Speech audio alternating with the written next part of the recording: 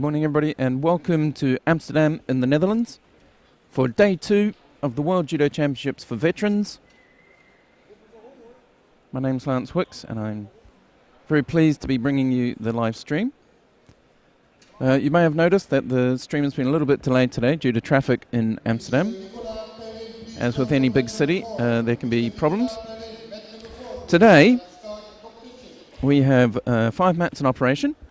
On mat 1, we have the M1 men, under 81 kilos, under 90 kilos, and under 60 kilos. You can watch that. On mat 2, we have the M1 men under 73 kilos and under 66 kilos and over 100 kilos. On mat 3, we're going to have the M3 over 100 kilo category, the M1 under 100 kilo category, and the M3 under 90 category. On mat 4, the M3 under 81 kilo category and under 66 kilo categories. And on mat 5, M3 under 73, under 100 and under 60 categories. We are on mat 3, and the first contest of the day is between Spiro Tomasevich of Great Britain against Mikola Loza of the Ukraine. And this is the M3 over 100 kilo category.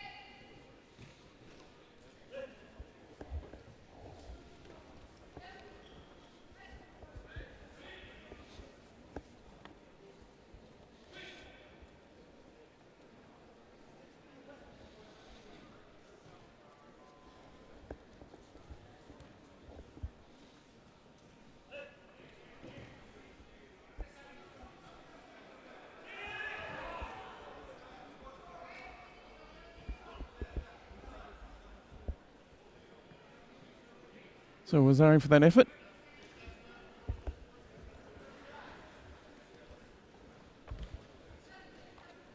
So I'm going to be trying to keep up with, I'm going to mainly be on mat 3 today. And I'll try and keep you up to date with what's happening on the other tatami as we go along. The big story, and one of the reasons why we'll be on mat 3, is today we will see Mark Huizinga of the Netherlands, the 2000 Olympic champion. He'll be making his foray into the veteran circuit. And he's fighting in the M3 under 90 kilo category, which is on mat 3. So we'll be well placed, well positioned to watch his contests.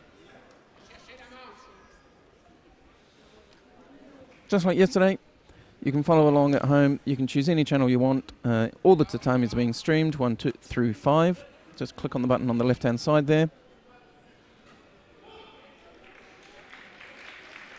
If you are watching at home, it'd be great to hear from you up here in the studio. Just drop us a message. There's a hashtag, a Twitter hashtag for this event, and the hashtag is Veterans Judo 2015, all one word, numbers at the end, so Veterans Judo 2015. Everybody sees that, so you can just follow that hashtag and just catch up with what's going on and what people are talking about. Any questions, you want to know what's happening with your favourite player who's here today, you can ask there and we'll try and answer the questions for you.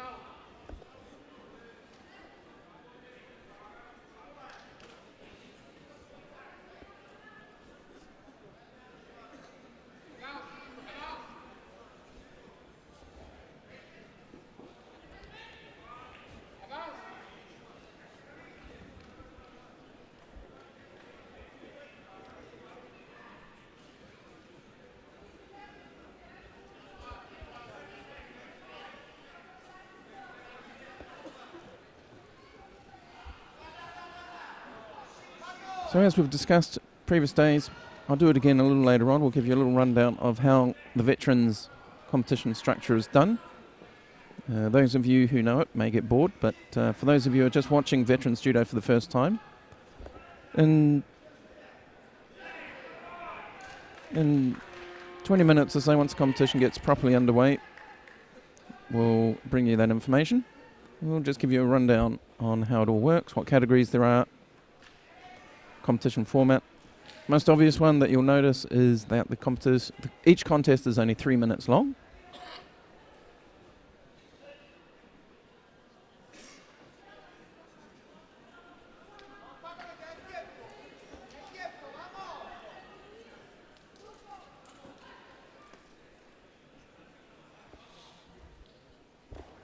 So Spiro Tomasevich of Great Britain wins his first contest.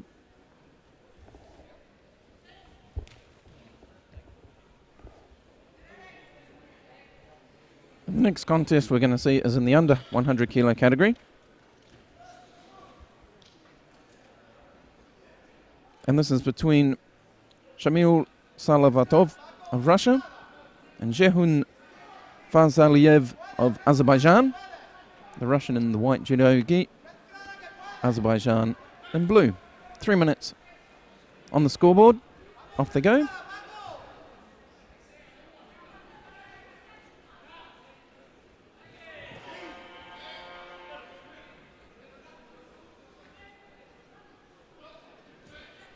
So we've just changed category. The previous one was over 100. This is under 100.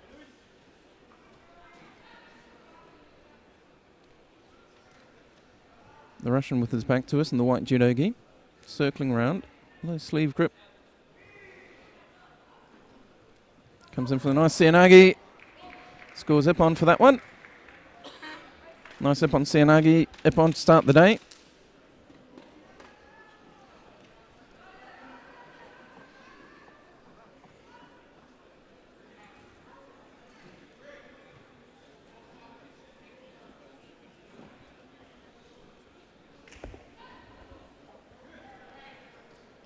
So Shamil Salavatov of Russia goes through to the next round.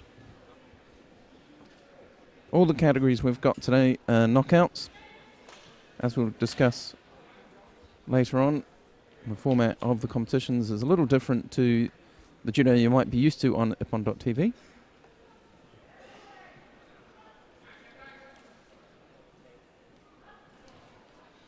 So the next contest we're going to have on this tatami, we're on mat 3. You can watch anyone you like, and you can just see them coming on the mat now. It's going to be the contest between Zilad Ola of Hungary and Luis Voilad of France. And it's Ola in white, Voilad in blue.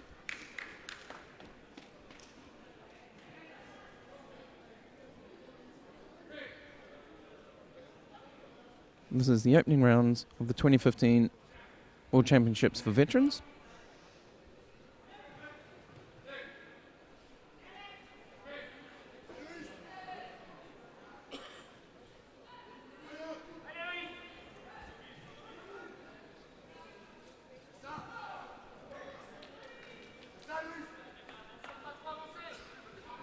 Voilad really dominating the grip, forcing Ola out of the contest area. Picks up Shido for that. The Hungarian in the white suit goes behind by Shido.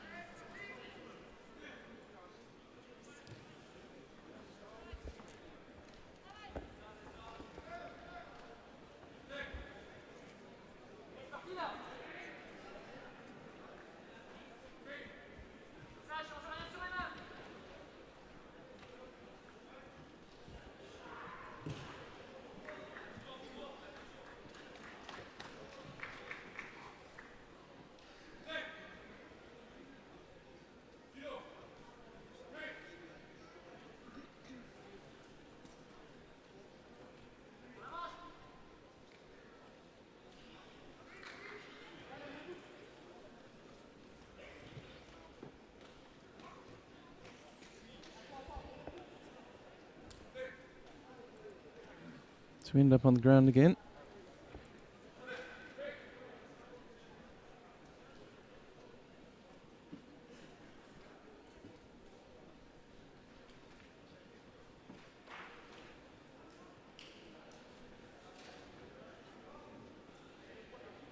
Luis Voilad just working that, not getting it, not the greatest angle for us there.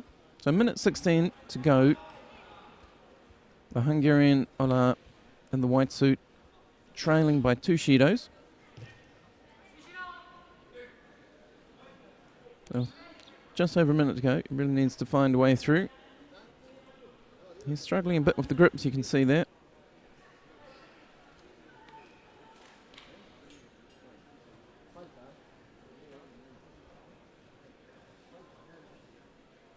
Both quite bent over, big guys. There's a nice attack. Doesn't quite work.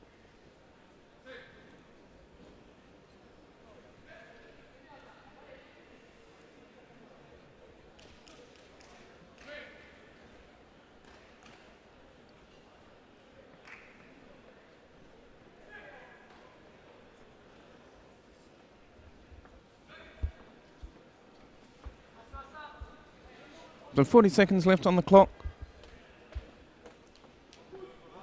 Vuillard of France in the blue suit picks up his first Judo. But Ola of Hungary in the white is still behind by, he has 2 Judos.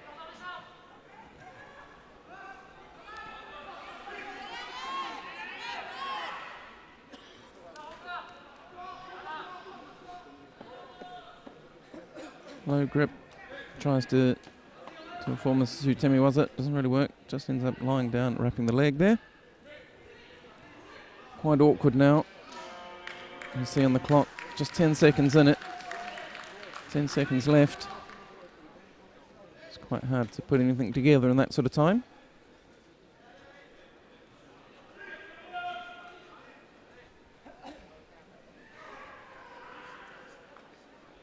Good attempt. Wraps that arm up, tries to get him over. Doesn't quite get enough of him over to score.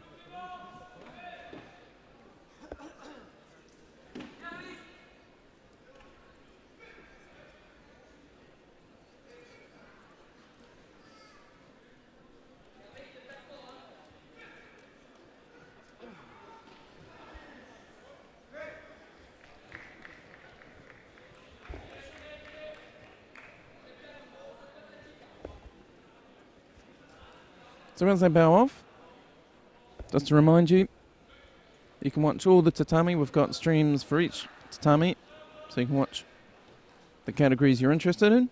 So if somebody from your club is competing, you can tune in and watch which tatami they're on.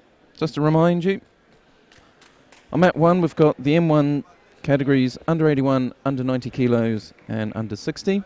Mat 2, M1 under 73, under 66 and over 100. Mat 3, where we are, we've got the M3 over 100 and the M1 under 100 and the M3 under 90. Mat 4, the M3 under 81 and under 86. And on mat 5, M3 again, under 73, under 100 and under 60 kilos. But right now on mat 3, where we are, we have Benjamin Nedheres of the Netherlands versus George Frischmann of Germany. That's Heders in white and Frischmann in blue. First minute just coming to a close. There's no scores on the board.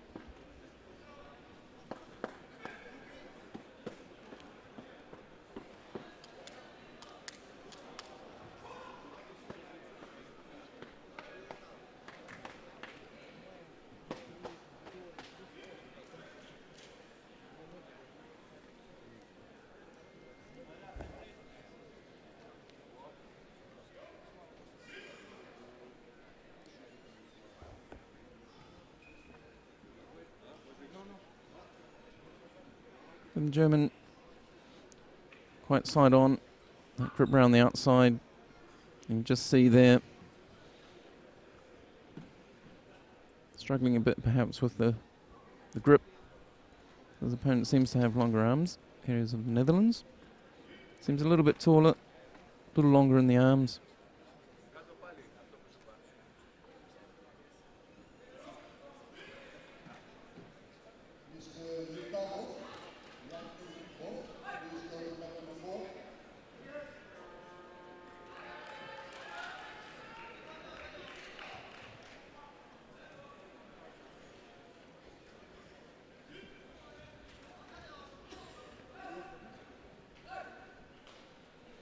So you can see the Dutch fighter got that right arm jammed in nice and tight.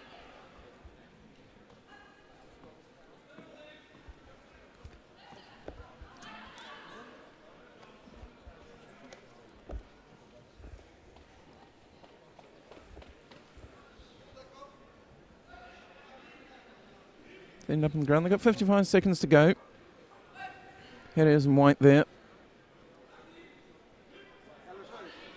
And freshman in blue. Freshman's got 2 Shidos. Headers has got 1. So Headers is in the lead. 48 seconds to go. He picks up his second Shido and evens it all out. The format in Masters is 3-minute contests and unlimited golden score if the scores are tied at the end. So if this goes to golden score, as it is right now, it'll go into that'll go on forever,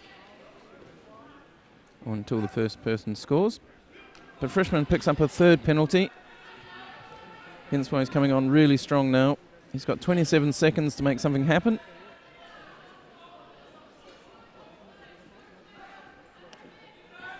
Controls the space quite well, gets out near the edge.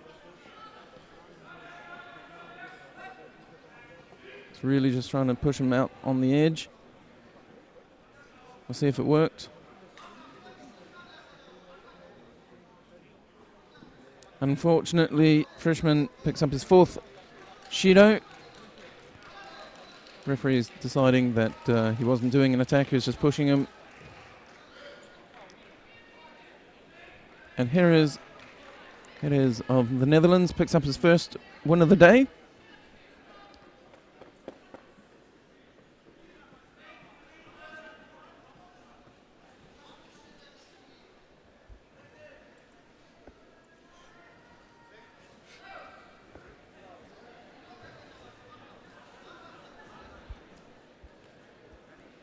So our next contest, as the referee steps onto the mat, is Dmitry Anenkov of Russia versus Viktor Yurikov of the Ukraine. 3 minutes. This is the M1 minus 100 kilo category. And like I said, in about 3 minutes, we'll have a quick run through of how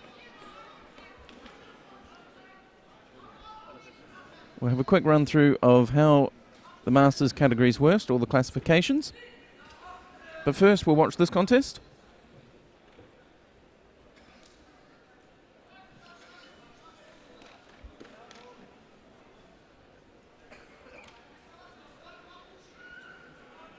So the Ukrainian's in the blue suit with his back to us. The Russian in the white suit. Tries to go across. See that double-sided grip on the sleeve.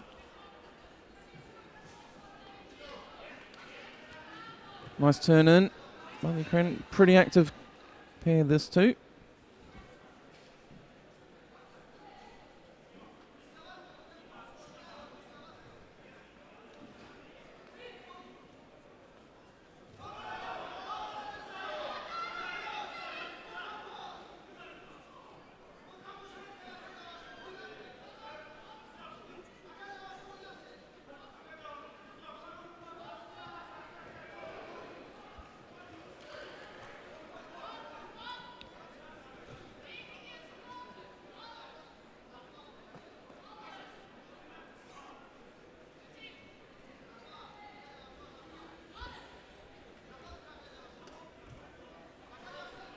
So the first minute gone. 2 remaining.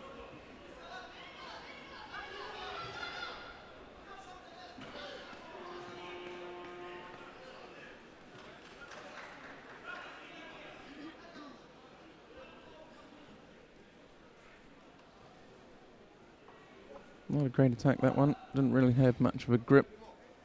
Quite loose jackets. Down into no was again. Nice shot there, but they roll out. Run out of space.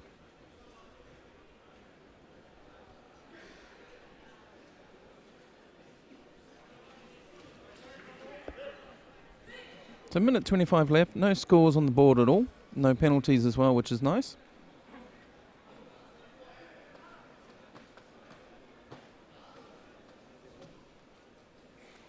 Georgy Anenkov in the white suit. Viktor Yedakov in blue comes in for quite another good attack.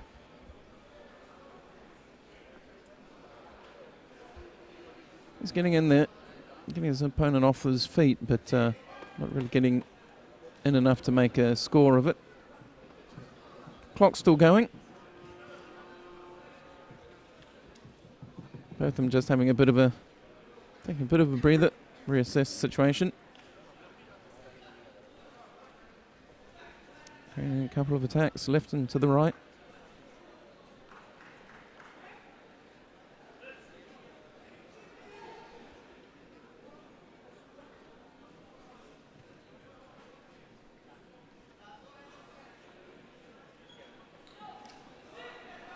So with 38 seconds to go, first Shido is awarded, and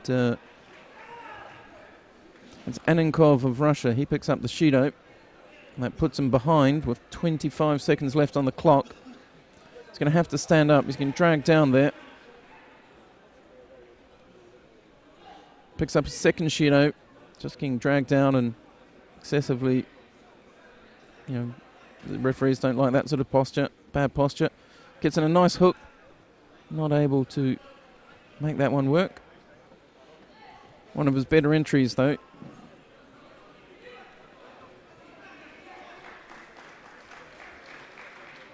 So he's going to run out of time by the looks. Yep, buzzer goes off, not quite able to make it happen.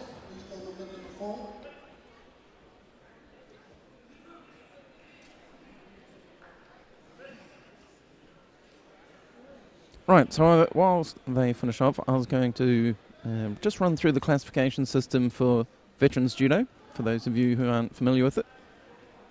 If you are, forgive me. Won't take too much of your time. So the competition rules for veterans, to classify, you have to be a minimum age of 30 years old, which is, 1985? And what we do, we have this full 14 weight categories, men and women, the normal weight categories that you're used to. But there's also 11 age categories as well. And each age category is broken up into weight categories as well. So we have, they range from 1 to 11, and we have M and F categories, male and female categories. So M1, which we were just watching, that's the youngest category. That's the 30 to 34-year-old category. And it goes all the way up to M11, which is the 80 years of age and over.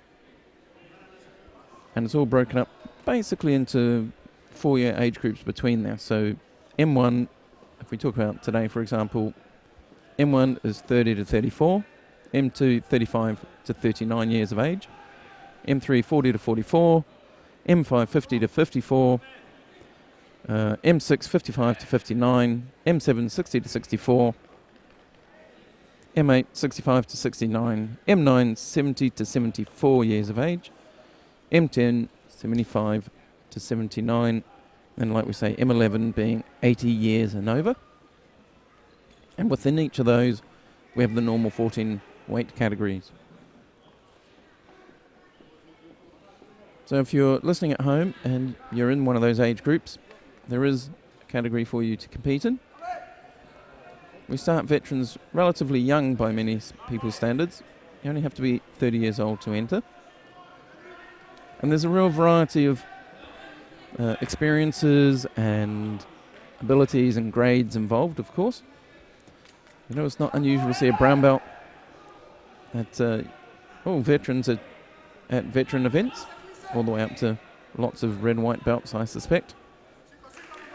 And as we see today, we have some players of even Olympic caliber. Like Huizinga will be coming on the mat relatively shortly. On this mat, on mat 3, and he's the Sydney 2000 Olympic champion. And we have other players who won their, they were junior champions or cadet champions and that sort of thing as well. And that was, their pinnacle, either due injury or for whatever reason they didn't necessarily carry on, and they come back and they can compete again and do their local, national and even international veterans events. And it's growing. There's, I forget what the entry is for this one, but it's well over 1,000 competitors. 4 days jam-packed onto 5 tatamis. So if you are interested in veterans judo, you're watching this and you think, oh, I quite fancy that, do talk to your coaches and your local association. Yeah, Wazalia was set. Ippon, the Brazilian, gets defeated there by Mas of France.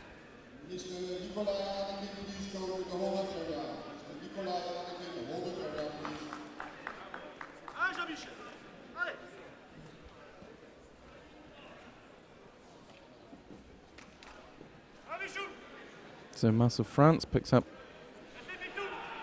wins twice with that nice Uchimata.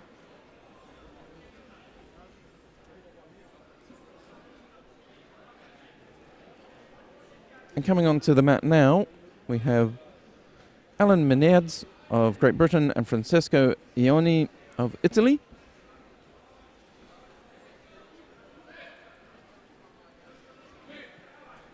I'll be coming on in a moment. So yes, the veterans, there's lots of tournaments out there for you to try it out. And one of the lovely things about the veterans is because of the age groups involved, there's a lot of great friendships, some big rivalries as well, like any sport, but some great friendships. And the atmosphere in this hall yesterday was just really lovely. Lots of great support for people, lots of cheering, lots of people watching. And outside the venue, the atmosphere for the veterans is always really good. Lots of people having meals together and socialising and reliving days gone by. So it's something you might want to consider doing. So we'll join this contest. It's just started. And it's Great Britain in white and Italy in blue.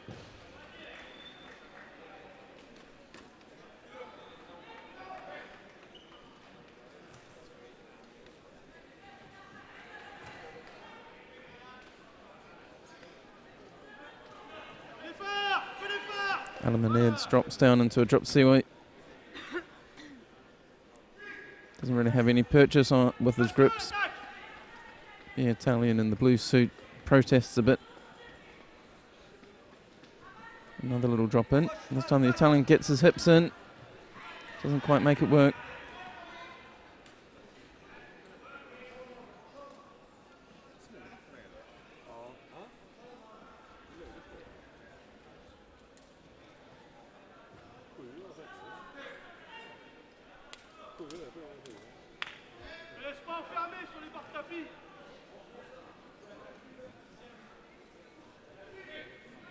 Menards drops in again.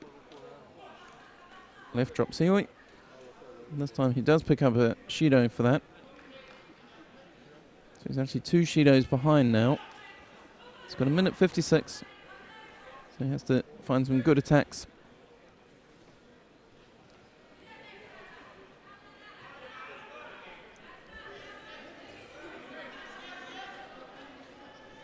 Sami Anone drops in. And tries to work the shimmy was up.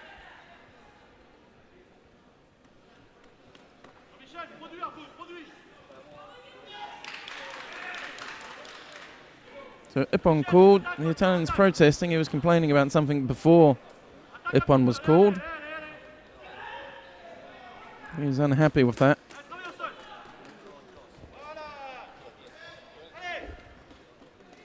So the referees commission will watch the video. I'm not overly sure what he's complaining about.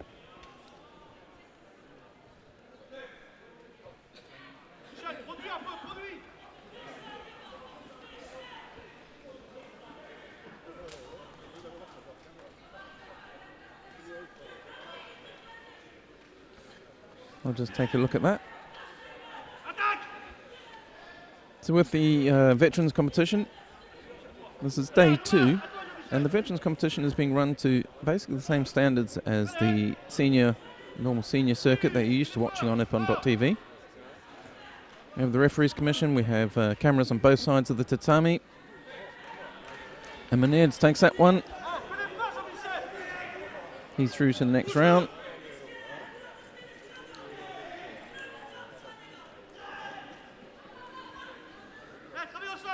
So we have a full referees commission. Referees able to watch both 2 camera angles at least. Full RJF software, keeping everything running smoothly. We have 5 tatami running today, so it's very busy. And we change categories again now.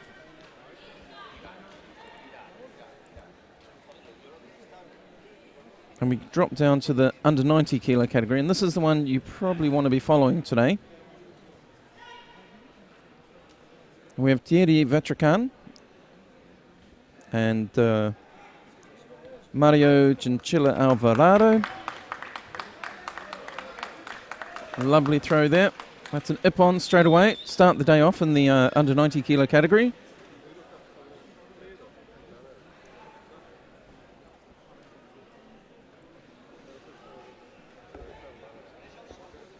And that opens up the tatami. And coming on in just a moment will be the man that many people are tuning in to watch. The 2000 Olympic champion, Mark Huizinga of the Netherlands, who's decided to come and compete today, complete with his coach from the games. And he's going to be facing up against Joseph Kozma of Hungary.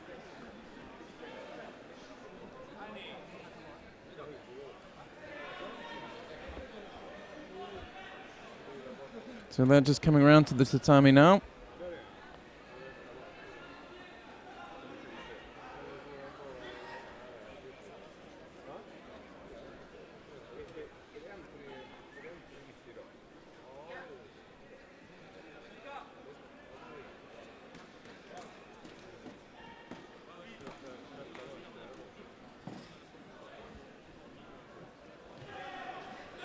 But before that happens, we'll stay with this contest because the referees commission have decided to downgrade the Ippon to a Wazari.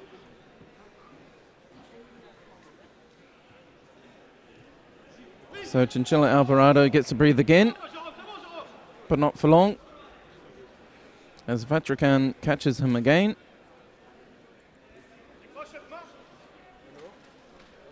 We might even be able to get a replay of it. Never know our luck.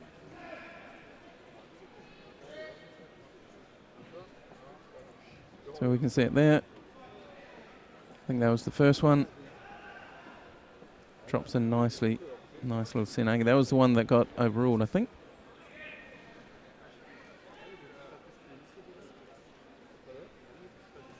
So now we really do get to see the contest between Mark Huizinga of the Netherlands against Joseph Kozma of Hungary.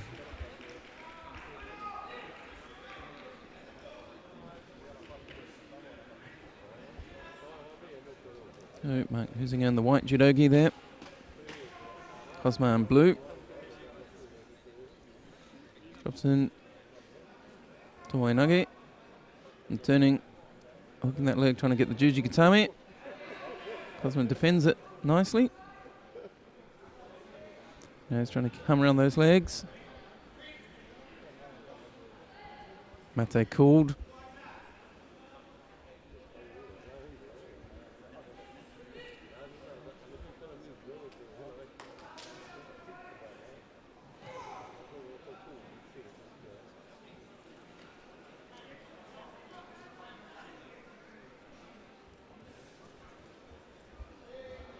So Huizinga bent down low. All the grips now tied up. He's on the inside. Drops in for Tomonagi again. Wraps his legs round.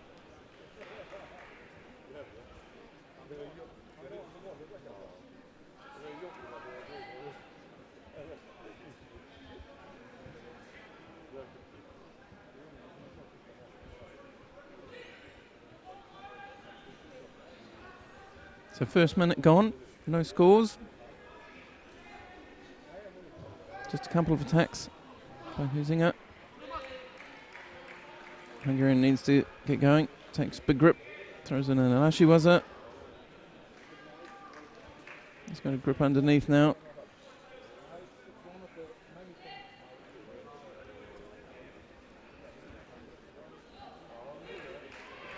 Judo against Mike Huizinga for passivity. Hungarian did well, getting a bunch of Ashiwaza together. Minute 25 left, so halfway through. Mike Huizinga comes in nicely there. Not quite enough for the score.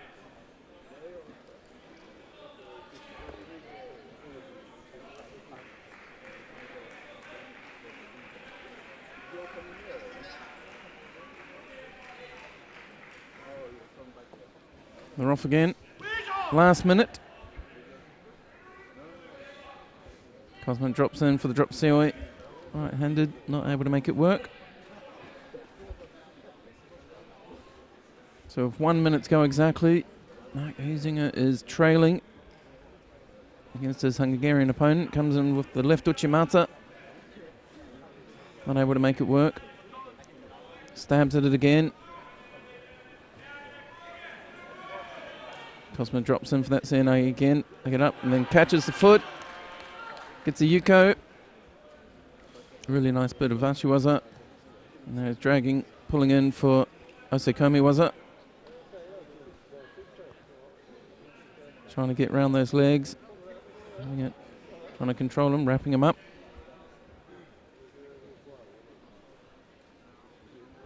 This looks like it's going to stop. It does. Mate's called. So Mike Huizinga with 17 seconds left is now leading by Yuko after having trailed for the last minute and a half or so by Shido.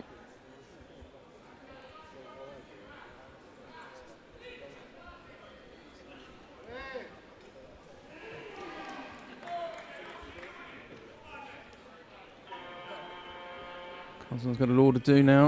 You can see it's just under 10 seconds. Huizinga works him into a corner, leaves him there as the time runs out.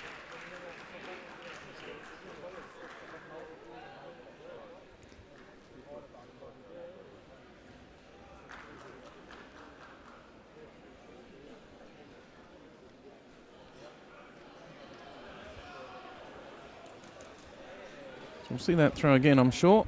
So Mike Huizinga of the Netherlands goes through the first round, settling the nerves of some of the fans that have shown up to watch him fight after trailing for so long.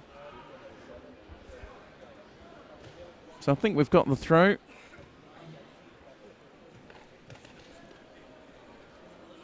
We'll have a quick look at that. And here it is. Up in the corner there. Nice Koichigari. Drives through. Perfect score for it. The Yuko just lands him on his side.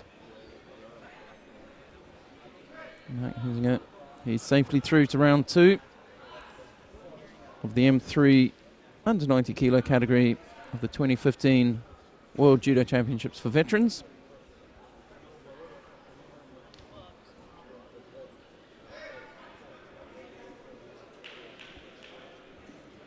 And we've got the next contest coming on.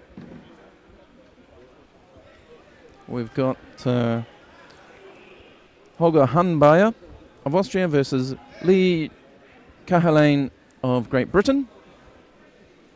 And it's Hanbayer in white, Kahalain in the blue judogi.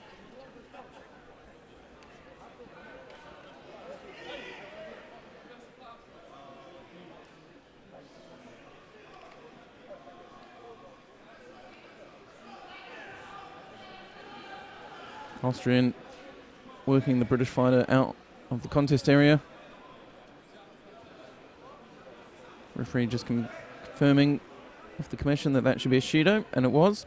So Kahalain drops behind by Shido.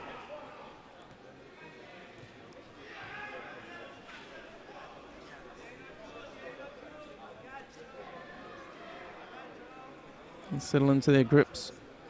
First half a minute's always a bit edgy. Can't see what's happening on the other side. Kahalain contemplating Newaza, but decides not to.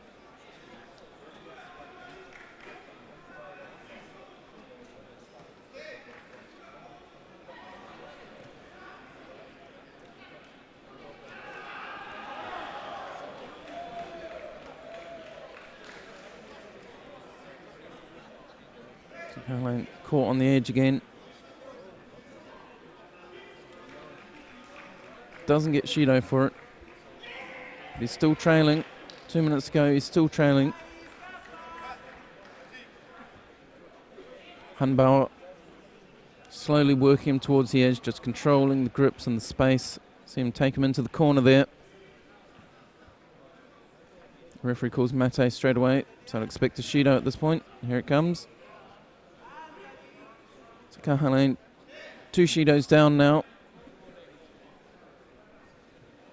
Austrian goes across, Makakomi drives backwards, gets a Wazari. And it's not quite Osakomi because British fighter's got the leg trapped. You see the Austrian just trying to get it out. You can see that right leg trapped. He's also putting a bit of pressure on that arm, and there he's got it. The Osakomi's called.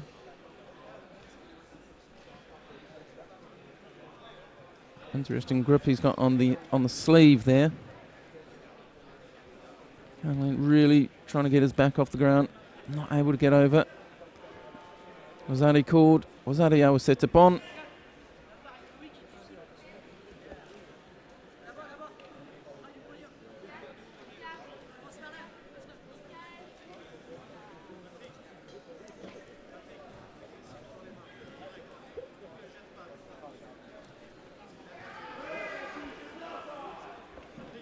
So Holger Hanbauer of Austria goes through to the next round. And Lee Kahalain will go into the repechage. One of the big differences between veterans judo and our standard senior judo circuit is that in veterans, if it is a knockout, so if there's 9 competitors or more in a category, the knockouts, it's a dual knockout, so everybody gets a second fight. No matter what stage in the competition, they get knocked out. And now we have Frank Chaise of France in the white suit and Denison Soldani Santos of Brazil in the blue judogi. And again, this is the M3 under 90 kilo category.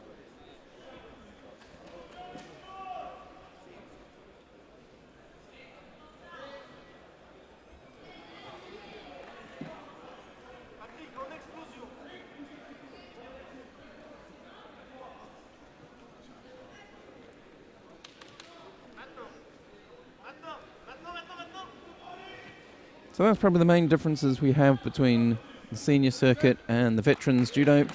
Is our contest times are 3 minutes. We break categories into age and weight categories. And the format of the tournament is if the number of competitors is I think it's 8 and below, it's done in pools. And above that, it's done with the knockout, but with double repechage. So the Brazilian, Osakomi.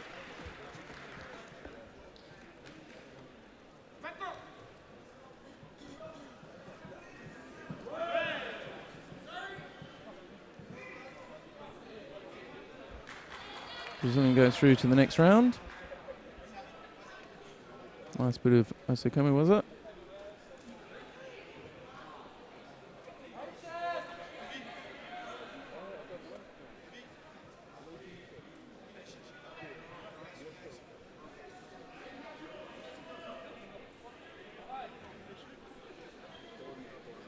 It was an Ouichigari into Osakomi directly. Really nice transition. Most of these guys are coaches, I suspect, so just the sort of stuff you'd be teaching in the club. And now, coming onto the mat, we have Hugues Boccianino of France and Christian Tolgiesi of Hungary. It's Boccianino in white, Tolgiesi in blue. 3 minutes on the clock. Really nice use of the space. Work him into that corner, forcing the Frenchman to attack. Not the greatest attack. but he had to do something, otherwise he's going to get trapped and forced off the mat. And the Hungarian just working it.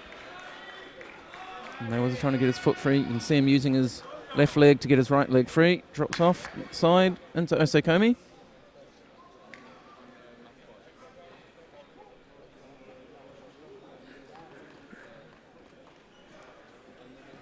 Frenchman trying to rotate, trying to find his way out.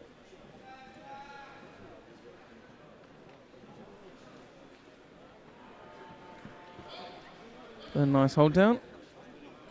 Nicely worked. Well practiced escape from between the legs, releasing the trap leg. And the Hungarian Christian Tolkiesi goes through to the next round. This is the opening round of the under 90 kilo category.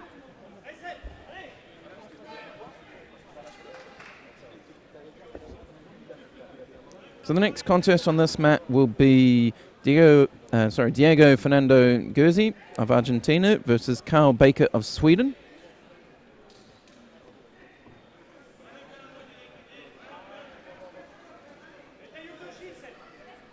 We're just approaching the tatami now.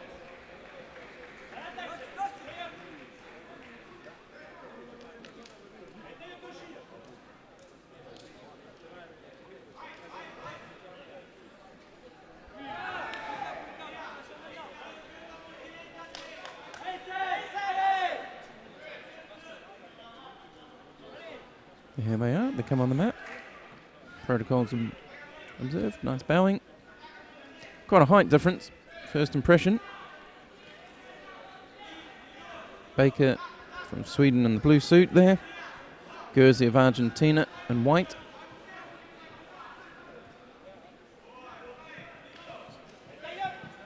I only saw one Argentinian fighting yesterday, but he was quite exciting to watch.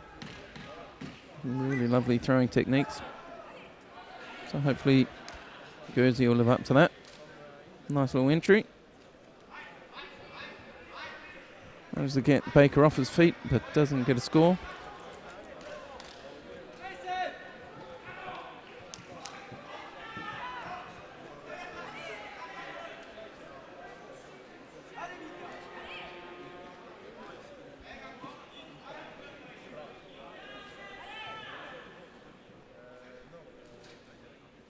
Is he going for the Uchimata? Rolls it.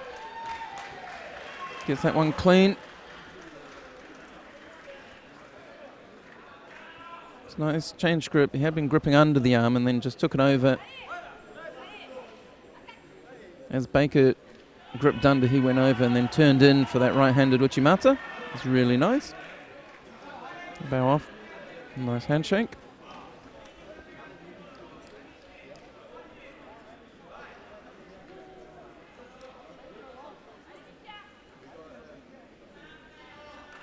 That was really nice little Uchimata. And the next contest on this mat will be, this is going to be the contest between Yannick Mace of France in the white judogi and Sergio Perez Filguera of Spain in the blue judogi. 3 minutes contest time.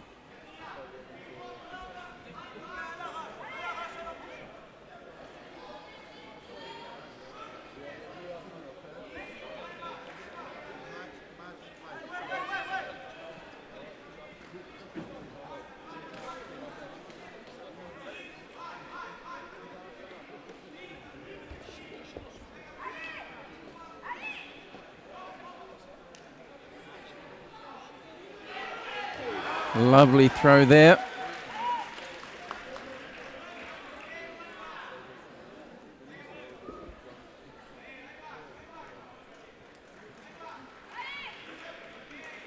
So as he comes in, that was really lovely. Hopefully we'll get to see that one. Here we go. Gets that grip round the back, gets him right up on his hip, swings the leg. Probably didn't need the leg, but it just finished it off nicely. Really nice.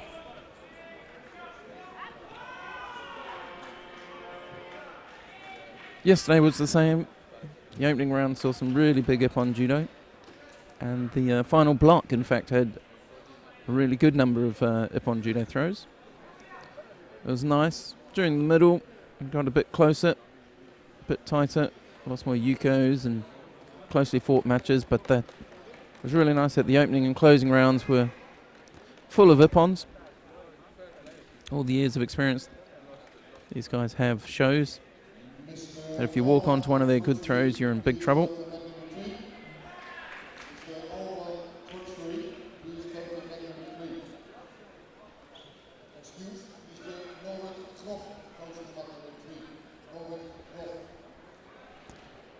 So coming up, we're still on the under 90 kilo category.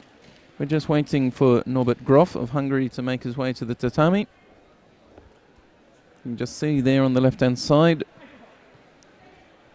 Alban Trochery of France. He's already there. Big tall man and the white judogi.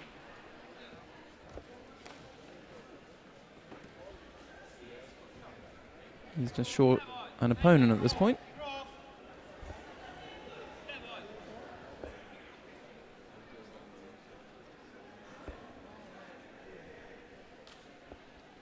So as ever, you can choose which mat you want to watch.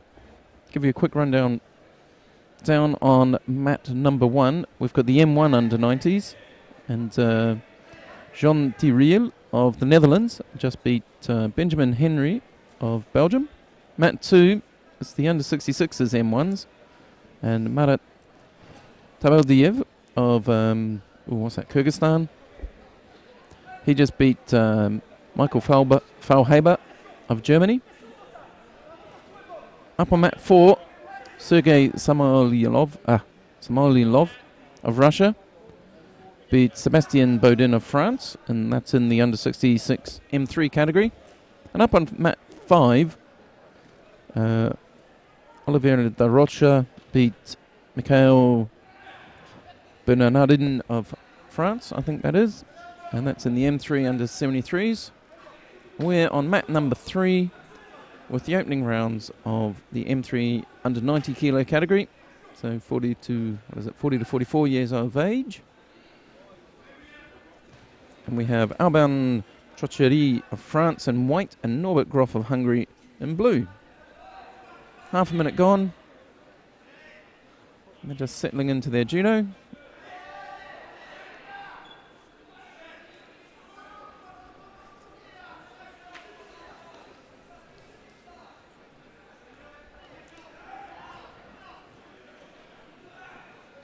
Nice movement. Trochery favouring that low grip with his right hand on the sleeve. And dropping in for that to Timmy, was it? Grof picks up a Shido for passivity. And slips behind with 2 minutes to go. You saw that Trochery just caught it just for a second, that low grip with his right hand. Both his hands bandaged up quite heavily. This time he goes onto the collar, sets his hands up the other way round. Grof drops in for a nice Sianagi.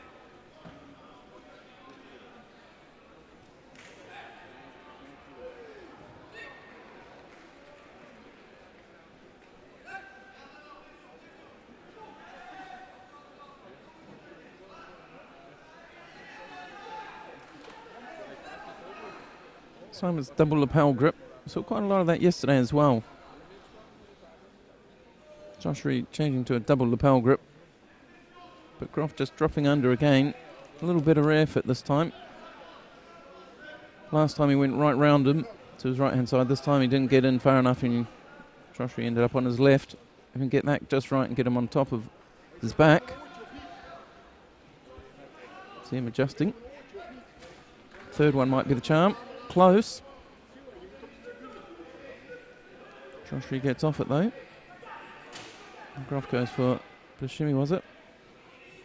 So in that second minute, you've got to say, to me, I think Grof sort of picked it up a bit. And the referee perhaps agrees, gives out a Shido, so it's all even now with the last minute just beginning. So the balance changed a little bit in that minute. Let's see what happens now. A couple of foot sweeps each. What's the score going to be for that? That's a Wazari. Straight into Osekomi, Keskatame.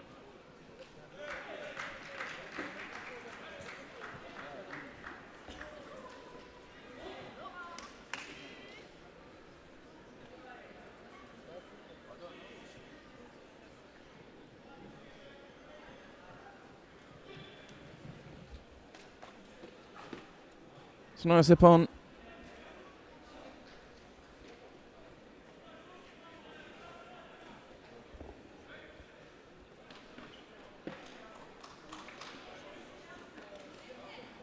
So Ippon score.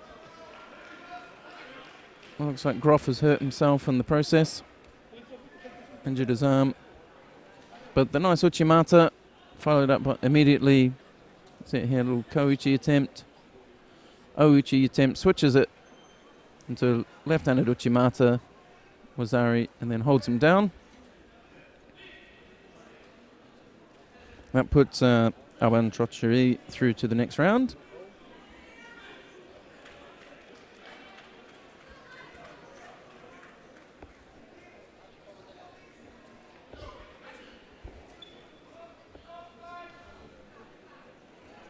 And coming up in a moment, we'll have Alexei Christian of Russia versus Noud van Hek of the Netherlands. Noud van Hek we saw earlier in a photo with Mark Huizinga. And it's going to be Christian of Russia in white and Van Hek of the Netherlands in blue.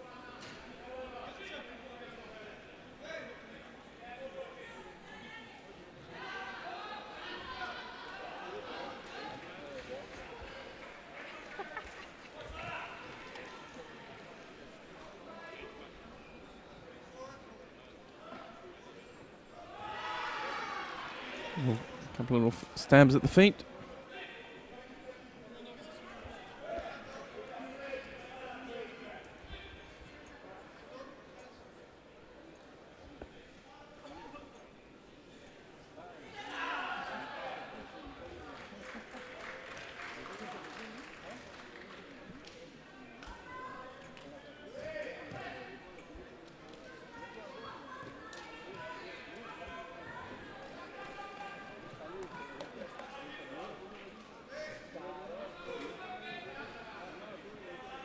So the Osekomi was on.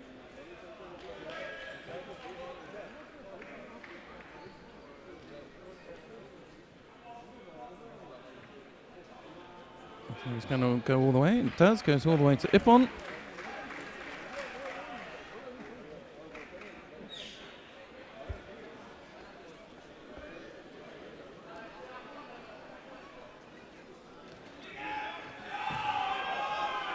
The Van Hek of the Netherlands goes through to the next round. That brings him one fight closer to his old friend Mike Huizinga. And the Russian goes out into the repechage. He's got his chance to fight for the bronze medal still.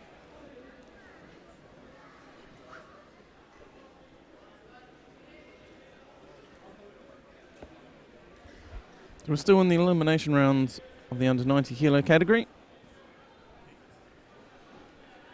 And just coming onto the mat now, we have Christians, Sven Christians of Belgium versus Udoka Ikeme Mbelidogu of Spain. Comes out with a run. So it's Belgium in white, Spain in blue.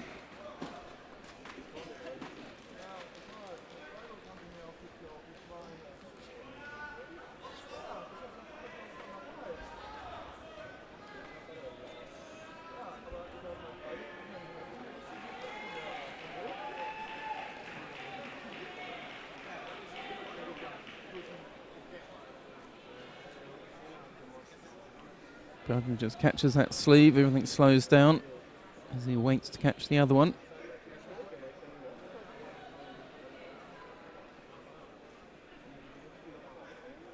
So both of them get penalised for excessive gripping. There's a lot of gripping going on there.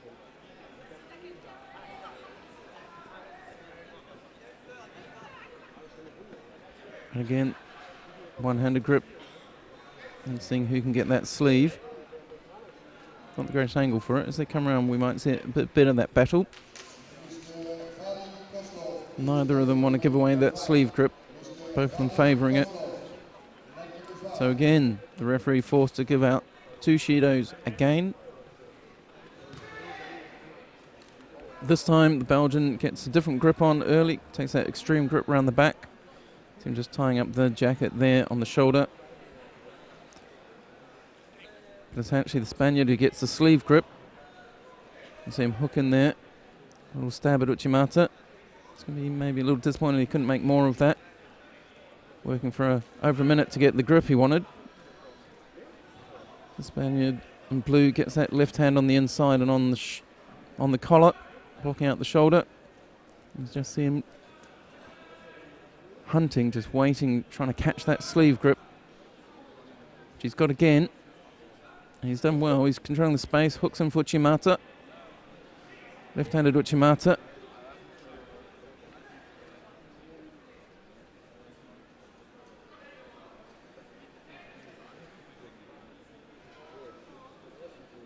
And Sven Christian's a little slow to rise to his feet, taking a bit of a knock on that exchange. So if you're following us on Twitter, we'd love to know who you're following today, who you're supporting. So give us a tweet out. Let us know who you're supporting, whether it's on this mat or one of the others. Just put that hashtag Veterans Judo 2015. Let us know who you're watching, who you're looking for. Somebody from your club, perhaps.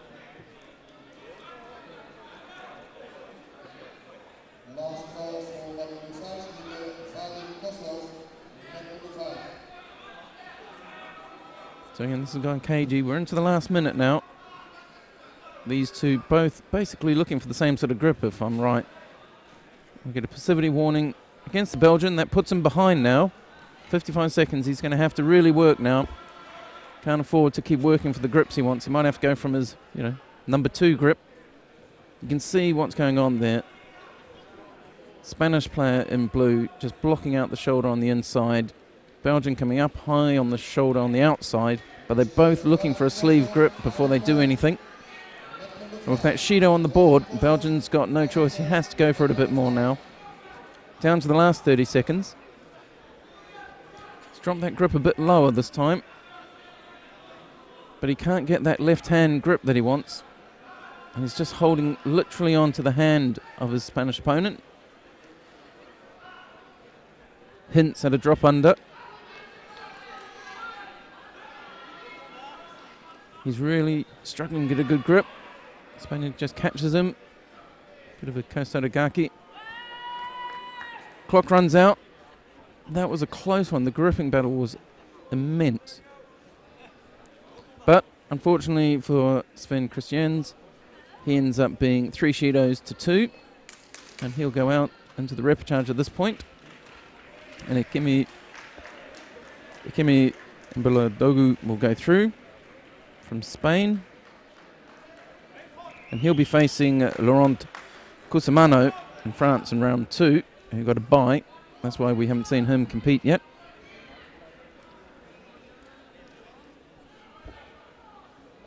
So the next one coming up, this is going to be the contest between Frank Chazierat and Dmitry Yermakov. Chazierat from France in the white judogi, Yermakov of Kazakhstan in the blue judogi.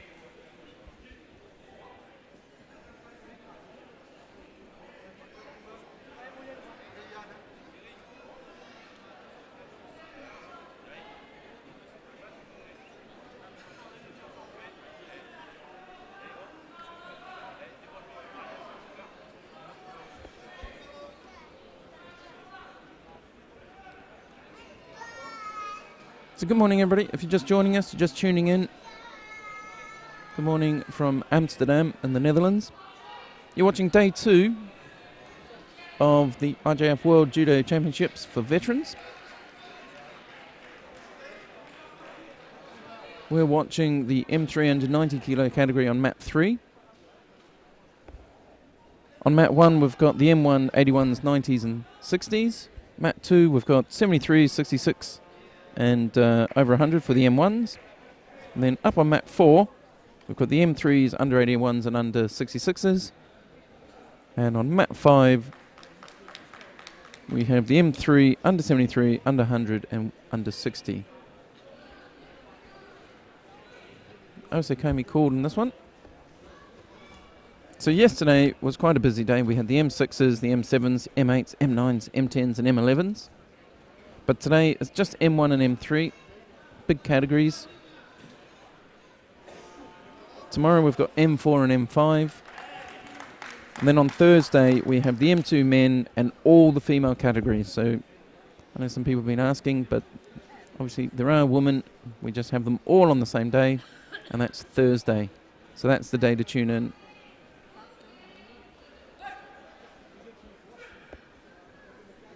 Down here, Chazirat of France wins that one by Osakomi.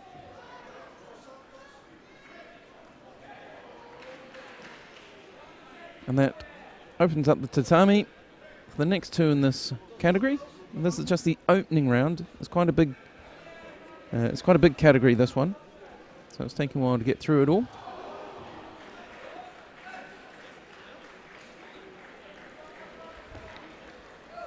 But we're going to have Johannes Alder of Great Britain and Anderson dos Santos of Brazil.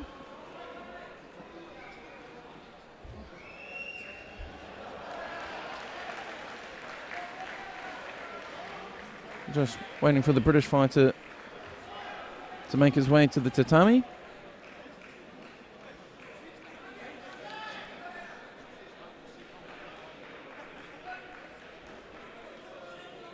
That's him there, just getting ready.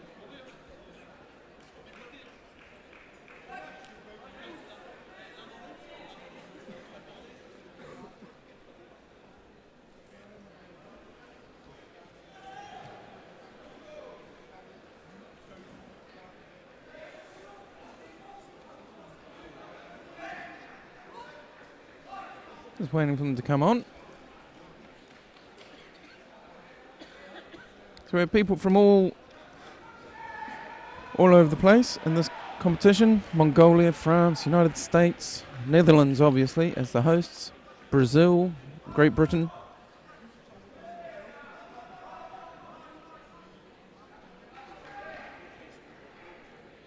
So Johannes Alder, Great Britain in white. Anderson dos Santos of Brazil in blue. Who at first I thought must be from Australia, where Ivo dos Santos comes from. Threw me off at first, but he's not.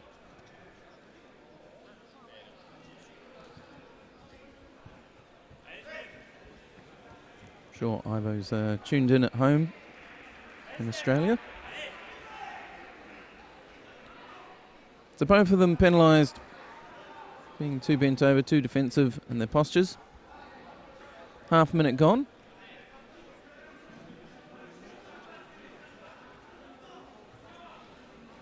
Dos Santos really flips himself over there into that Sutemiwaza from being quite bent over, quite bent forward, flips himself onto his back, tries the Sutemiwaza.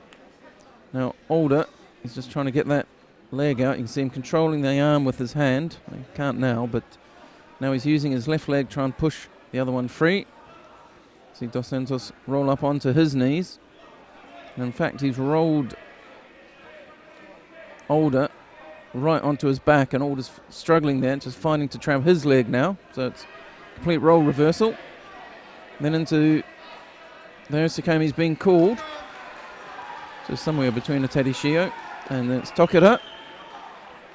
Nice little interchange here on the floor. So just 6 seconds of Osakomi there.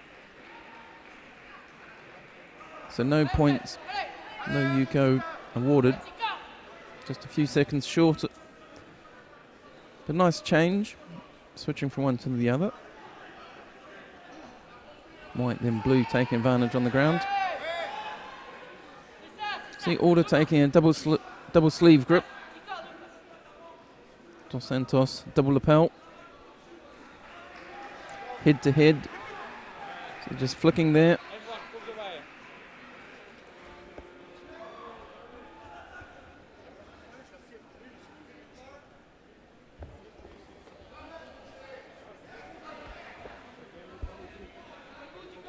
So Order picks up another Shido that slips him behind. It's 2-1 on the Shidos now. So Johannes Alders has all the work to do with 59 seconds on the clock. Dos Santos drops into that Tomanagi again. So just controlling the legs. Using his legs quite effectively on the ground.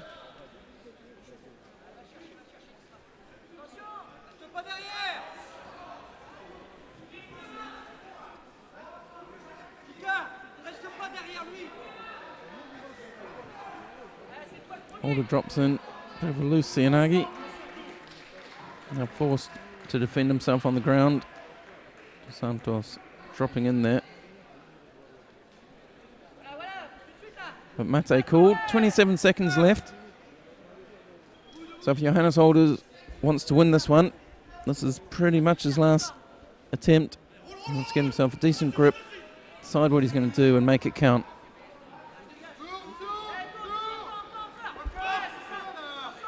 Santos holds on tight. There was the Cianagi attempt, not a good one. Dos Santos again tries to go into Newaza. But there's still 13 seconds, he's still got to hold out. Alders is going to throw everything at this one. Dos Santos gets big right hand over the top. And then comes in underneath, gets that double lapel grip that he's been favouring. Just see him changing there, pulling on that sleeve, defending. And the clock runs out. And it's Anderson Dos Santos of Brazil who takes that one against Johannes Alder of Great Britain.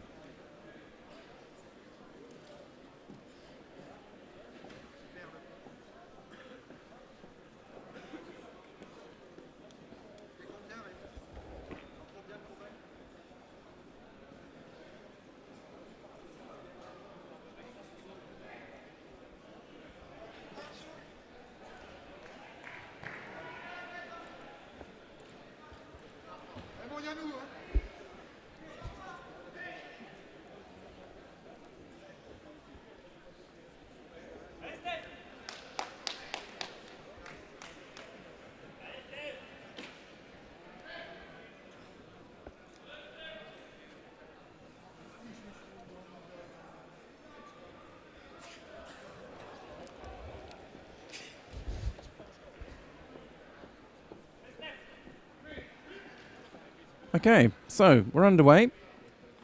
Hajime has just been called in this all-European contest. We have Stéphane Thomas of France in the white judo gi there on your left. And Marco Montanari of Italy in the blue judo gi.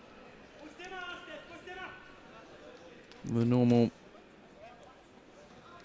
quite close gripping contest to begin.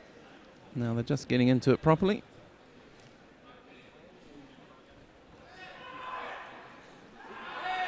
Nice there.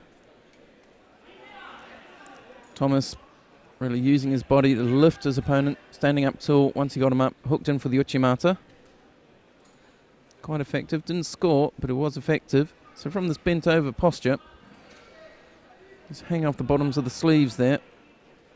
I can imagine he's going to try and change that before he does anything else. He's just gone head to head.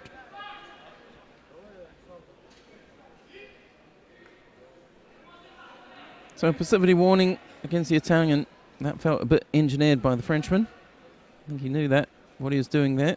Put in that first good attack and then just stopped it dead. And you're seeing this time he's in on the inside. He's got the lapel grip. Goes on the sleeve. Stands up tall like he did before, straightens his back. Then hooks in for the Uchimata. A little too loose, almost gets rolled. I think we're seeing his game plan there. Italian works on the nails it, trying to get the strangle on. The head pops up a little bit, looks pretty good. No progress. Referee's seen enough. It'll be interesting to see what happens here. If Thomas plays the same game, just settles in on the double sleeve. He's going for that sleeve again, but he does go up top. Goes for a collar grip. Italian throws in his own Uchimata, but only half stabs at it. French working well to keep the Italians back to the edge. Hooks in the Uchimata again. Wazari scored.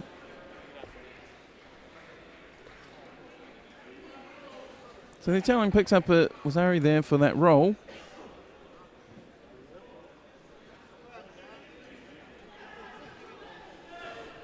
Referee's commission, I'm not sure if they're looking at it. Seemed like the Frenchman let himself get rolled there more than he probably needed to. Bit of the lapse, but it puts him behind quite badly. Wazari behind. He's got 35 seconds now. He had looked fairly dominant up until that point. So again, you see him bending and then standing up tall, using the edge well. But the Italian does have the lead by a Wazari at this point. So 25 seconds. Frenchman needs a Wazari. Bare minimum. 19 seconds. He's running out of time. These two have taken a while to settle into their grips, and the Italian fighting off the grips really well. Frenchman gets his grip, but he's only got 10 seconds to make it count. As you can see him look at the clock there. And Mate called. Frenchman not needing that. The Shido's not going to help him with 5 seconds. He wanted the time, I think. Because this grip battle, he's not going to win it in time to throw him.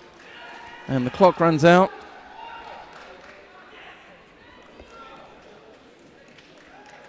Stéphane Thomas, France, he'll be a little disappointed by that.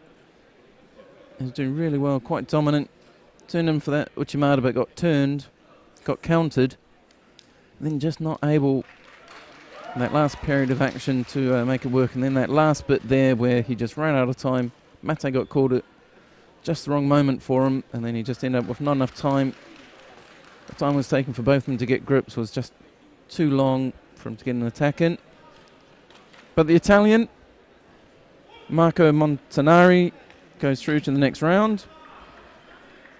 He goes away with the Wazari to his credit.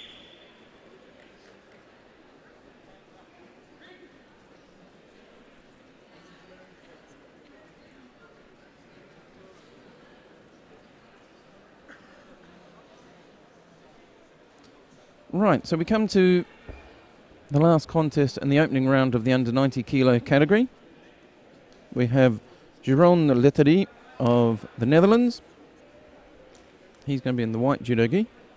And Juan Garcia Hazas of Spain. He'll be in the blue judogi. They're just coming out now.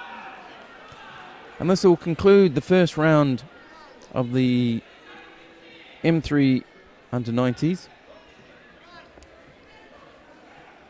Then we'll go back up to the under 100s and finish off their first round before we come back for round 2. This is quite frantic.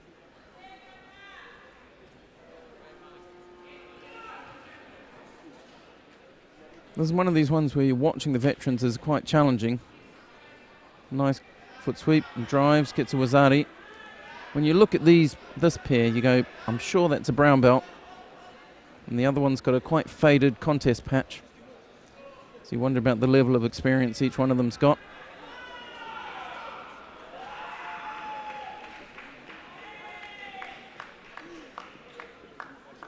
One of the fun things doing the role I'm doing today is that we don't know many of these players very well often.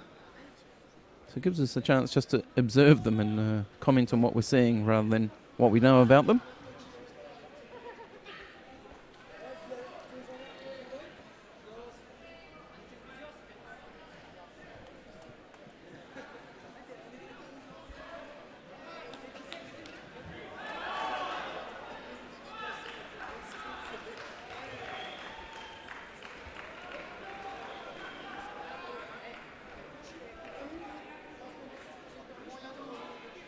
So Wazari, minute 48 to go on.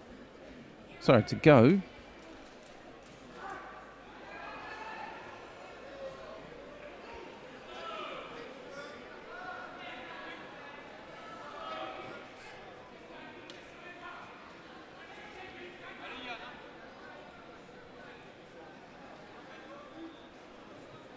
Another nice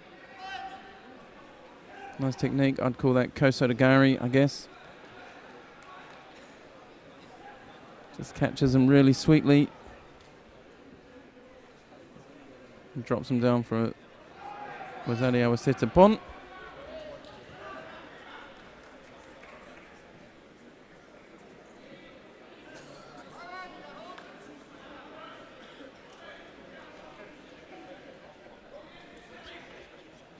Okay, so they'll bow off.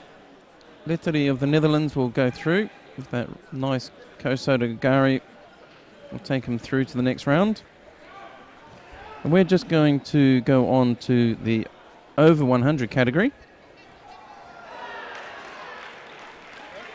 So we're going to have Jan Dusnard of France versus Stefan Mecklenburg of Germany.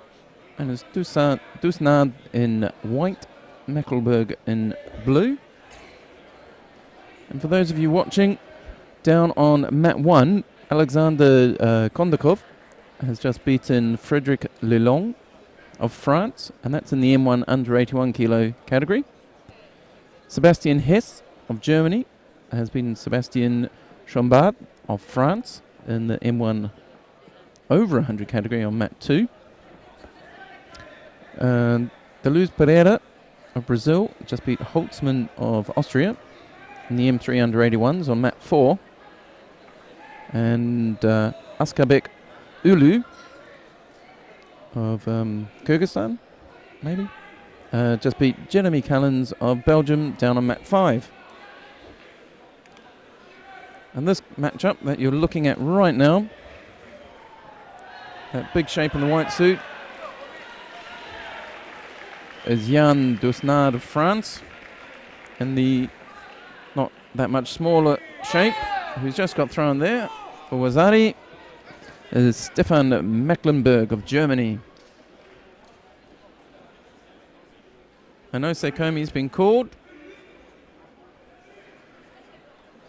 I'm just holding that sleeve. Doesn't let that get trapped. Ippon called, nice and quick. Dusnard, Jan Dusnard of France goes through, and this is actually the second round of the over 100s. It's actually the first fight for both these guys, though. Both of them getting byes in the first round.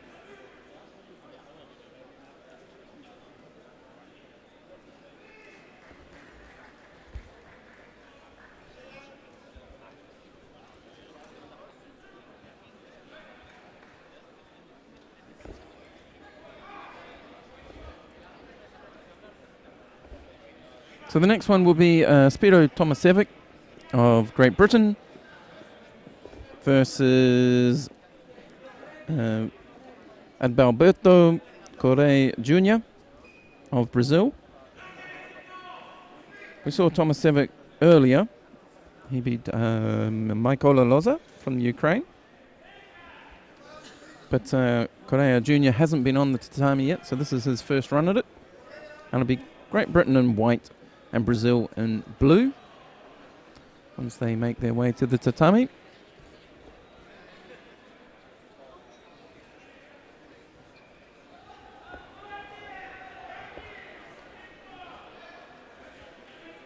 As we've said, you can use the hashtag Veterans Judo 2015 to get in touch with us here in the studio. Just put hash symbol, then Veterans Judo 2015. We'll see those messages, and I can answer any questions you've got. If there's a particular player you're following, let us know, and we'll let you know how they get on.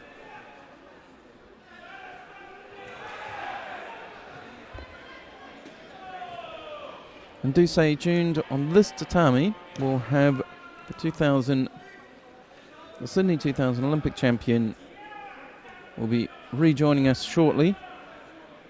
And he is going to be up against Thierry Vatrican.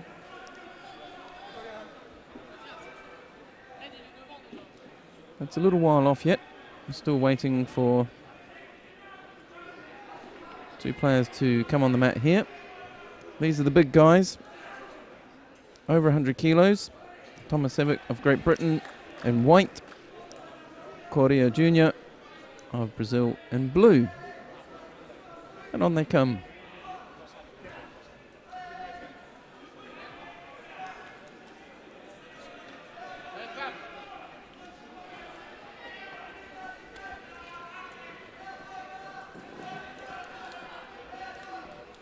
Looks like quite a size difference. British player quite a bit bigger.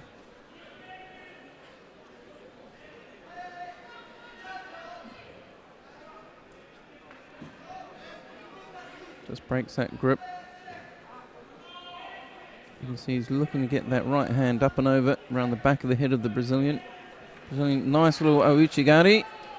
Rolls him through, gets a Yuko and goes straight into Osakomi. Kamishio Gatami comes around the body, adjusts, comes back again. Just hooks that arm, loses it. 8 seconds, so just short of a score on that Osakomi was it, but does have the Yuko. Tomasevic able to get onto his front, get away from that. Got caught once he got moving, wasn't able to stop himself.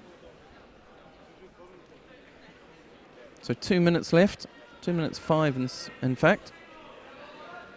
Tomasevic with double lapel grip, one up high around the head, one just there on the shoulder. You can just see it there, both hands just see the right hand just creeping around. Brazilian, a little more standard grip. Drops underneath, Ippon Seanagi.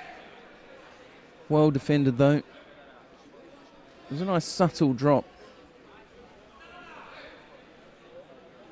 Tomasevic gets caught but able to ride it.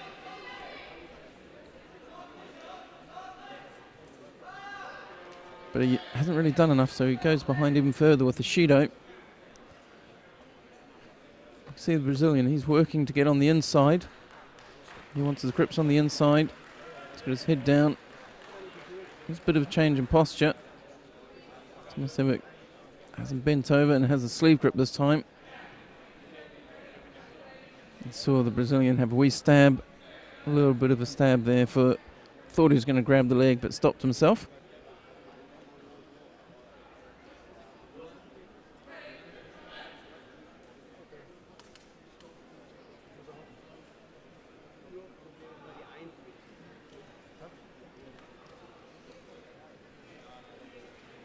Good little foot sweep. Wasn't effective though. Doubling up in direction. Drops in for a Hanai Makakomi, but didn't have any sort of grip. Just falls to the floor. The referee called Mate at the same sort of time. So we're into the last minute. Tomasevic of Great Britain trailing by Yuko. And worse yet, he's got a Shido against him, so even if he gets a Yuko, he still has work to do. But Shido against the Brazilian evens that out, so all he needs now is a Yuko to get it into golden score. Takes big grip. Mate called before that big fall to the floor. And the referee's walking over to the referees commission. Not sure what they're looking at or why they're looking at it.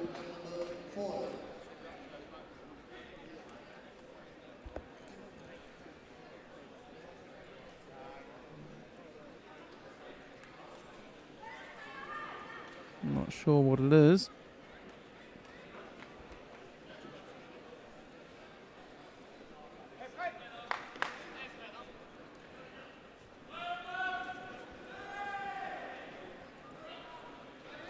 They're calling Ippon. So Tomasevic picks up the Ippon for that.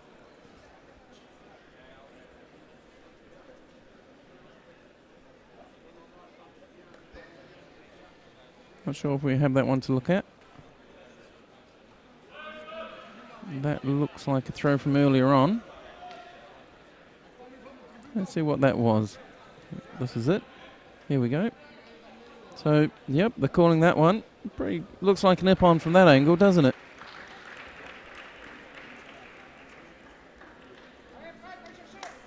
It's a big roll after it, but I think that first bit, that looked like an Ippon to me.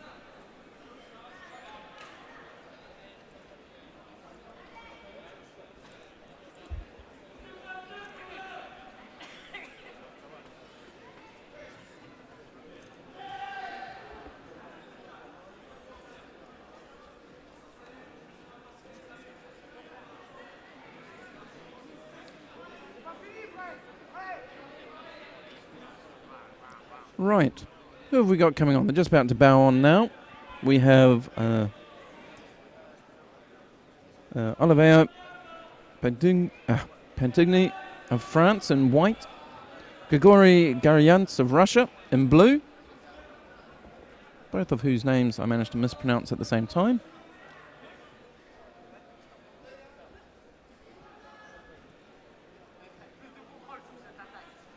Again, we're in the M3 over 100 kilo category. M3 is 40 to 44 years.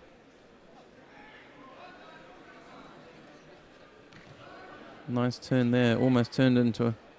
See him turning, but he stopped himself.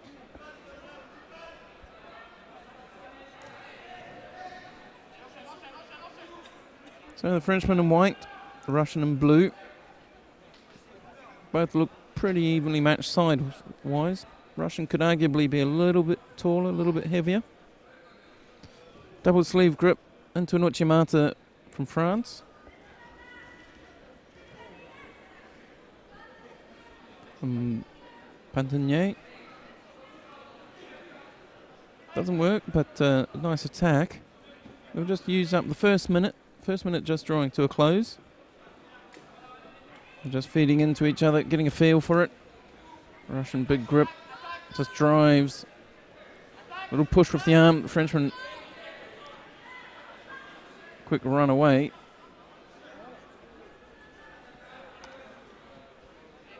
I like the way the Russian just sort of drove his arm towards the Frenchman and made the Frenchman react to it. Just unstabling. Nice Sassai. But I think the Frenchman might think he's in trouble here for the leg grab. Don't think he could help himself. So the Russian did a nice Sassai, Surukamiyashi, and the Frenchman, I think, couldn't help himself, just caught the ankle with his hand. You could see it in his face. And the referee's commission just checking it. I think Pantigny already knows he's in trouble. Grimaced as he got up, and it wasn't from pain.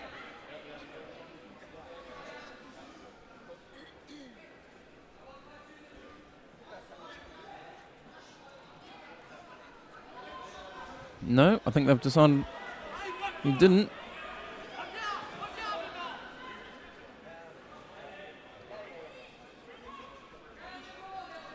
So the fight continues, a minute and a half, so they're halfway through this 3-minute contest. Tempo's just gone up a notch. The Frenchman keen to make amends for almost getting himself disqualified. But the Russian, who I think does have a bit of a size advantage, just working him out to the edge. Little pause because the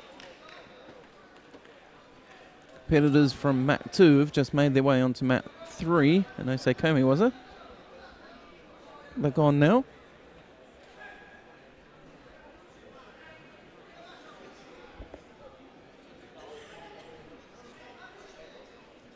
Frenchman just gets knocked down. Last minute, there's just a Shino against Pantigny at the moment.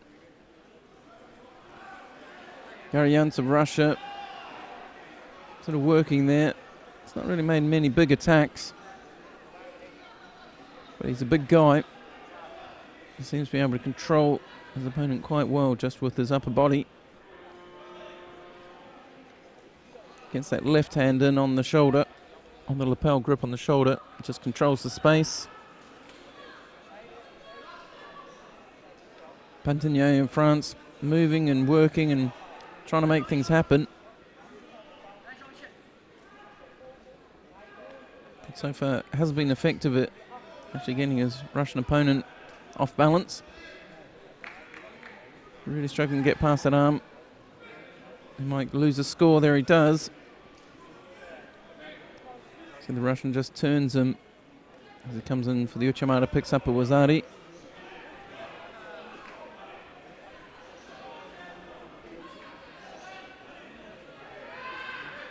"18 seconds.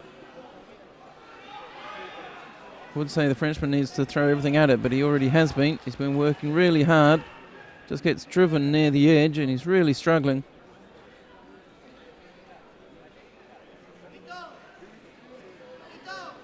The Russian picks up a Shido, just being a little excessively defensive, which is probably right. He's just pushing him away. Settles in onto his grip. The clock's going to run out before anything happens, I think. It does. So the Russian, Grigory Garyants, goes through to the next round.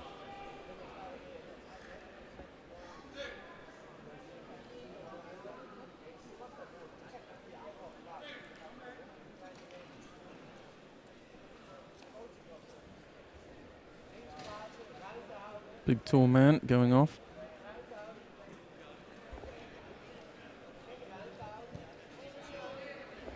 So the next contest we're going to have is between Samuel Zamia of France.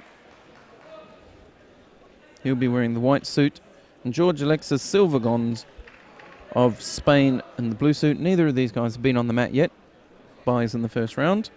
So they come into the second round fresh. Suitable number of bows done. Quite a height difference. Frenchman really using his body effectively. Him bending at the middle and really moving Spaniard about. But just settles down a bit. Spaniard just creeping backwards, just settling it down. Needs to watch out for that. Tries to roll him. Turns him just enough to get the Yuko, and now he's straight on the Jujigatami. Ippon called. I think that one came on quicker than he'd hoped.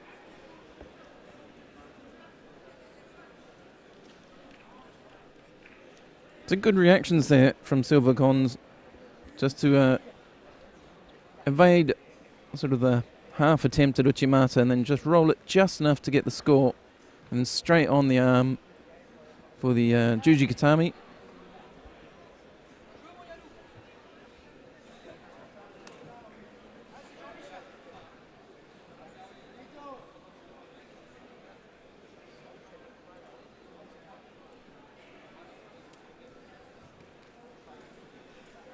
So they bow off. So Silvergons, you saw it. We might get to see it again. He sort of defended the Uchimata quite nicely. And just as he came off it, he managed to turn him just enough to get a score. And then went straight on the arm. So you can see it here. Frenchman attacks. And Gons just rides it and turns him just enough there to get the Yuko. And then immediately after that went into Newaza. Just sat on the arm, straightened it out. And got the Ippon for the Jujigatami.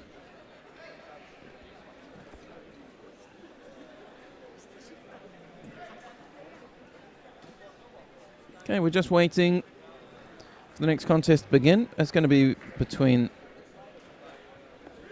Armando Tavares of France and Andrei Botikov of Russia.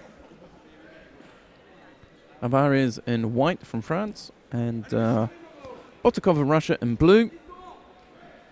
We're still in the M3 over 100 kilo category. These two quite a bit shorter than the last pair we saw.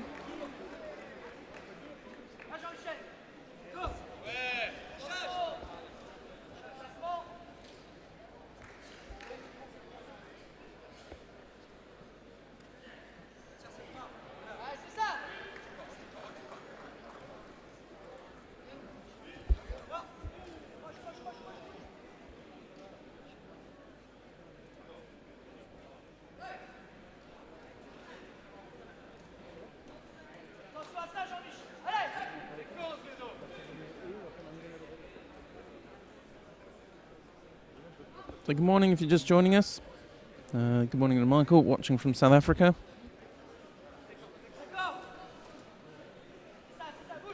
Antho from France.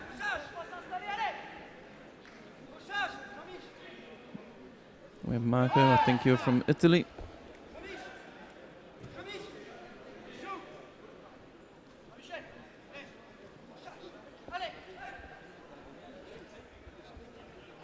For those wondering, Mike Huizinga will be fighting on this mat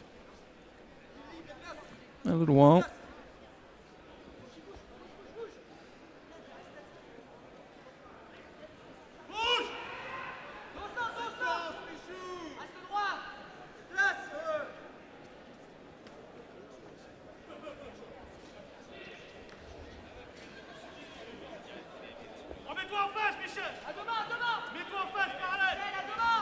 So now we have, and this is going to be a challenge, my dear colleague Sheldon should be here to tell me how to say Mendikan Kostoryletov of Kazakhstan and Jens Peter Bischoff of Germany.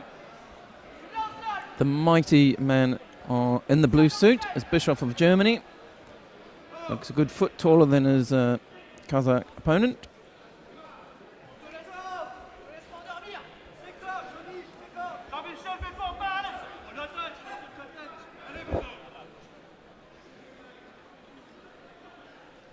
Real height difference. First 30 seconds gone without any action as yet. Referee calls mate. I'd expect to see a couple of penalties handled out. One into the other. That's understandable. So Bischoff comes forward. Huge height difference here.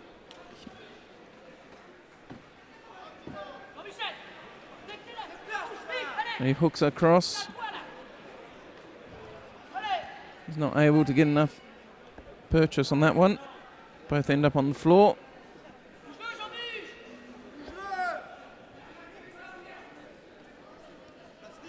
Kostoryletov, he knows he's got to watch out for those long legs.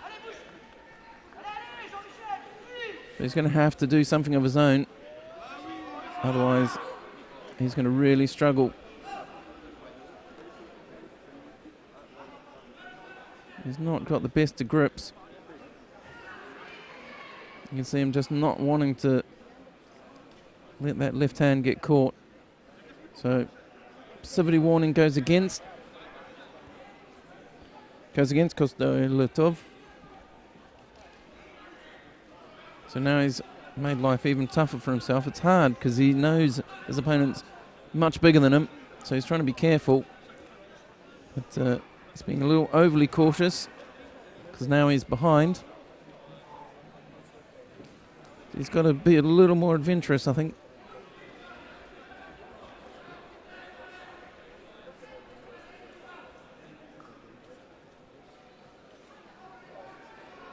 Mate called. Referee's commission taking a look at something.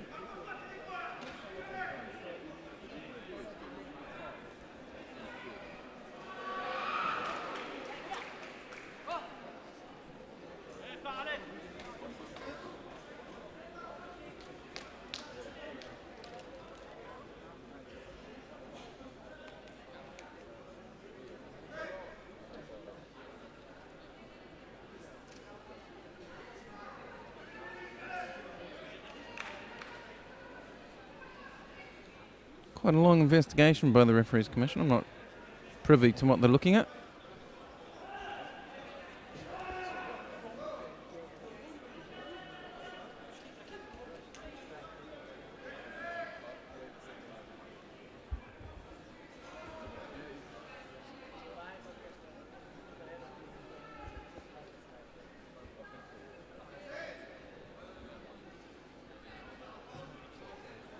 So as it stands, it's 2 Shidos against 1.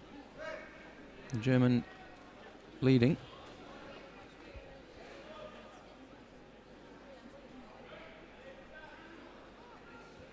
So hand Sakamaki given there. I'm not sure what for. We don't have a really clear We don't have any communications. I don't know what that was for at all.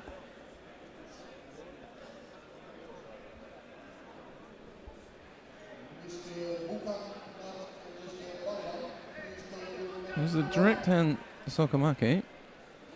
Possibly can get some replay. We might see something. We're not sure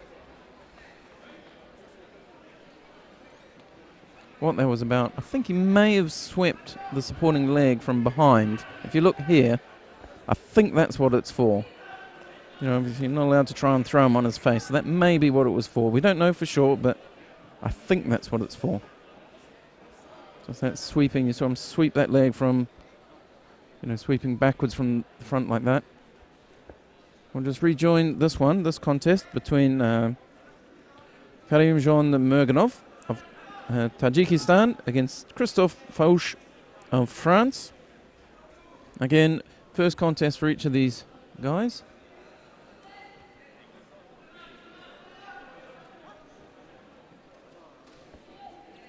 And Merganov picks up Bushido, leaving the contest area. Looks quite a bit smaller than his opponent from France. France in blue, Tajikistan in white. Tajikistan drops in for a drop siwi. Drops in again. It's not effective, but it does get him off his feet onto his knees, and he starts working. There was it. But referee calls mate.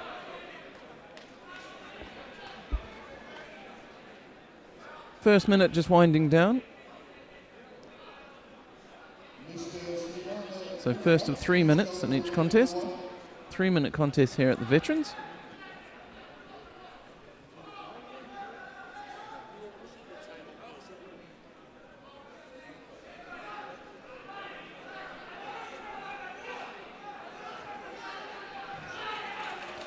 So referee calls mate. We'll see a Shido. Possibly two, but at least one.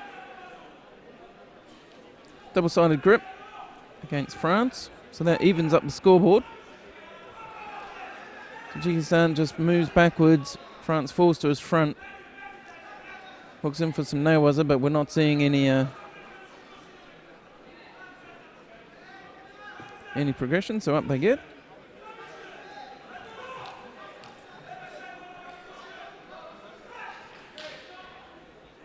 So the tempo seems to have gone up a little bit. We're just coming into the last minute. We're 1 minute 15 away from the end of this contest. A lot of pressure being applied by France. Although he's let it off a little bit now. They've ended up back in the middle. And there you can see he's working again, just moving forward. Nice switch there. You saw it there.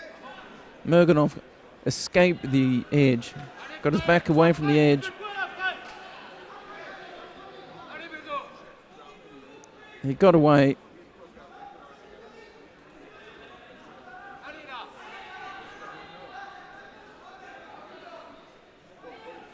And then turned. Sorry, I was saying Merganov turned nicely. Started applying pressure, and that forced Fauche of France just to fall. He did a fairly weak attack because he didn't want to just step off the mat and give away the Shido. A little bit of delay as they then sought out somebody from the stands who had made their way onto the floor of the venue.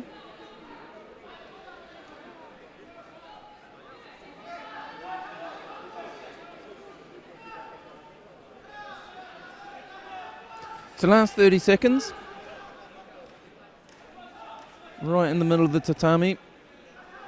Merganov's down by 2 Shidos to 1. So he has it all to. This has got to be the last attack for him. He drives. Doesn't get enough movement on it. And Fauche is just going to work on the ground, try and burn up the rest of that clock. Moves out. He moved a bit more. He may have been able to use up that last 6 seconds. But 6 seconds isn't really a lot of time to play with. A little stab at a Makikomi, but the clock's run out. And just see a slight shake of the head there by Karimjon Merganov.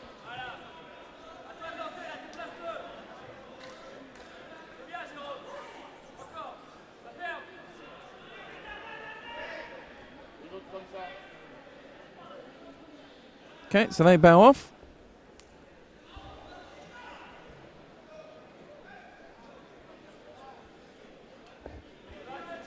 And we're just coming to the bottom of round 2 of the over 100 kilo category for the M3s. And we're going to have Thomas Freis of Germany versus Elton Quadros-Fiebig of Brazil.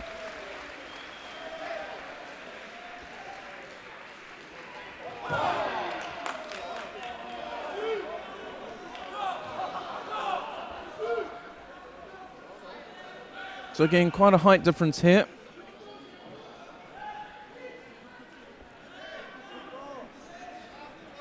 Quadros-Fiebig in the blue suit, sporting the beard, a little bit shorter. Thomas Freis of Germany in the white suit, a bit taller. Both leaning in on each other. The Brazilian trying to control the edge. He's got his opponent, German, forced him out onto the edge. Sort of sliding up and down that edge. Gets him in a corner, there's a bit of pressure. Forces that attack out of the German.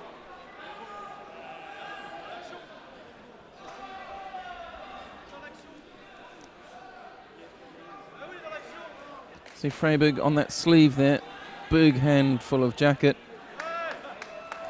On the collar, sleeve, quite low down on the sleeve. You can't quite see it from here. And just moving forward.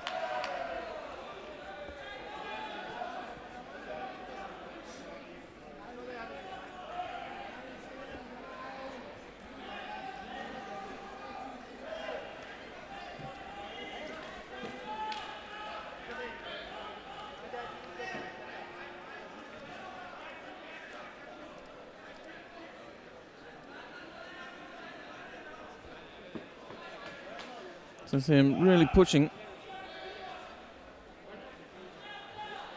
can see he's just pushing, got that grip in on the collar.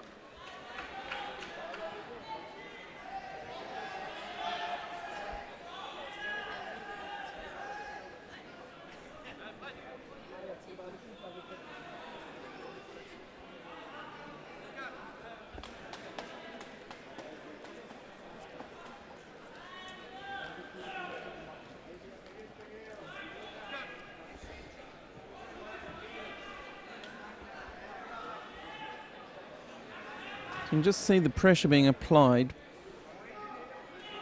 The scores are all tied up halfway through the contest. Oh, Ashiwaza. He's just pushing head to head.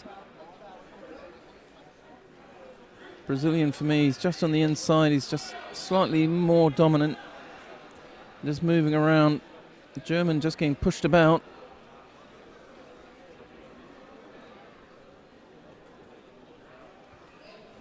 The German picks up a second penalty.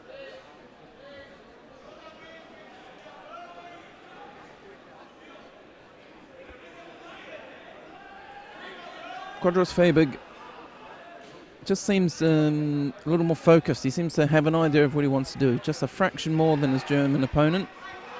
You can see him. He's got a very very standard grip.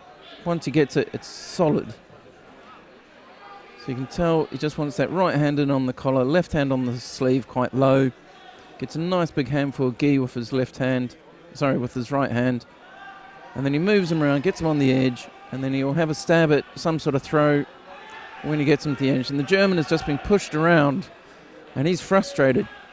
The German's getting really frustrated with the way this is going. Picks up a Judo. He doesn't believe it, but he's got to. You know, he can protest the fact the Brazilian's not doing anything, but neither's he. And the Brazilian's just been controlling the fight all the way through. Then gives away a Judo there, but it's 2-3, 2 seconds left. Quite a tactical fight, I think, from the Brazilian. Definitely came in with a game plan, knew what he wanted to do, and he frustrated the German immensely. Simple game plan, just wanted to establish his grip, move to the edge, and then take a couple of stabs at throws. Once he had established that, for me, Thomas Freis just wasn't able to cope with that. Just didn't cope well with the intensity that Quadros Faber came in with. It was a close one, just a Shido in it.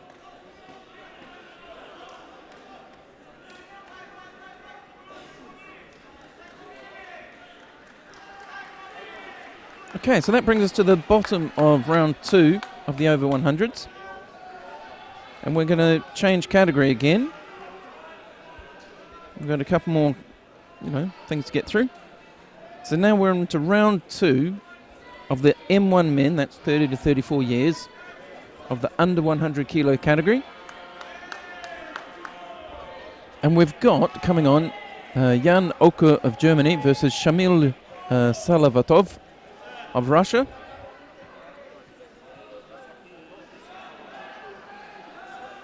And it's Oker in white and Shalavatov in blue. And the German just being forced out of the contest area there.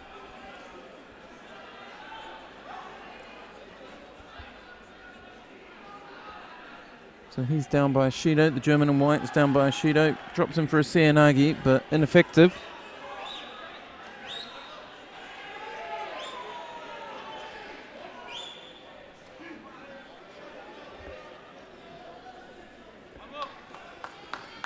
Russian that grip round the back.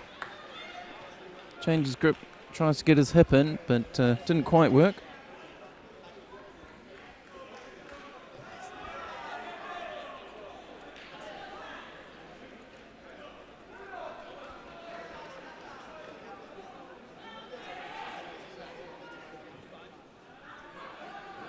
And the Russian just controlling the contest area really well. Okur being forced to attack.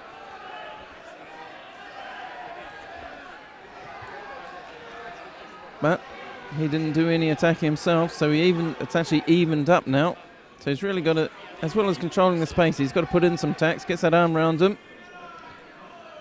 I thought he was going to go the other way with that. I thought he was going to take him backwards, but kind of just rolls forward. Jan Oker of Germany in white. He's got it all to do. He's got 2 minutes. He's really been put to task for the first minute. Sort of been saved by the fact that Salavatov hasn't had an attack in him yet. But I don't think anybody would argue with the fact that Salamatov's dominated all the gripping so far. So minute 40, just over halfway.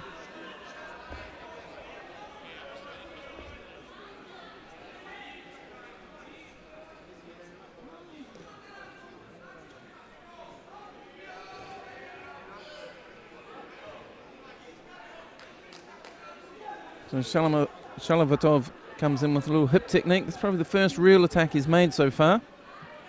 All tied up, just one Shido apiece.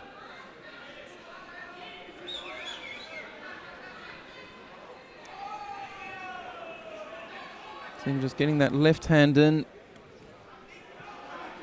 He's got longer arms than the German. German just hanging off the sleeve there. Ends up in a double sleeve grip. And just saw a little shot there of what Salavatov's got an inclination to do. Seoinage maybe coming. Although I suspect a big pickup or take back is coming. Some sort of Uranagi-esque type technique. But at the moment he's happy just to dominate the grips, but he needs to do something. He doesn't really want this to go to golden score. 44 seconds, so 1 or 2 little bursts to get through. But he's been given a bit of an easy one there. Oker gets penalised for stepping out. So Salavatov doesn't really have to make the attack I thought he needed to. But he's still looking positive, but he's just moving around now. You see that grip under the arm onto the ribs. But he's not really doing anything. He's just dominating the grips at this point. Now he's got the grip around the middle. He'll work on the ground here. See him look at the clock. Rolls him, loses him, comes back again. See what he's got here. He's going to try and use as much time. He's got their hand around the throat. Zoku Tries to protest, has his hands up saying nothing's happening, but in the process almost gets himself in trouble. So 5 seconds in it. I can't see it changing, and it's going to go to the Russian.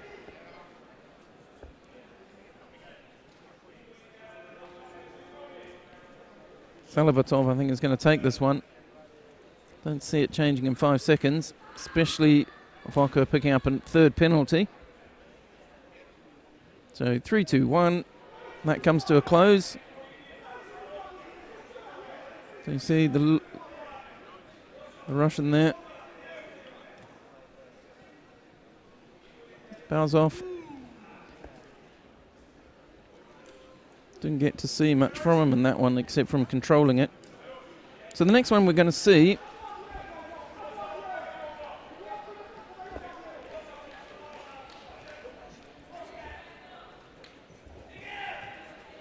who have we got coming on here? Yeah, sorry. Just check my sheets are accurate. So we're going to see Louis Voillard of France and Benjamin Harris of the Netherlands. This is the second round.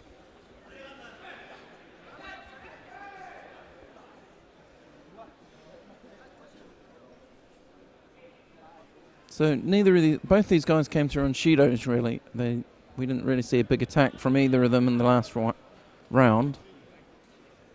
Quite cagey and quite similar in the ways that they're taking that grip. That was a nice little attack by the man from the Netherlands. Gets a Yuko for his troubles.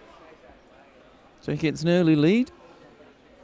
He works around for some nails it, jabbing the legs quite nicely there. Rolling the other way. Looking for Tateshio. And he gets it. Osakomi called. Really nice methodical work. This one for the clubs at home. Changes it, lets it go. He was looking for a Juji Gatami, but watch this again. Picks up that leg, traps it with both of his. Just nicely, but he didn't get it quite right that time. But you saw him about to repeat the exact process he had just done. So with a minute to go, he's got the lead. Jerez of the Netherlands in blue takes lead by a Yuko. Voillard of France trails.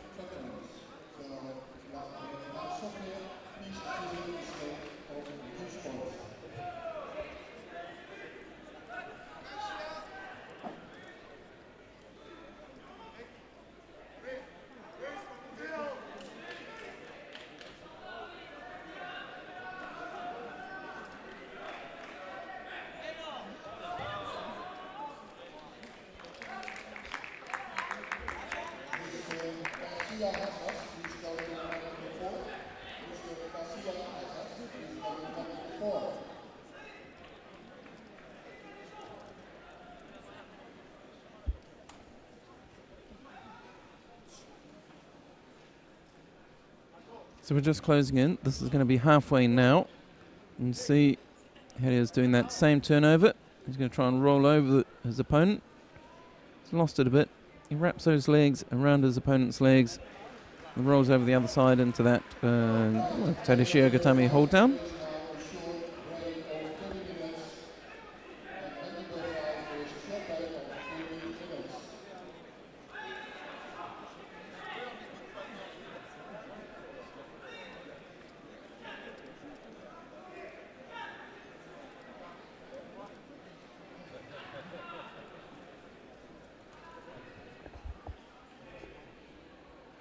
So we're into the last minute. Headers of the Netherlands. Leading by just a Yuko. One Shido apiece. Been penalised both of them. But Voillard picks up his second Shido. He slips even further behind.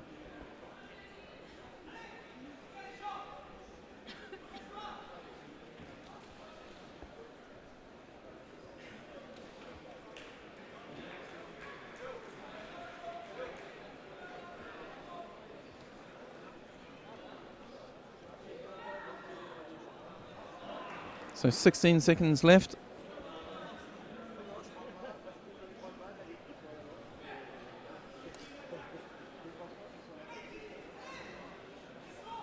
10 seconds left on the clock. Frenchman has to make it happen right about now. It doesn't look like he will.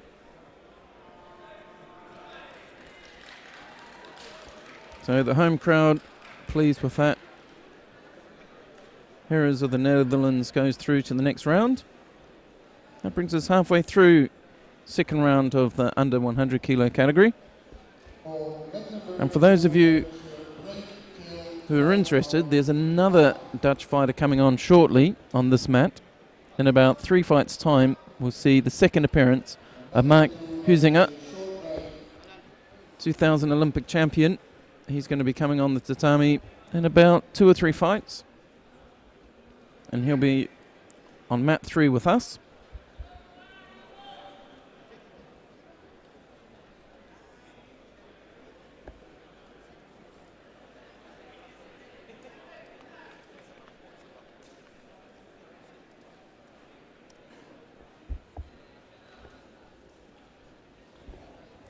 So coming onto this mat first, before that, we have Viktor Yerokov of the Ukraine versus Alexandre Mas of France.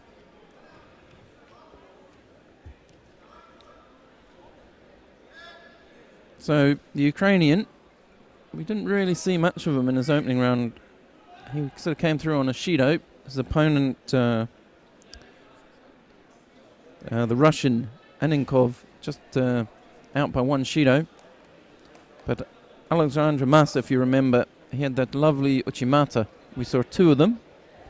We got Rosalie Awaseti Ippon. So hopefully we'll see a bit more of that. But I'd like to see a bit more from the Ukrainian this time. We can just hear Alexandre Mas is being paged. He's we're just waiting for him to come to the tatami.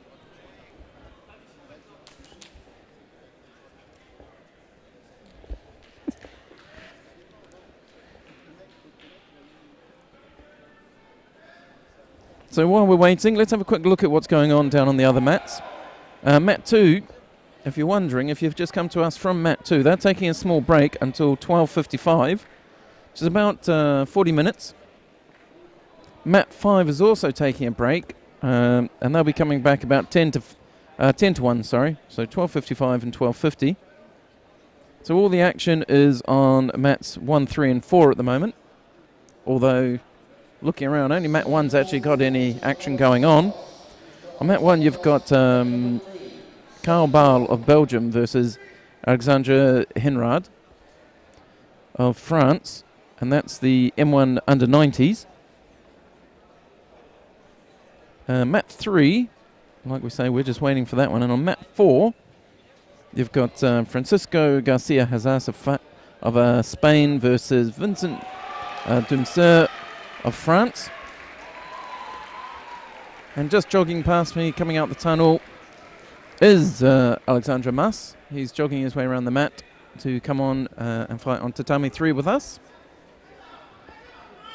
You can see in the crowd, it's quite a good crowd. It's a really interesting crowd because a lot of the people here are also competitors on different days. But they've got friends and family with them and club mates. So it's quite, I've noticed it's quite a well-informed crowd. They're really supportive of all the players. Cheering on. They've cheered on some people who've lost, who've put in big efforts. As they've walked by, they've got applause as they've walked by. So they're not just cheering for the Dutch players. They've been cheering for everybody, which is really nice to see. It's a quite close-knit community, the veterans, so a lot of people have known each other for a lot of years. So there's a lot of friendship on the mat and off it. And we're underway with this contest between Viktor Yerokov of the Ukraine and Alexandre Mas of France. And it's Ukraine in white, France in blue.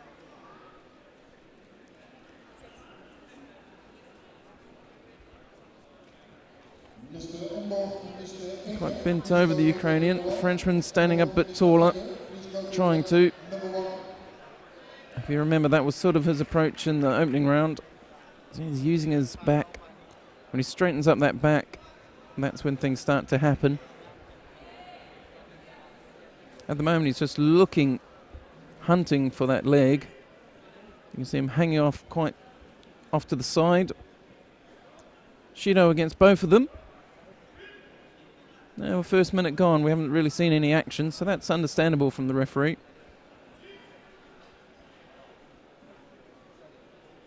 And the referees commission disagree in regards to Mas. So it's just one Judo on the board. Yurikov of the Ukraine picks that up. Ooh, nice. He almost caught him there. Just as they're skipping to the side, the Frenchman got tripped up. Bit of a scary moment for him. Now you see him low on the sleeve there. Then he's going to try and get a grip up high on the collar. Well, not high on the collar, but sort of square on the shoulder.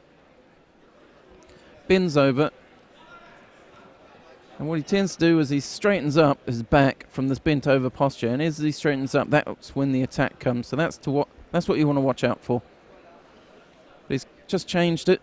Now he's hunting for that right leg of the Ukrainian. Turns a bit.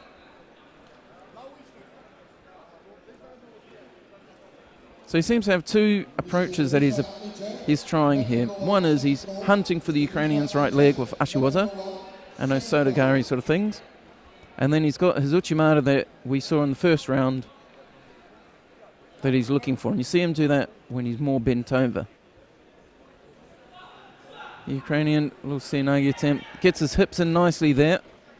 Then almost dives over the top of him. He's going to try some Newaza, hooks his legs in. We didn't really see as much of the Ukrainian's judo in the first round. He's just trying to work in for the Shimiwaza, gives up on it. Mate gets called. 44 seconds left. There's just the Shidos, and another Shido gets awarded against Mas of France, and that evens it up completely. So we're back to where we started from. 35 seconds left. We haven't really seen either of them open up yet. A couple of stabs there.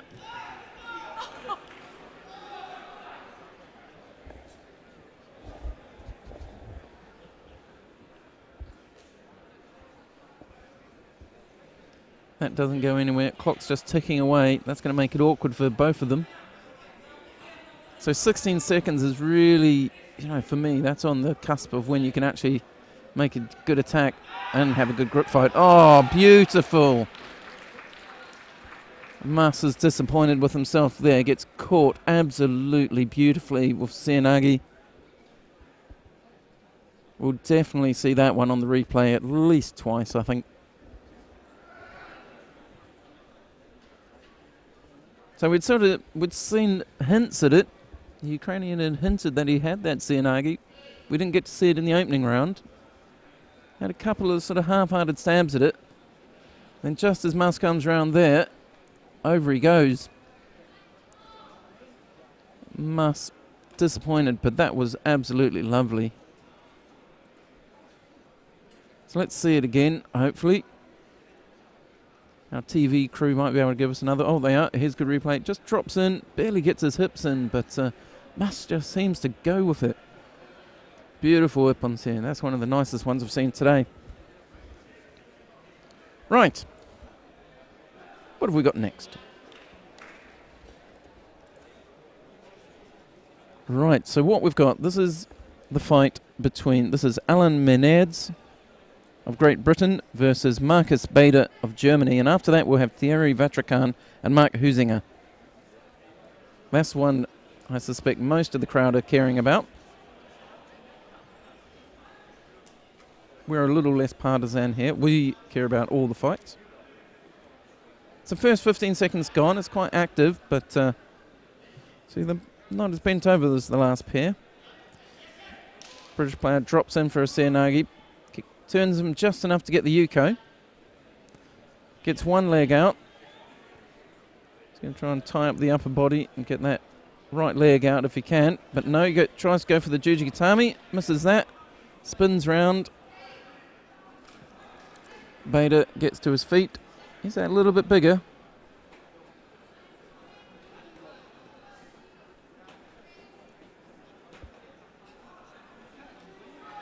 German picks up a Shido for a double-sided grip.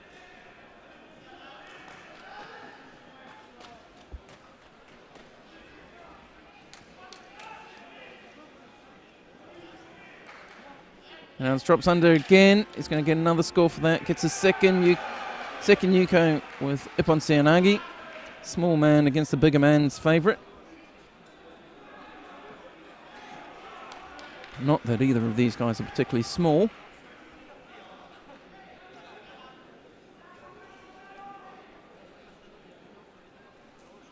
Maynard's settling in. Has a third crack at it. This one not successful.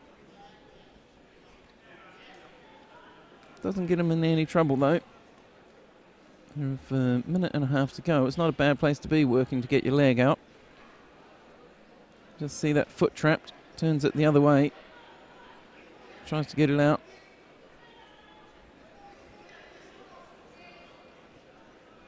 Mate called just as he felt like he was going to get the Osekomi.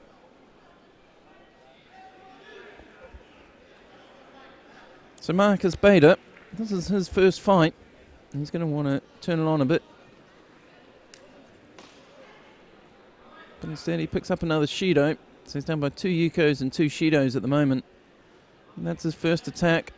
You can see there he's got that big left hand up high. Good grip on the sleeve. Edging forward now. Takes a bit more gi. Rolls back on the Sutemi Waza, but it wasn't particularly effective.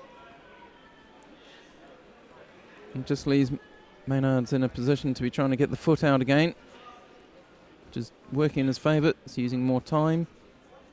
So we're down to the last 39 seconds. Marcus Bader trailing badly at this point. Hasn't really put in any good set of attacks. Really needs to make it happen now if he's not going to lose this one. Maynard's carefully edging away. Drops in Seoi again. That's his 4th attempt. First 2 successful. So just going to watch his arm. Bader's got his arm, trying to get the Juji Katami, but not able to hold on to it.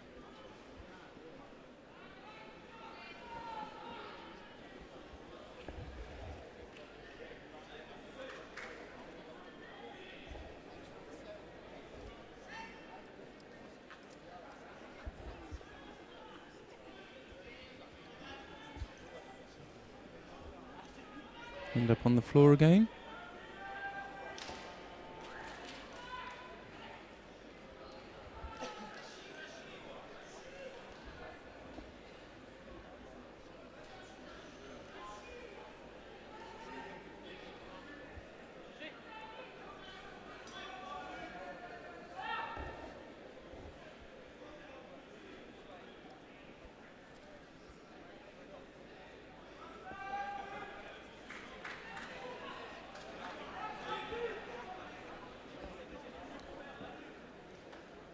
So Maynards takes that one. He goes through.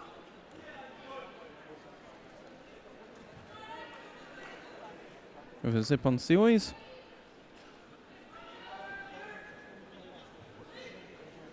So here we go. On mat 3, in the middle, in the white suit, Thierry Vatrakan, and the blue suit, Mark Huizinga of the Netherlands.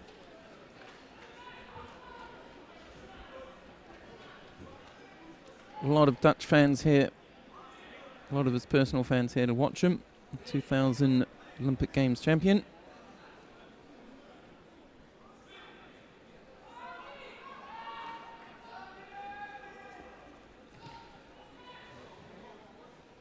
End up down on the floor.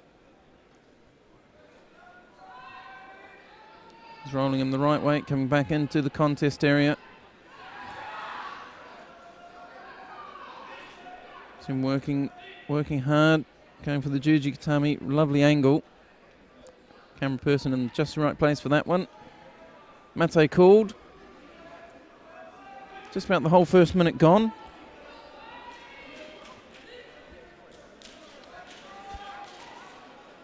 So Vatrakan, Thierry Vatrakan in white, you saw a nice Seoi in his first round fight.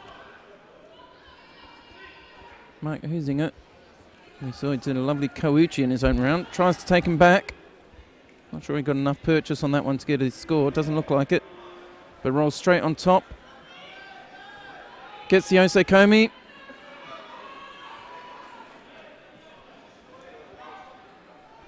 Gets the Tadashio Gatami is on. It's just been about 10 seconds. I think he tapped out.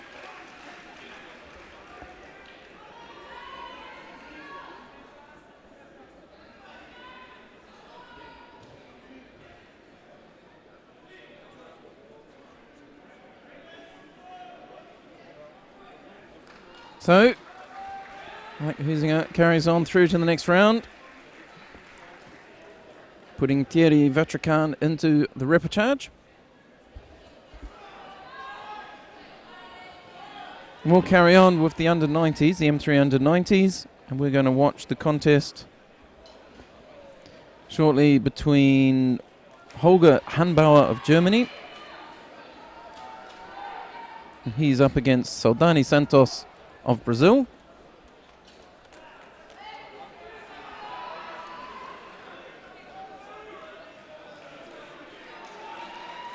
Small pause, just as the officials get themselves organised correctly, just change of personnel.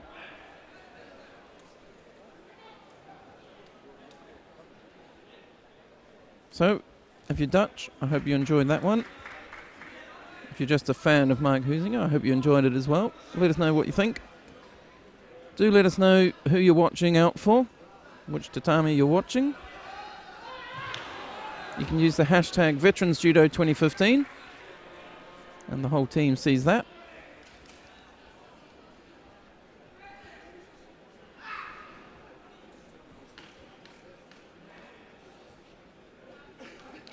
Mate called, first 30 seconds gone. Hanbauer picks up his Shido, being a little defensive in his gripping, a little stiff-armed. Brazilian, just a little lighter on his feet, perhaps. Just moving a little more freely.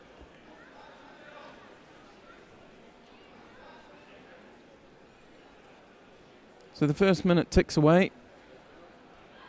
And it's just a Shido in it. The Austrian just trailing by a Shido.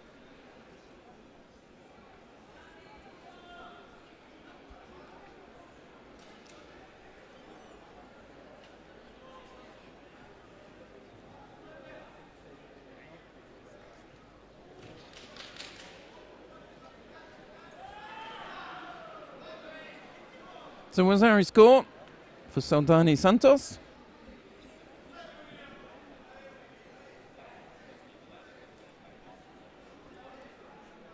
Up they get. A bit of an Uchimata. Gets him a Wazari.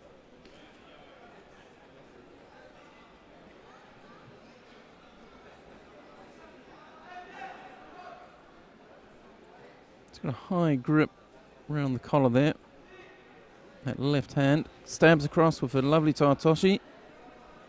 Not enough to make it work, but a nice stab at it. Left Taitoshi from the Brazilian. The Austrian gets penalised again. He's really struggling to find a way through, make his own judo happen. But Hanbauer gets that right hand in underneath the arm. Just pushing forward, trying to control the space a little bit. As he does, so Dani Santos drops in for the Sutemi, was it? Right near the edge.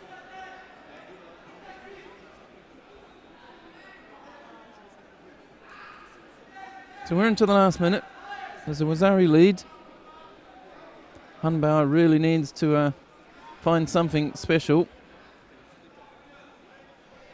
So Dani Santos really has done a good job at just controlling the inside, controlling the grips and the space. You can see him doing it there, just controlling it, moving. He's got the grip he wants, and now he's just moving away at the right moment, pushing when he has to, moving away when he should, and just changing the grips there. They reset, and that's just using time immaculately. Then comes in for that drop Seanagi, picks up the Ippon. Really nice work.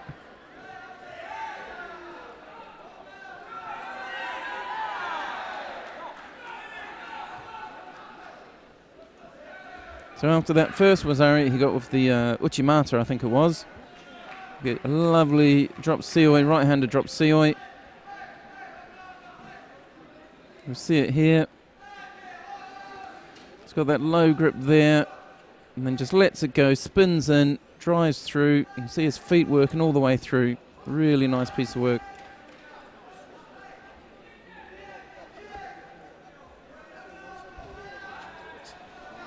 So we're on the only mat with any action at the moment, so hello if you've just switched across to us. My name's Lance Wicks. I'm just bringing you the action here from the World Judo Championships for Veterans from Amsterdam in the Netherlands. And we're watching... Who are we watching? We are watching Christian Tolgiesi of Hungary, and he's up against Diego Fernando Gerzi of Argentina. We've seen some nice judo from the Argentinians here in this tournament. Haven't seen many of them. A really nice bit of judo from them yesterday.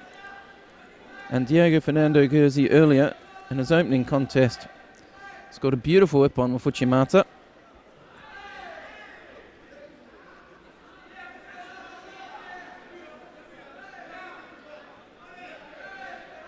Same token, Tolgiesi's no slouch. He did really well in his first round contest. Held down his opponent, Boccianino, I think it was, from France, for Ippon. So they both know what they're doing.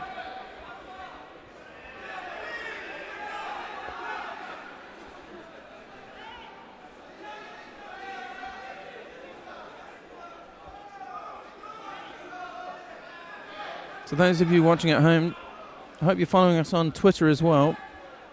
The Twitter handle you're looking for is @IntJudoFed. That's @IntJudofed. And follow along with all the action there as well. Some nice clips. Some of the throws and stuff you've seen. So we've just posted up a picture of Mark Huizinga, or a video of Mark Huizinga winning his last contest. So do follow us on Twitter and say hello. Put that hashtag of Veterans Judo 2015. We'll say hello to you from the studio. Minute and a half gone. Hungarian and white leading by Wazari. Really controlling the space now. Controlling the edge of the tatami.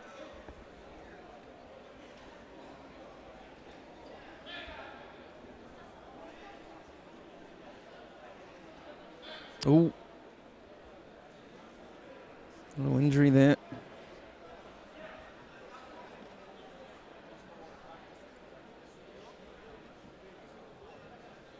Finger injury there. I'm just going to get that sorted out. There we can see Gerzi, the Argentinian, just waiting for his opponent to come right.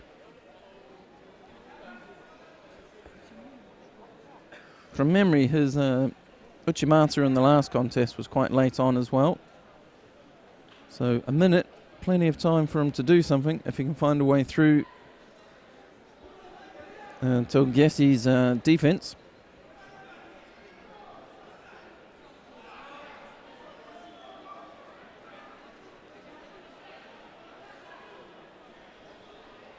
So that's what we're waiting for here. We're just waiting for his hand to get sorted out.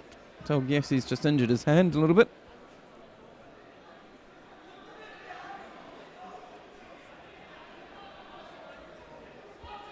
So he was looking to just put some tape on his hand, but they're just going to carry on. He doesn't think it's too bad. Off we go.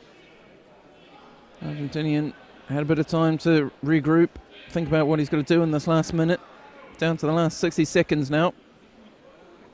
He's trailing by Wazari. He's got some nice judo in him. He just has to find a way to make it work. Both of them throwing a drop COE each.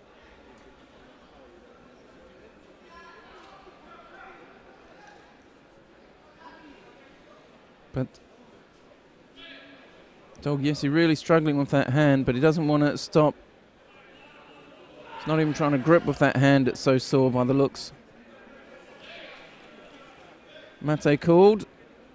He's really struggling with that hand, but with 30 seconds to go, he wants to work through. Guernsey comes rushing in, drives him to the edge. He's really sensed the urgency in him now. A little Kouchi attack, but he's got himself caught in the corner.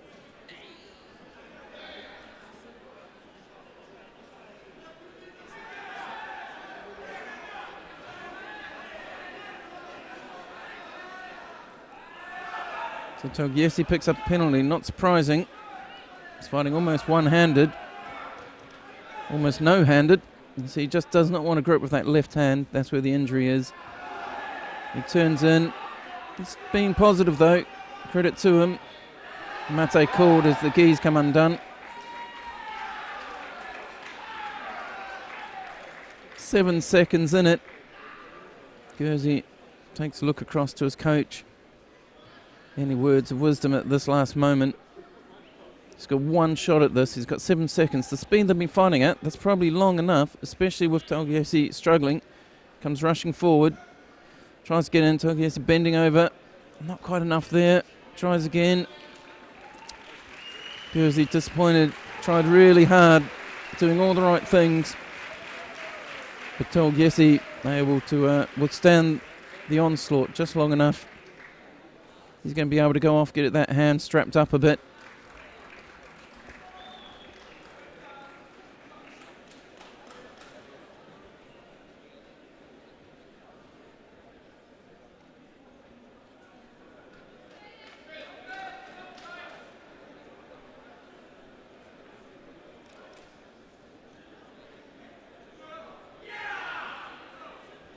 Right, so what have we got next?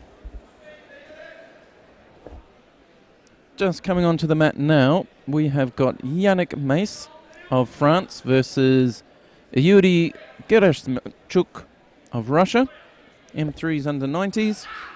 This is round 2. You've got France in the white judogi, Russia in the blue.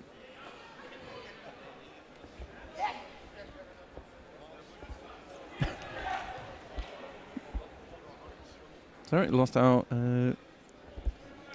camera operator there for a second.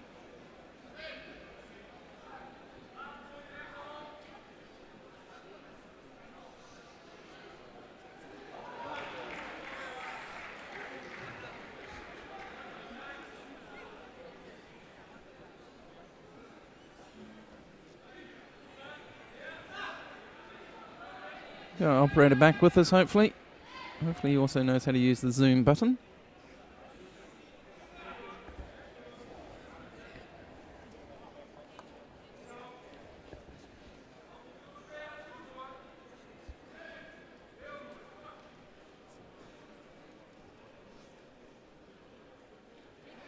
Grip on the belt there, makes an attack, so that's fine.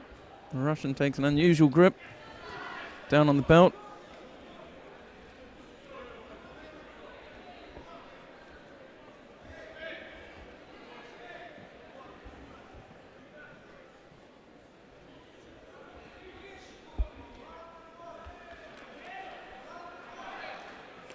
Some nice upright judo, standard grips. Frenchman just a little unusual in the way he's holding that right hand. See him grip round there onto the jacket down low near the belt. Sneaking in under the Russian's arm. Russian drops his arm underneath as well now. Pegged in the corner there. Bit of a stomp. Huizinga.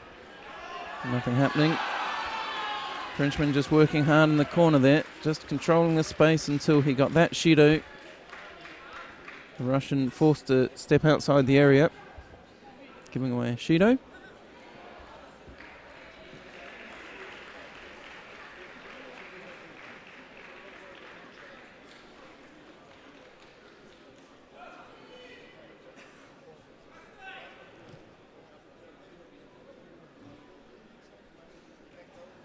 A little interchange there, not bad at all. Quick hello to Karina Huizinga. Says hello to us on Twitter. So, hello back.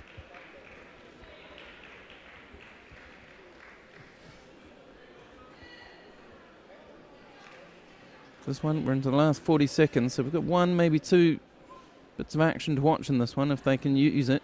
Mate called. That's going to change the makeup a little bit.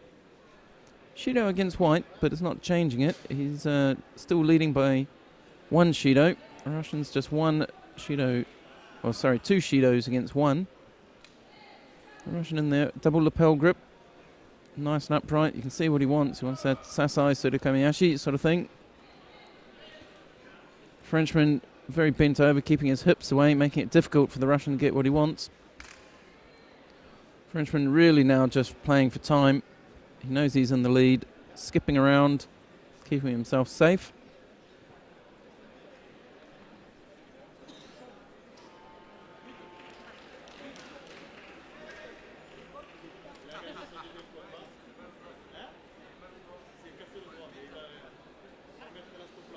So the clock runs out.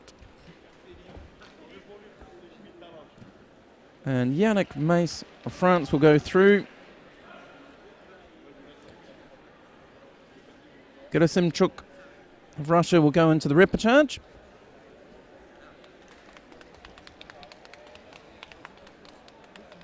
Okay. So, again, we're the only map with any fights going on at the moment. And the contest we're about to see is Alban Trochery of France versus Noud van Heck of the Netherlands.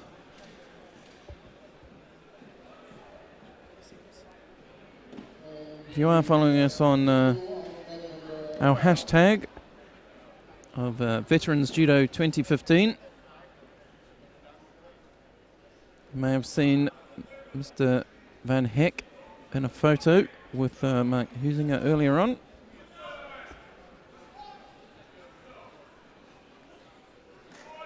If not, you can always search for the hashtag and find that photo for yourself. Just put hashtag Veterans Judo 2015 into the search box on Twitter and I'm sure you'll find it. It was a little while ago now this morning.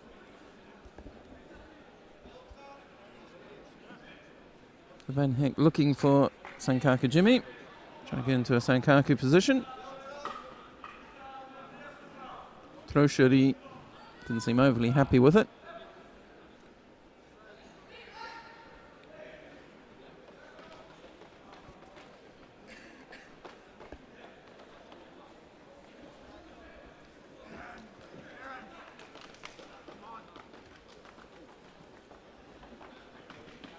Both of them really bent over. Big tall guys bent over like that. Takes them a long way away from their opponent, but it does give them a lot of, when they do use their full body, they get a lot of movement. There's a bit of a trade-off between being close enough that you can get in quick enough and generating all that power.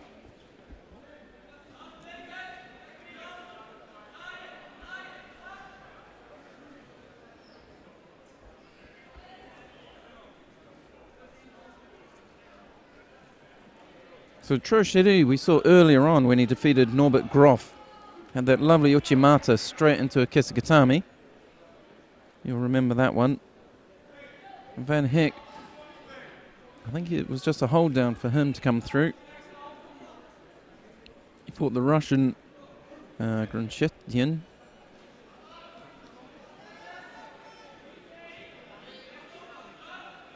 So we're halfway through, 1 minute 15. I'm really seeing it much from either of them. There's only a Shido on the board.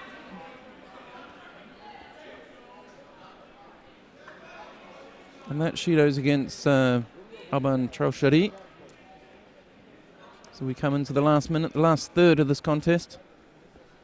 Let's us tick straight over the last minute. One attack after another. None of them effective at the moment.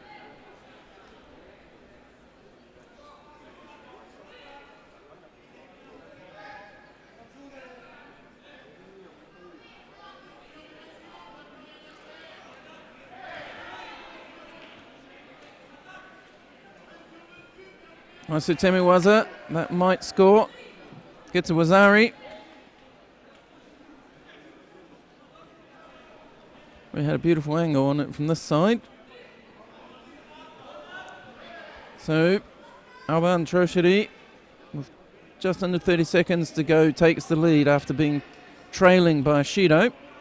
So, a lovely bit of Sutemi, was it?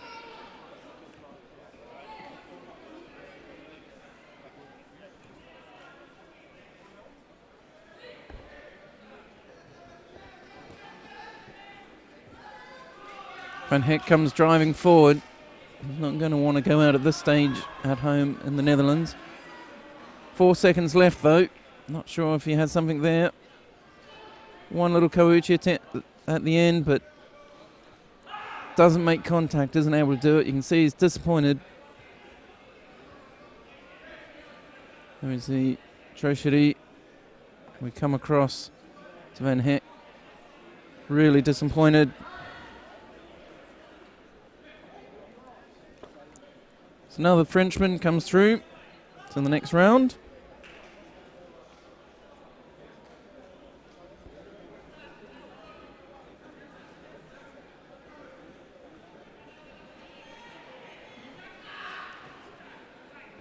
Really nice.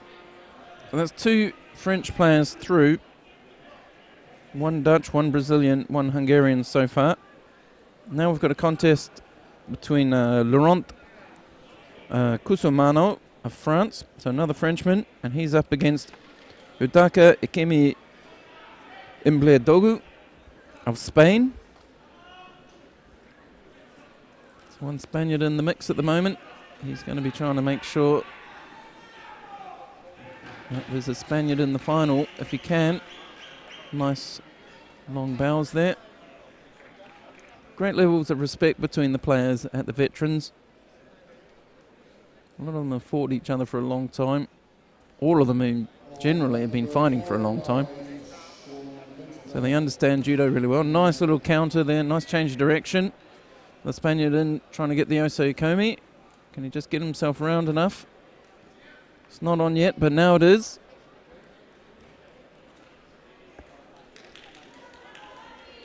So Udoka Ikemi Imbledogu gets the Oseikomi, Wazaron. Switches it around a bit, just changes posture a bit. Just driving forward all the time. You can see Kusumano trying to drive the leg down and trap him. He knows he got caught nicely there. Helps him up.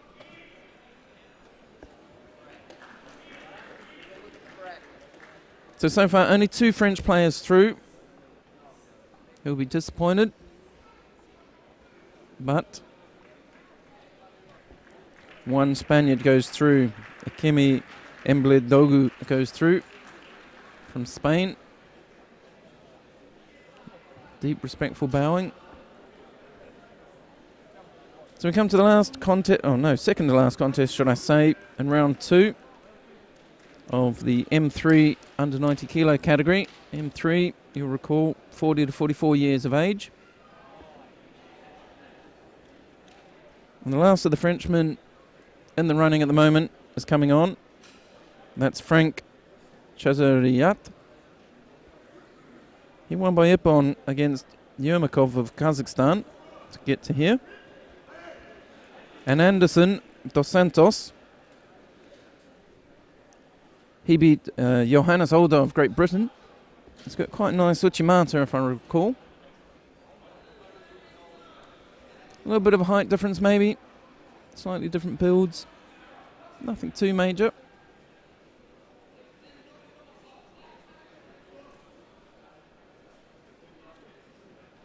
The Frenchman taking that right hand right up high next to the head of the Brazilian. Brazilian just getting first grip that he's really had and drops in for a Tomanagi. Doesn't work. Frenchman slowly tries to crawl over, get into Tarishio, but wasn't able to. Dos Santos just holding on to that leg.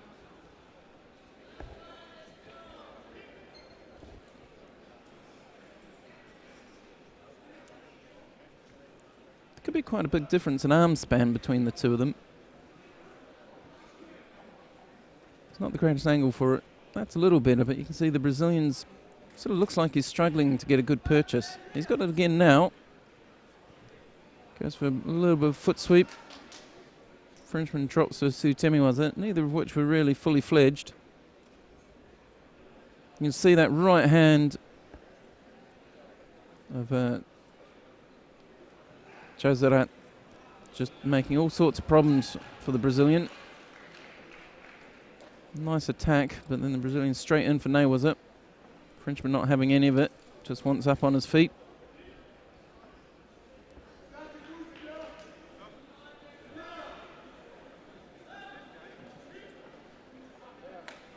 It's Frank Cesarat in the white suit. Anderson dos Santos in the blue suit.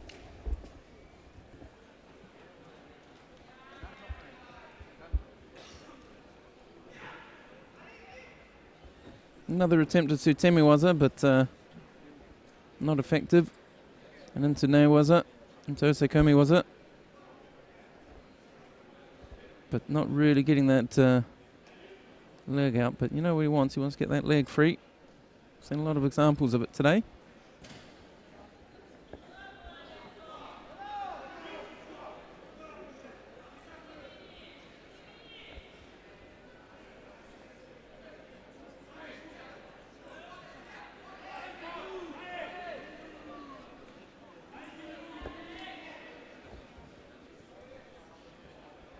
So we're into the last 30 seconds, just ticking over now.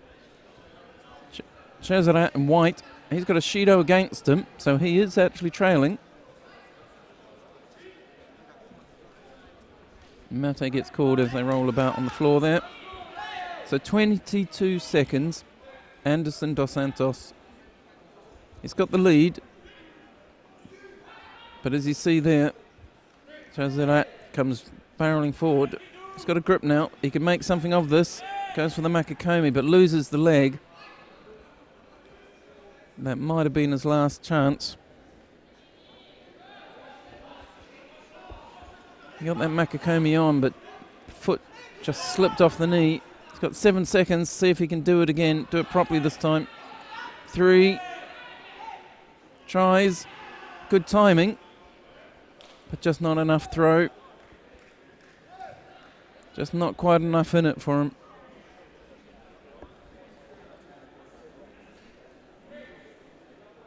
So Anderson dos Santos of Brazil goes through to round 3.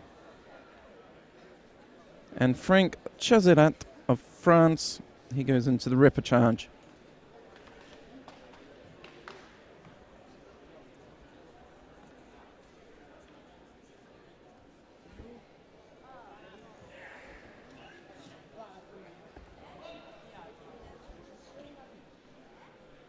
So down on mat 1, there's still a break going on. That's going to be, there's a break there to about 25 past, so about 30 minutes. Mat 2, you've got Stéphane Trilot of France versus Colin Francis of Great Britain. Mat 4, half an hour break. Mat 5, we've got Espen Johansen of Norway versus Abdelhafid Kaia of France. And down here on mat 3, where we've been all day, we've got Marco Montanari of Italy versus Geron Letteri of the Netherlands.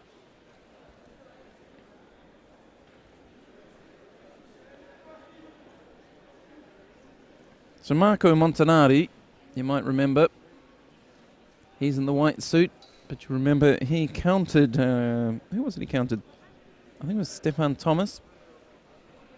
Came in for an Uchimata and just sort of turned him.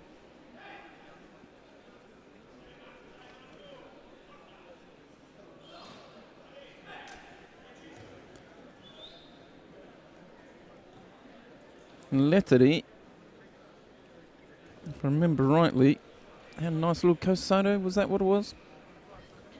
I think it was.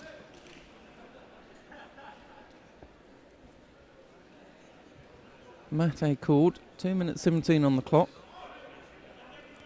Letteri of Netherlands is just trailing by Shido. He's been penalised once. Montanari of Italy Nothing for or against at the moment. Little pause. The referee asked them to put their suits to tidy up their kit.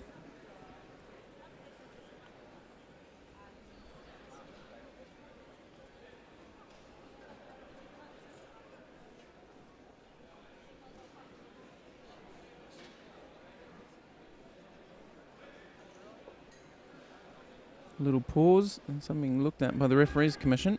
I'm not sure what it was.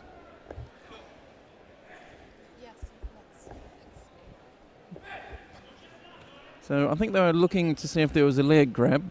I think they've decided there wasn't one. Not enough of one anyway, maybe. Maybe he looked like he was going to and he didn't in the end. So 2 minutes left. That investigation didn't yield anything of interest. Nothing that affected the scoreboard, at least. So briefly, an Osekomi was there. Got called for a moment or two by the referee. Not even long enough to get onto the clock.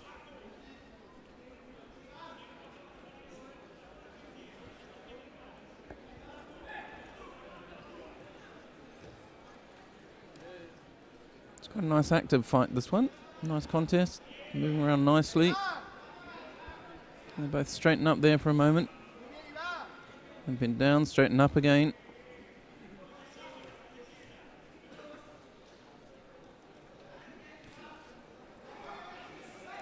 Nettery just attacking the feet.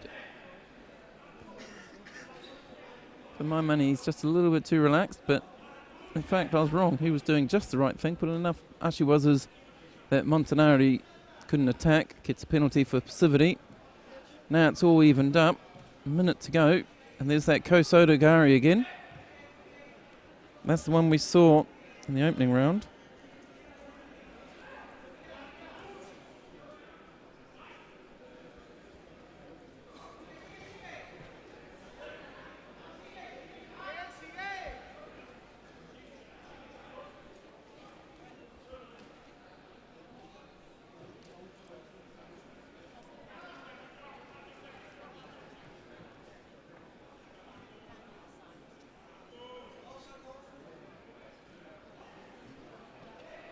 Lettery just using the contest area to his advantage there.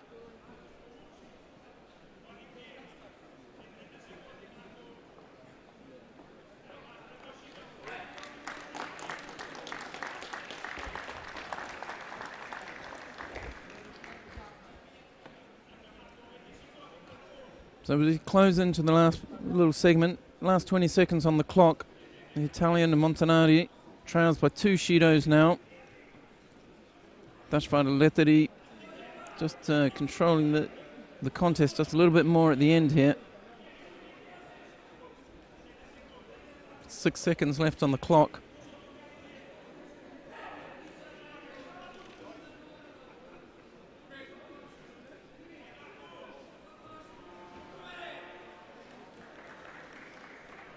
Italian not able to make anything happen. Dutch fighter will go through.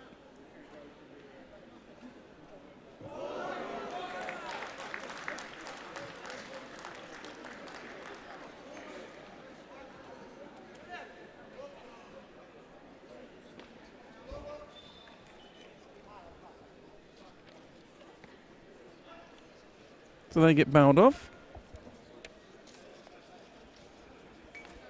We will continue, I think, with the over 100 category. That's what we're going to get. And we're going to have, what are we going to have? 1, 2, 3, 4 fights or so, and then we'll have a little break on this mat. But before that, we're going to see the contest between Jan Dusnard of France against Spiro Tomasevich of Great Britain. They've both been on the mat already today. We've seen them. Dusnard got a bye in the first round and then held down Mecklenburg of Germany. And Spiro Tomasevich, he beat Mykola Loza of the Ukraine and Alberto Correa Jr., which he threw with a nice big ippon to make it to here.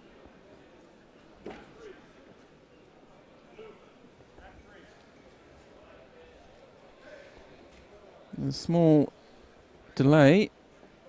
We've not seen the British fighter come to the tatami yet.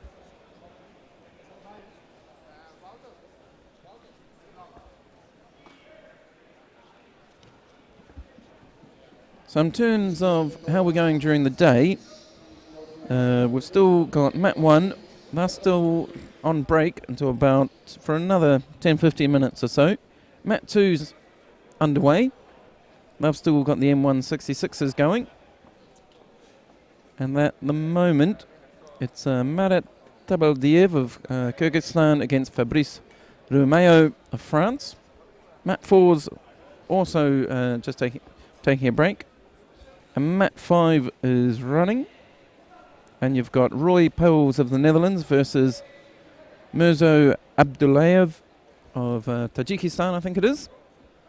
DJK. And just jogging around the edge of the tatami now comes the British fighter Tomasevic.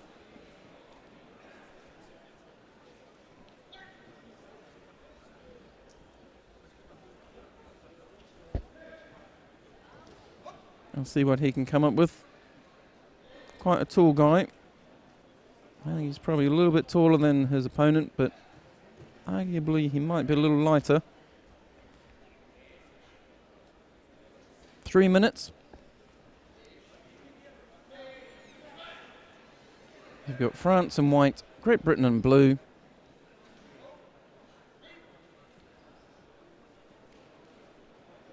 Tomasevic straight in.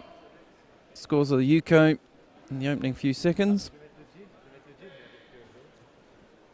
Right-handed Haragoshi Makakomi type of thing. The first 15 seconds gets a score on the board, gets a lead. A good start. You see him go for that Makakomi again, but not as good. Disnard tries to roll him. Tries to counter him and roll him. He's on to that. He knows what attack's coming.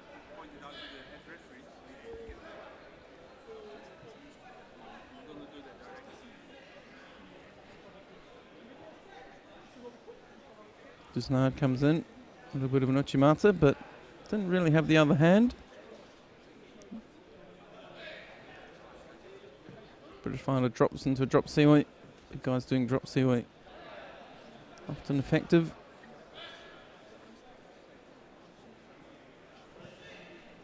Frenchman goes straight in just as they grip, so slips his hip in there.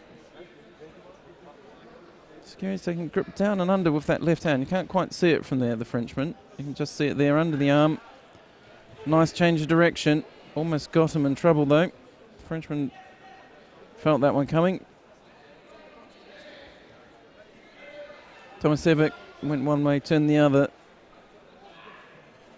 as he leaned backwards, but almost gave up too much. Tomasevic pops in, doesn't really get much of an attack in though. Disnard hooks in for Uchimata, but he's not holding with his left hand when he's doing it, so he doesn't have any control. It's just the Yuko in it at the moment. Minute 30 gone, a minute 30 to go.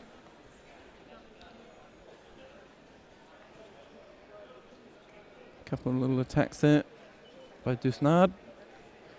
Nice Tiashi, followed by a Makakomi by Tomasevic.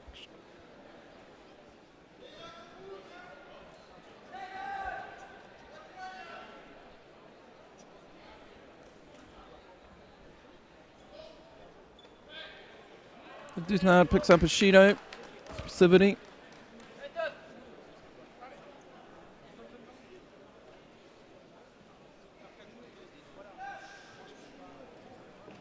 Gets across this time, tries to get his hip across. Uchimata, Makakomi type thing, rolls him, does work. Tomasevic able to keep on his knees though. Doesn't let his back touch the ground. Rotates round. Dusnard. You can see him lovely working the arm there into Osekomi position. It's almost on. It is now. So with his Yuko lead, gets into Osekomi, was it? Dusnard's not moving much. Taps out. Congratulates Tomasevic. So Dusnard congratulates Tomasevic as he lies on his back. Knows he's been caught.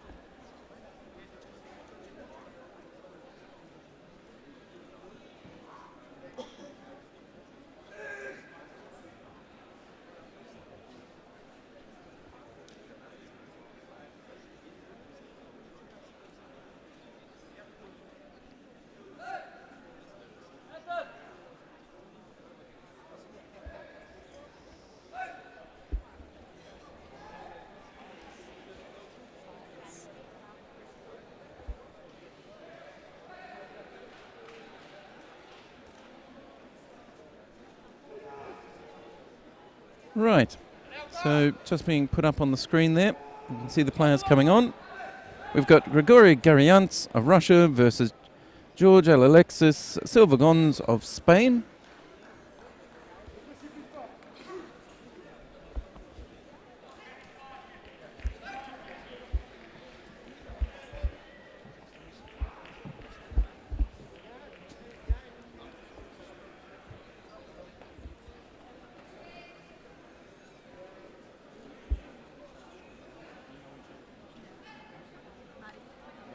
So the first 15 first 15 seconds gone. Judo already been awarded against Silvagons of Spain in the blue suit.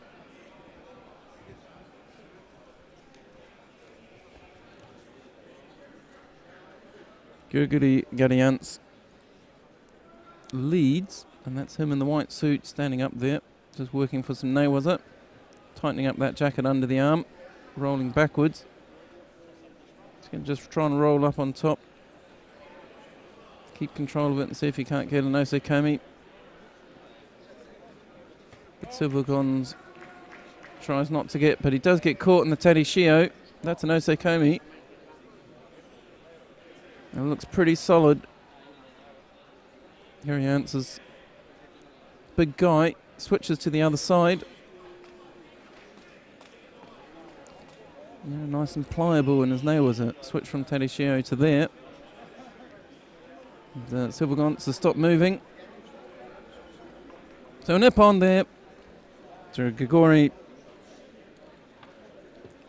Gariants of Russia.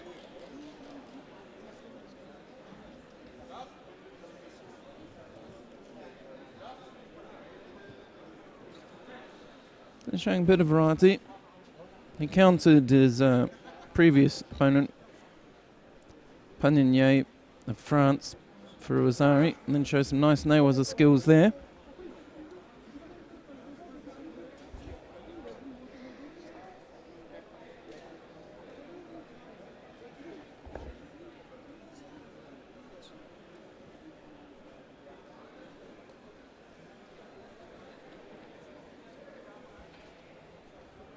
And they bow off. You see the size difference as they bow off between the two of them. So the next contest in the M3 over 100 category is going to be between Andrei Botikov of Russia and Jens Peter Bischoff of Germany. Jens Peter Bischoff is probably the tallest person in this category, and Botikov certainly isn't the tallest. So you can see it there, huge height difference. The arm span difference going to be pretty immense as well. So Botikov needs to play this one carefully.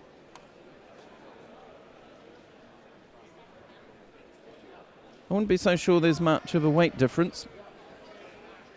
Botikov smaller, denser. Bischoff quite lanky for his size in a way. There's a lot to him, but it's spread fairly thinly over quite a big frame.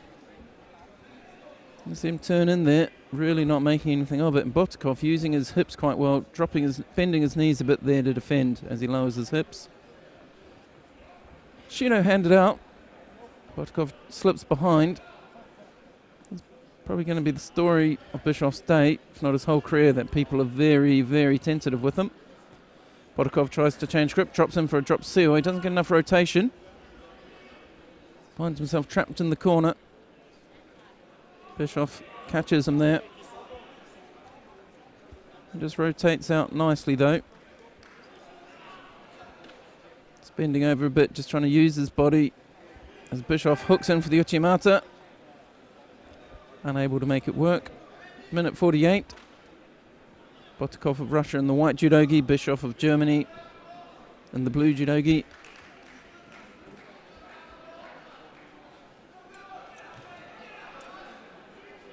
Botikov seems to know what he's doing. Feels almost like he's got the judo there that could beat Bischoff. Just needs to find a way to change the game with this hugely tall man. I think he's got a strategy and he's got the technique. Just struggling to see it. You see Bischoff there, double lapel grip, really just hard to get past. Botikov really caught. You know, this is going to end up with a mate situation and a penalty. It's really difficult because he can't do anything. It might be a penalty both ways, but it's definitely going to Botikov. It does go both ways. But unfortunately, Botikov is already down a Shido, so it's 2-1 Shidos. Bischoff maintains the lead with a minute to go. Botikov pushes quite well to the edge, then tries to get him for the Seoinage. Big shout, tries to drive it, tries to keep moving. Not able to get it across. Nice thing, right thing to do. Smaller guy against bigger guy. Seoinage. Sort of a textbook coaching advice really is to drop Seoi against a big guy like that. See him hanging off both sleeves. Botikov, double sleeve. Bischoff happy to stiff arm. I think Botikov probably didn't want to drop there. Probably wanted just to turn. He did that nice turn. He could have just stepped forward a bit. Bischoff might have picked up a Shido. Dropping on his knees. Ended up with it just being a mate. I think if he'd stayed on his feet, it might have been more to his advantage. Gets right underneath this time. Drives. Catches him. Celebrates.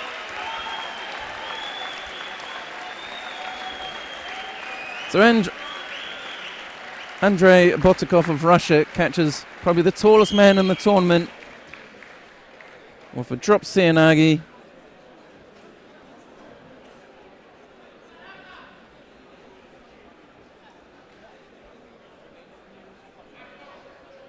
Throws his hands up in the air to celebrate. Probably as much celebrating a successful strategy as the actual victory, I would imagine. I'm sure we'll see that one again. It's one for the highlights reel. Bit of a showstopper, that one. So we see it here. Drives him backwards. He's had a couple of stabs at Seoinage already. Pulls him down just a bit, pushes him. Switches to double-sided grip there. Drops right underneath him, gets between his legs. Gets his hips up just high enough. Drives forward. And then you see the look on his face, the celebration.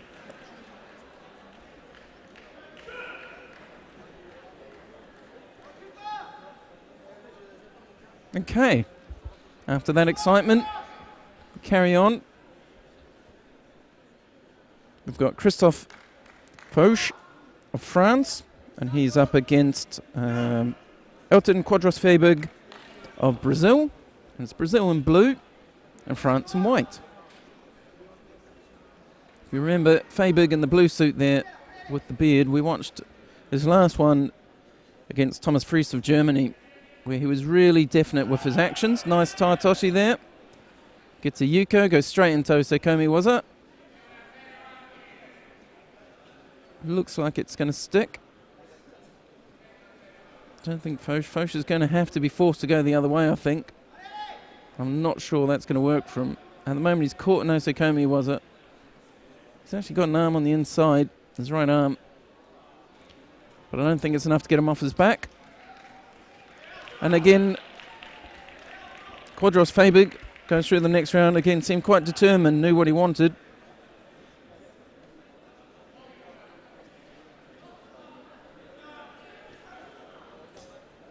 And Christoph Foch goes out. 1 minute, exactly that contest. So Elton Quadros Fabig goes through to the next round, where he's going to face up against the Russian Botikov, who we just saw, Andrei Botikov.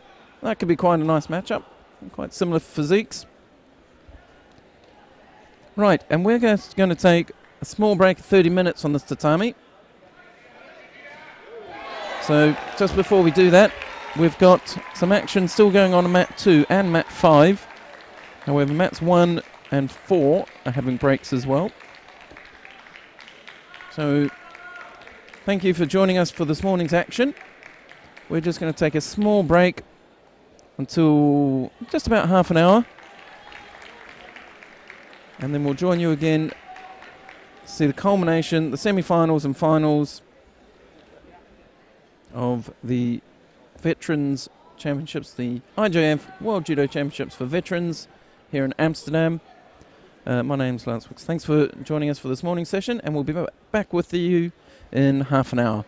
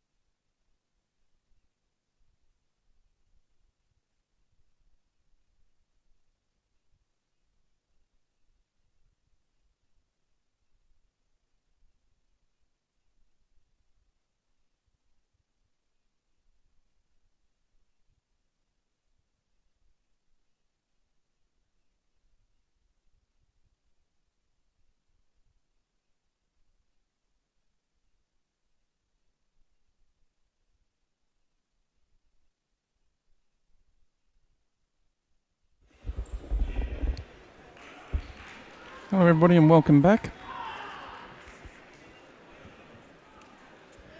For those of you who are just tuning in, this is the IJF World Judo Championships for Veterans 2015, and they're being held at the Sporthal in Zuid in Amsterdam, the Netherlands.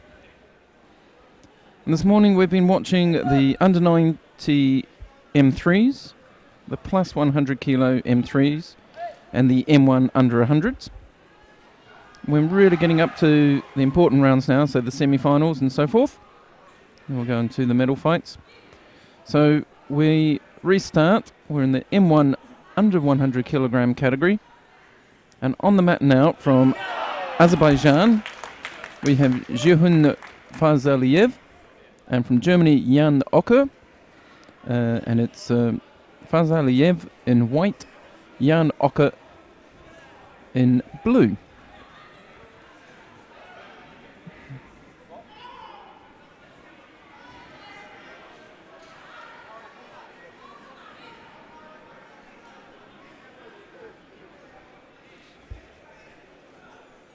So in case you're wondering where we are in the grand scheme of things, we are in the Repage.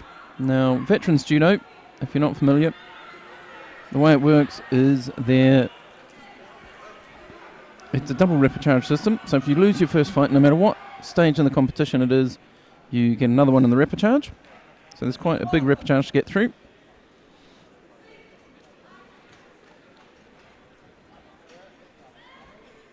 So Farzaliev,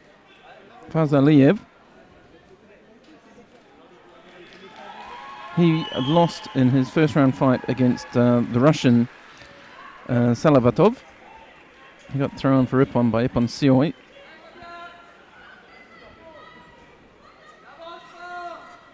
And Jan Ocker, in the blue suit there, doing the Osakomi waza.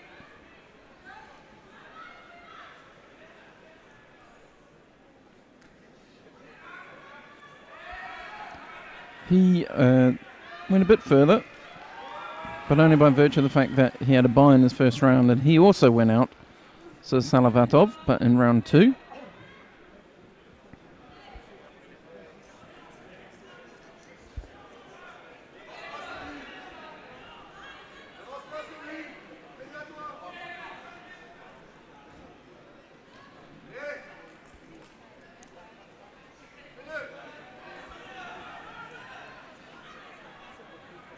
So the Azerian white.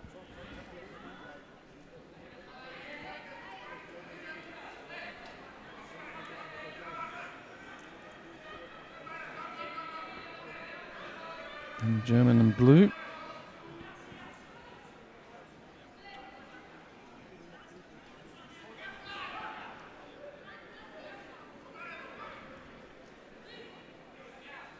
And these are the players that have come through sort of the top half of the draw and the knockout.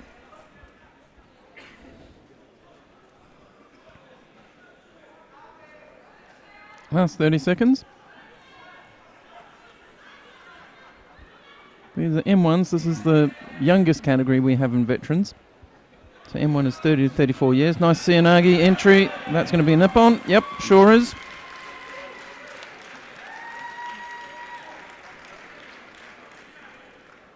So Jan Ocker of Germany drops Seoinage.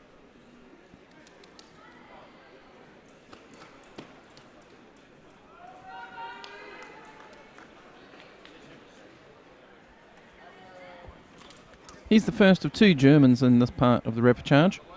The second German is Frischmann, George Frischmann. And he's up next. And he's against Louis Voilad of France.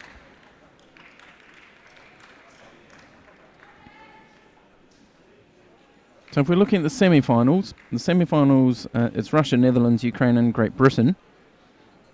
And at the moment we have Germany moving forward in the repechage, looking for the bronze medals. And France is the other one at the top half of the draw here.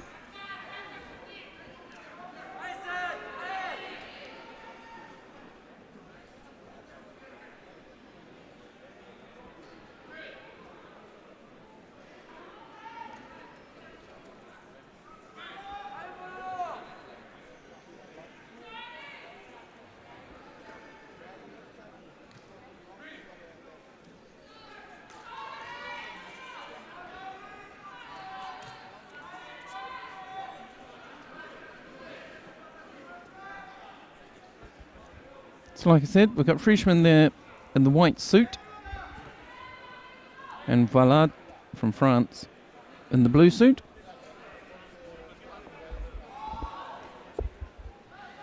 Applying lots of pressure.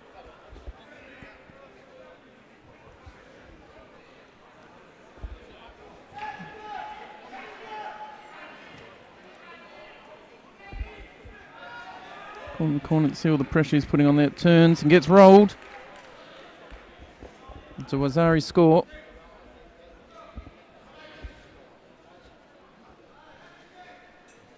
So Wazari to Frischmann of Germany. 2 minutes left on the clock.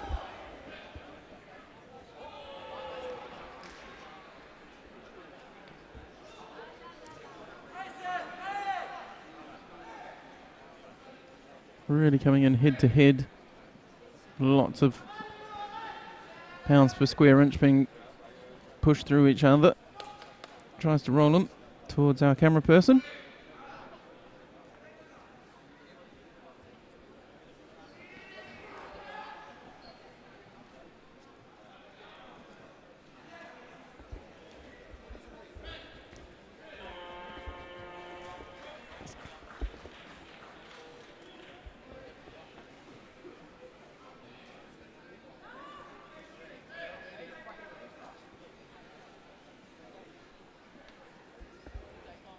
So by way of update, all the mats are fully running again after the small breaks, just to even things out. On this mat, we'll be joined by none other than Mark Huizinga shortly.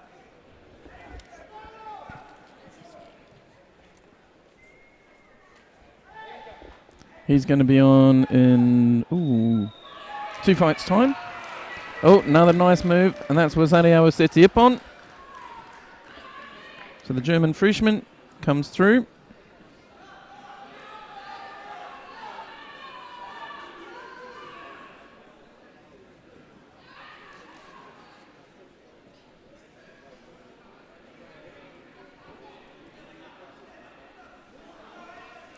So Jan Frischmann defeats Luis Valade and continues through to the next round of the repechage. And next up, we're going to have Dmitry Anikov of Russia versus Alexandre Mas of France. It's Russia, Aninkov, the Russian Aninkov in white, and Mas of France in the blue judogi.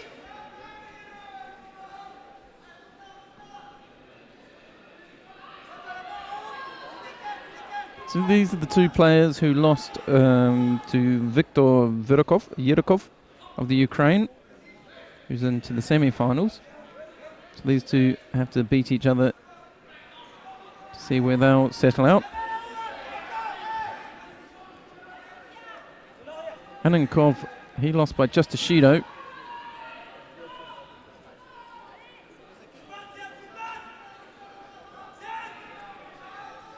But Alexandre Mas, if you remember, had a couple of nice uchimatas in his first fight against the Brazilian, but then went out against the Ukrainian.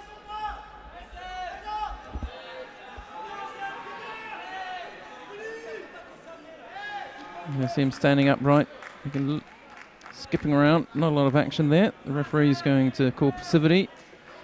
Calls it just to white, just against Aninkov. Just a Shido, first minute gone. Just one Shido, giving Mas of France the lead in the blue suit. Okay, Aninkov just changes his grip, gets in on the inside. Russian tries to go over. Does get both hands on, quickly puts it back to the other side. Big deep grip around that shoulder. Throws a half-hearted uchimata and almost gets countered by the Frenchman. A little quicker, for my money. The Frenchman seems just to move a little faster.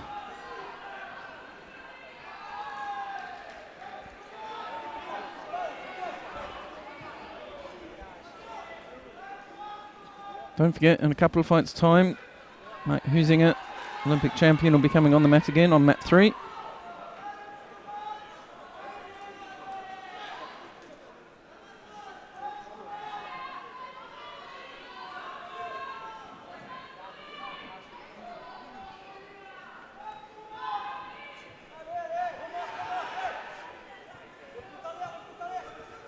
Another turn in, not really much to it.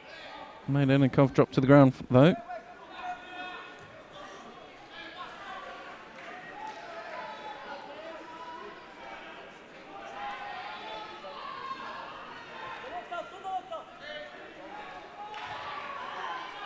End up down on the floor again.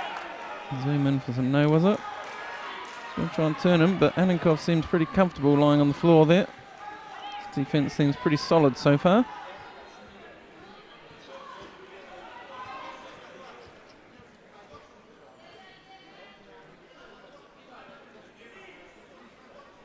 So the referee just sorting out some of the coaching. The coaches often not used to the same standards that we have for the seniors. More inclined to shout perhaps. Not used to having to obey the protocols.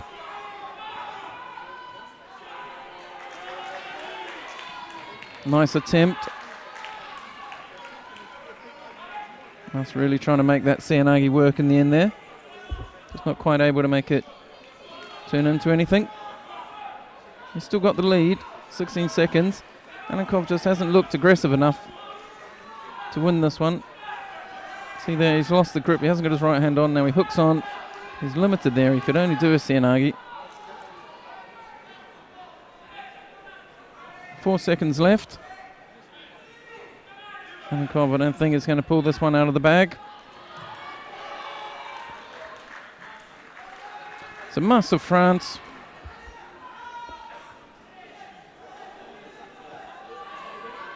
Wins just by a Judo. Gets brought back, tidy up his kit. Trying to get his breath back.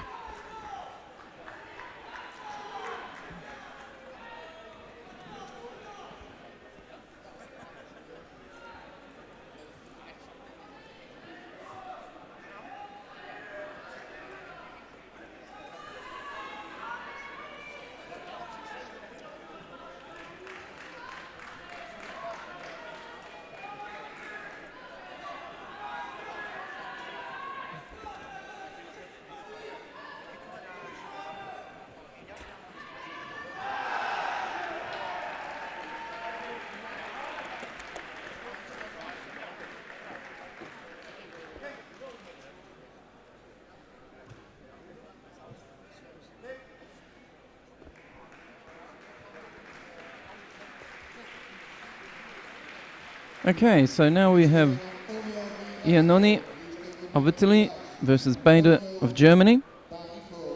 This is the last contest in the first round of the repechage. Starts off quickly with a Wazari. Chop-suey Wazari.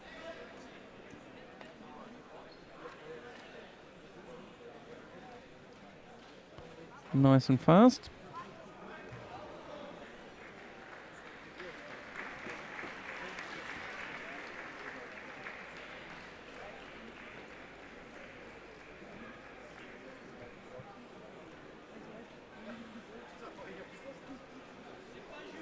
Just settles down, another little drop Sioi.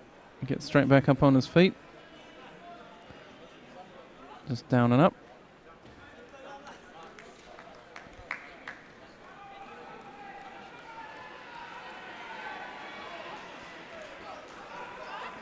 A little bit of contact there. Mistake with the grips. No harm meant. Nice solid grip thing there. The left hand by the German Bader in the blue suit. Nice drop technique. One of those one-handed Kardaguruma-esque techniques from the Italian.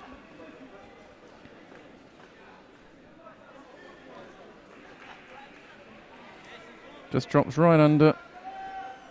Uses his head as sort of the fulcrum.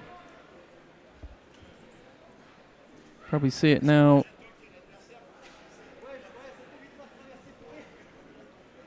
You might be able to see it on a replay before Huizinga comes to the tatami. You see it here.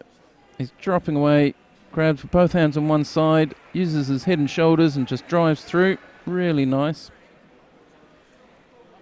You just see him edging away. He just sort of edged backwards and then dropped through and just controlled it with his head and shoulders.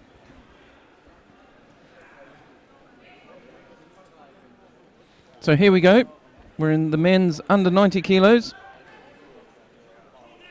M3 and the white judogi from the Netherlands, Huizinga.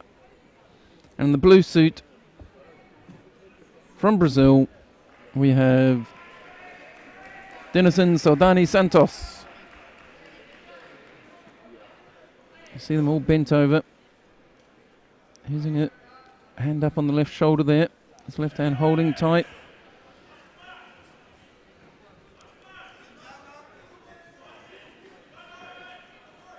Lots of movement, both in the arms and in the feet, moving around. Soldani Santos trying to keep him moving. He's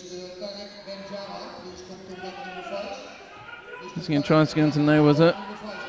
Soldani Santos saw it coming. He's got his leg trapped. So nothing happens there.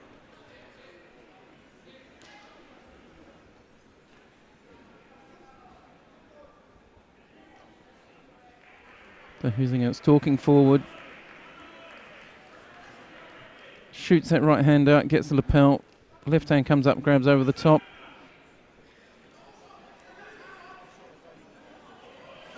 Does it again, just switching that right hand down to the sleeve. Lets it go. Soldani Santos really working well to break off the grips.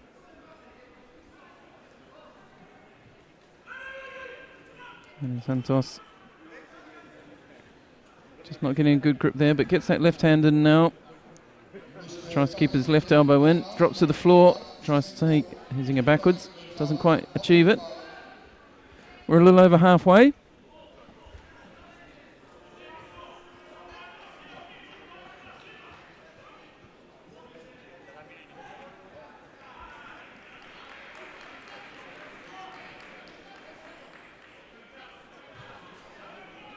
Drops in nice there. Huizinga drops in for a bit of a Seanagi. Doesn't really have enough of his opponent to make it work.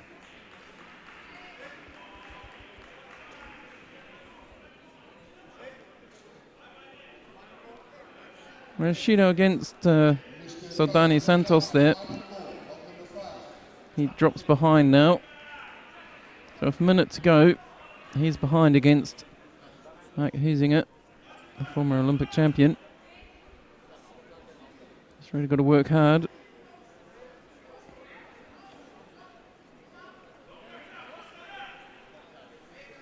He's doing okay. He's got that right hand in there. He's got left hand. He's got a good grip now. Now he just has to make some use of that grip before Huizinga changes it up. Almost. Tried to get that hip across. For my money, just a little late. He had a good grip for a while. Sort of another half a second earlier, maybe a second earlier. I think it would have been a better time for him to attack before Huizinga really started to break his grip up. And he's lost the gripping battle this time. He's trying to claw it back, but that right hand's really just blocking out. I don't think that's a aggressive bit of gripping. He's just pushing, trying to not get caught there.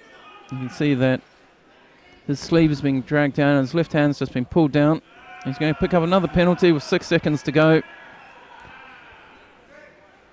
Soldani Santos just unable to find a way through using his sort of gripping strategies.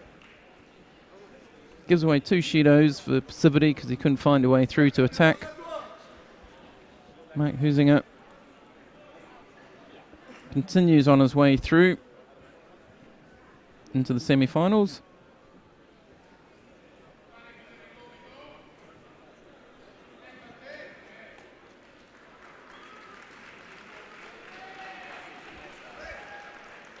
So the Dutch fans stay positive as their hero goes through to the next round.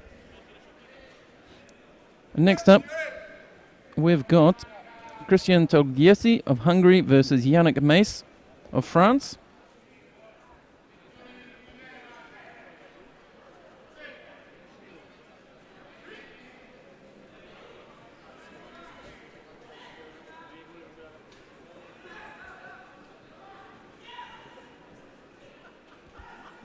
Not really had much to recall about the Frenchman.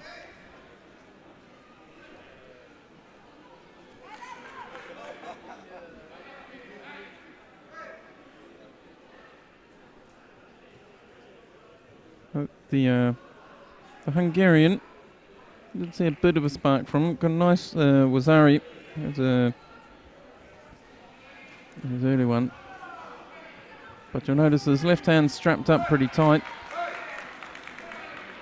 Had some problems with one of his fingers on his left hand in the contest against the Argentinian Gerzi. Only barely managed to finish the fight. Goes in for the shimmy waza, just loses it.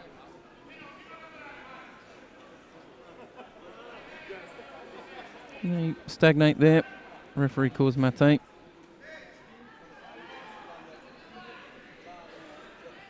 So Togiesi won his first one in a hold down.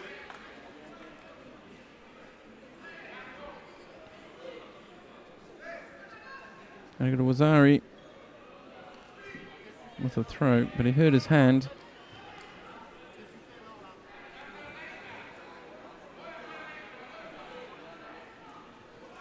And in this one, just about halfway, he's picked up a Judo and very narrowly avoids get caught in a Osekomi there. He rolls it. He's looking for a Juji Gatami, I think, there. Doesn't quite get it. His partner's keeping quite high. Now it comes down lower.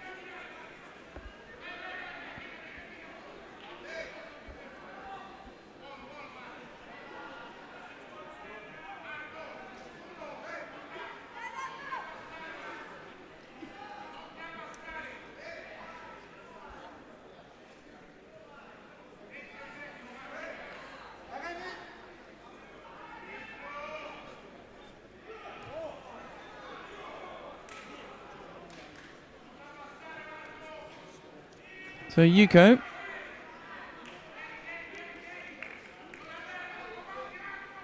the contest changes shape a bit with 1 minute and 5 seconds remaining. Togiesi goes from trailing to leading. Yuko on the board.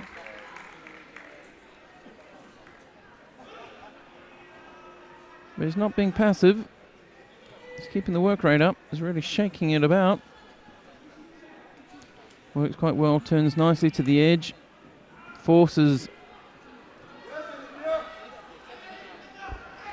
really forces Mace back, and there's the result. Judo against Mace, so now even if Mace scores another Yuko, it's going to be all tied up. So he's really got to be looking for Wazari or better. Drops under, that's probably going to be an Ippon, I suspect. Mate called. That was a really nice drop under.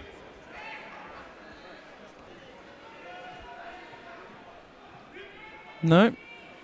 There's Wazari on the board. Not Nippon. I got that one wrong.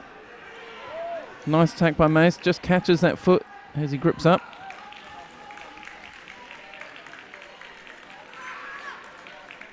They settle a bit more.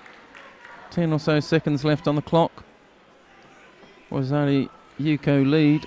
Just has to be sensible at this point.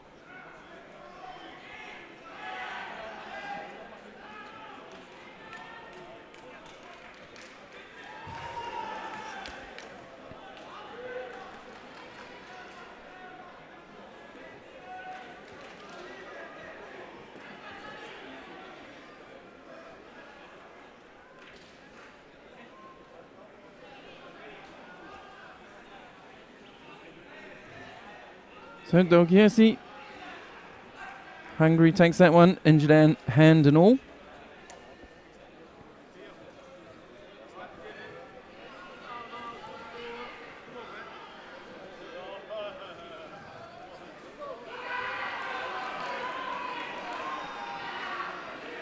And the Frenchman will go down into the repechage.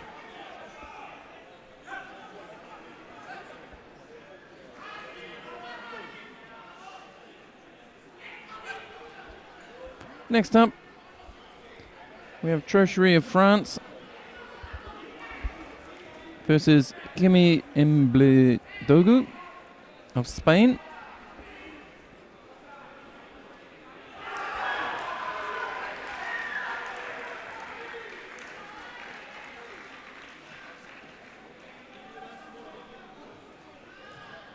Two quite tall, lean-looking guys.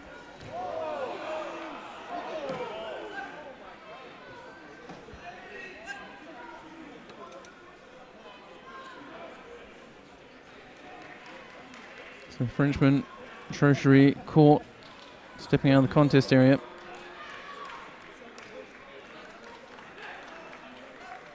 Gets penalised by Judo.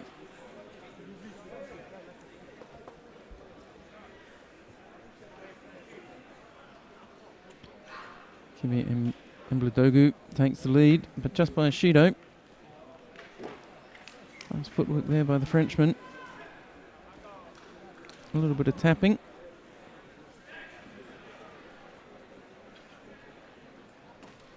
Mate called, specifically called against Kimi Mbledogu.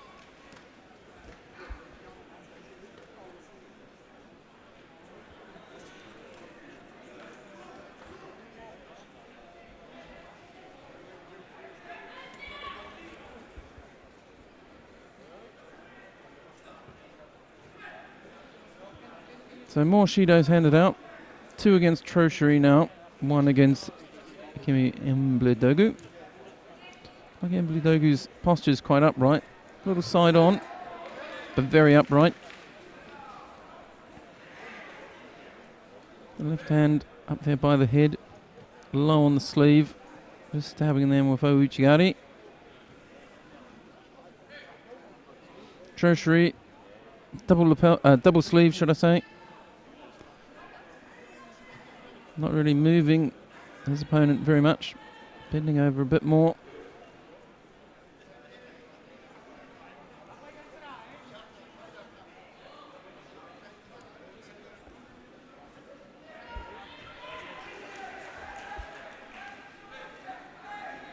Oh, lovely. Lovely Ippon there. We'll definitely see that one again. What was it? Hanigoshi or Uchimata? Really nice. That nice upright posture, waiting. Treasury, a little bit too bent over at times. It's him here, just bent over. Just pops in Hanigoshi. Nice and clean, nice and crisp. Nice big congratulations. Bows to the referee. Lovely Hanigoshi. We'll see it again, I think, as he walks off. You can see it here. He's just that little bit too bent over and just pops in, catches it with the bent leg. Really lovely throw. So the Spaniard goes through again. He carries through to the semi-final.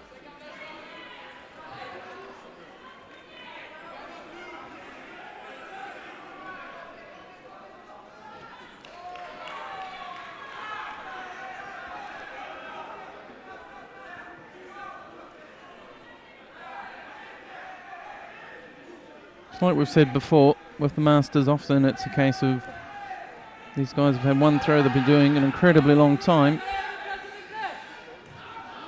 So when you walk onto it at just the right time, they can throw beautifully.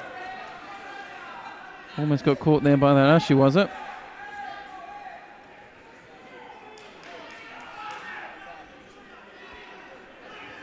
It's Anderson dos Santos in the white suit from Brazil. And Jeroen Letterie of the Netherlands in the blue judogi, who picks up a Yuko for that effort.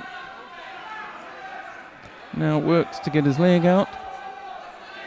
I think the Brazilian's got himself out nicely, and he's going to try have a turn trying to turn him over.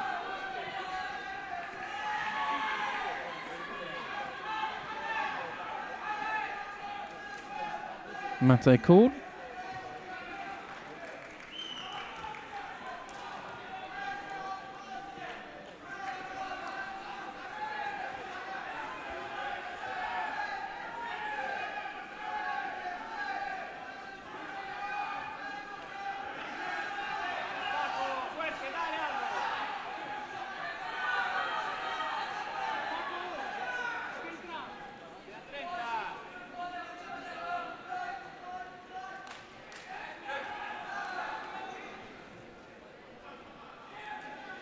So Lettery just goes off to get a little first aid attention.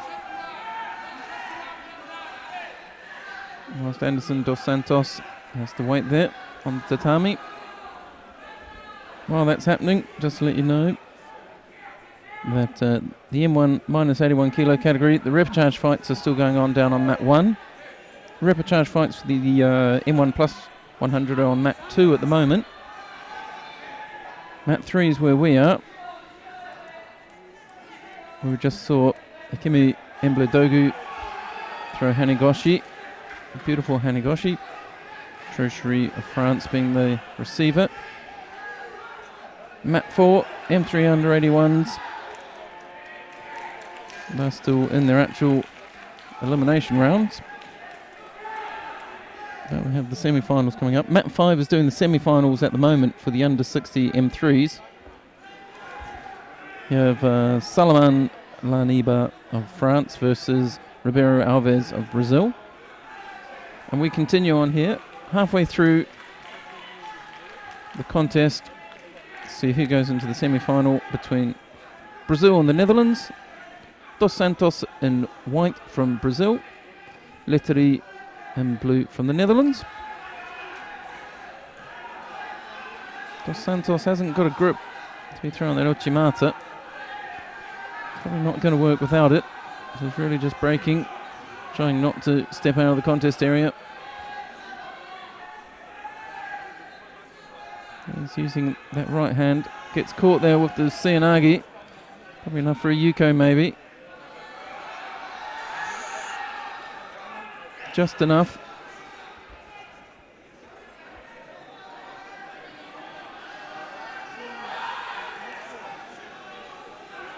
So Lettery increases his lead. He's now got 2 Yukos to his name. Dos Santos, no scorers yet.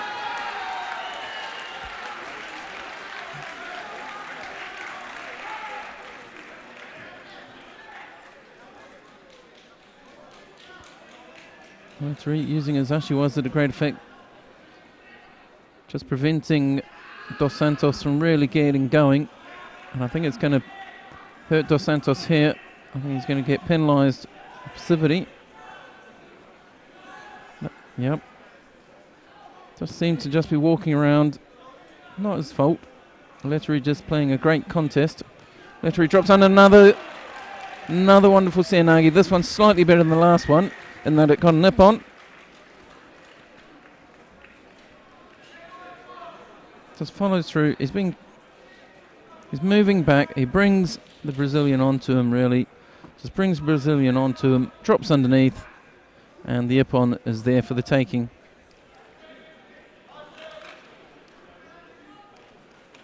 So, Lettery of the Netherlands goes through to the semi-final. They bow. We'll take a look at that throw again. It's going away from us. Then he just shuffles back, drops, gets that grip, turns, rotates. You can see him rotate, roll right over. And Dos Santos just looks up and he knows it's all over at that point. So now we know who's going into the semi-final. We'll go back to the over 100 kilo category.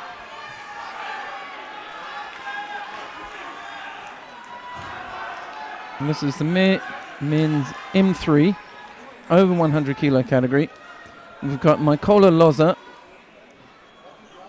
of the Ukraine, and he's up against the Brazilian Adalberto Correa Jr.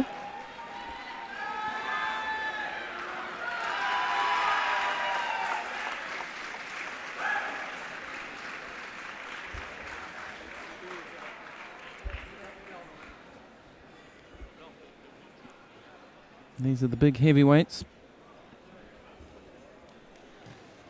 They're just getting started. This is the first round of the repechage.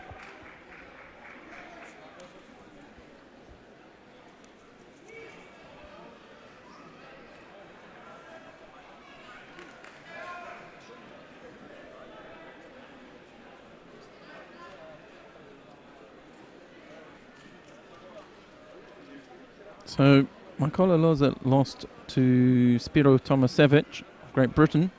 That's what put him in the first round of the repechage. And Correa Jr. Alberto lost to Tomasevich in the second round. Rolls him. I guess I'll call that continuous-ish. Gets a UK for it. No, they decide to wipe that off. Like I say, it's continuous-ish. Obviously not continuous enough. So that gets wiped off. So the scores, no scores on the board, but one penalty against the Brazilian in blue.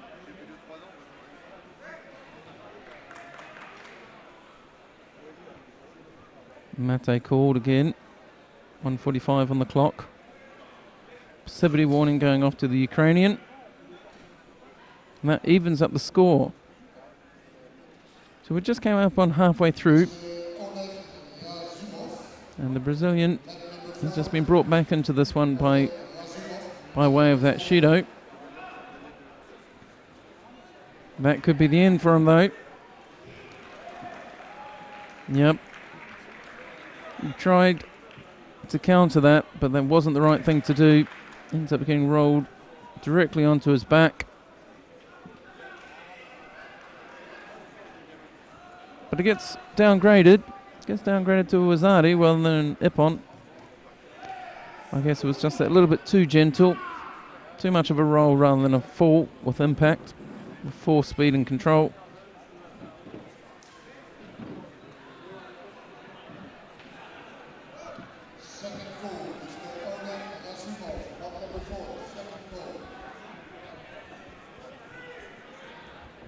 Down on mat 5, the two French competitors have decided to leave the tatami halfway through their contest. Middle of the Osekomi was it ended up in the wood.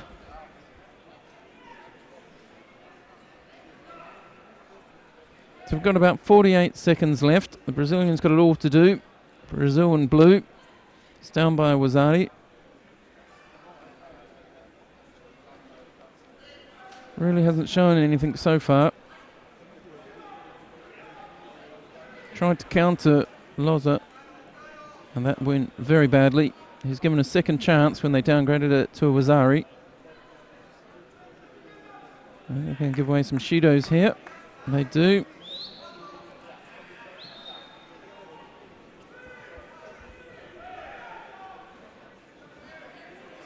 To be expected at this point in the contest. If he's up on points, that's not a lot's going to happen at that point. Edge it out. Nice entry, but just not enough. Doesn't get it in enough to make it an effective scoring technique. So Loza, the Ukrainian, goes through.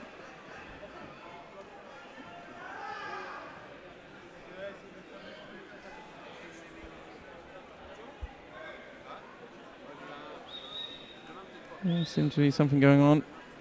Not sure what the referee's commissioner's looking at there.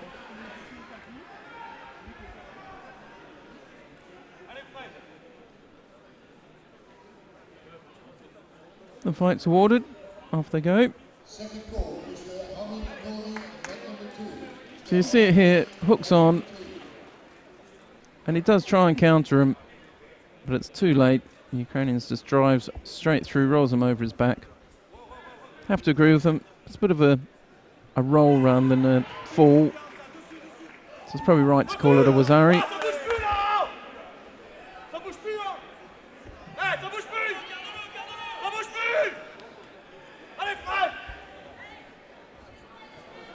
So now we're going to switch to the under 100 kilogram category. And we're going to have the first of the semi-finals. And this is between Salavatov of Russia and Hires of the Netherlands. And it's Russia in white, Netherlands in blue. If you remember, the Russian has got some lovely throws in him. Did a beautiful Ippon Seoinage in the first round.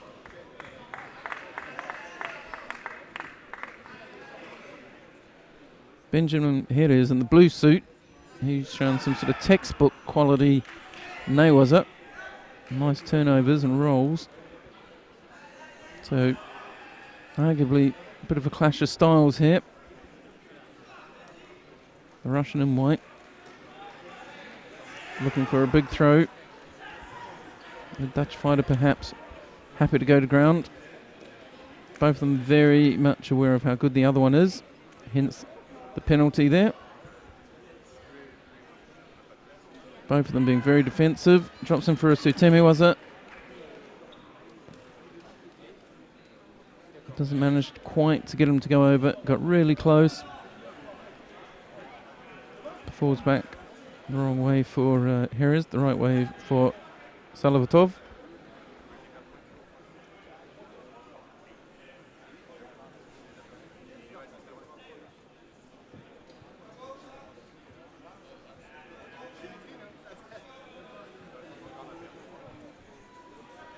There we see Salavatov got the grip he wanted, started walking forward, stalking forward, and Heres of Netherlands just dropping into a Sutemi, was it? Well before he got to the edge of the tatami. Doesn't want to give away any penalties.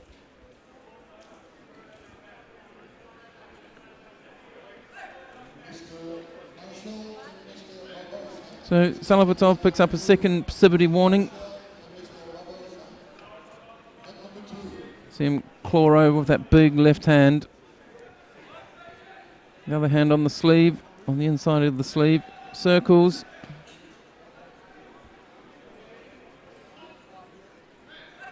That dominance ends up with the penalty against Heres. A quick drop into newaza, but it's not good enough. Salavatov comes around the outside of it into osekomi. And it doesn't look like the sort that's going to let you up from there. So 12 seconds on the clock. It's up into Wazari territory now. The buzzer goes off, hand goes up. Ippon. Ippon to Shamil Salavatov of Russia. Benjamin Heres of the Netherlands. He'll go down into the repechage.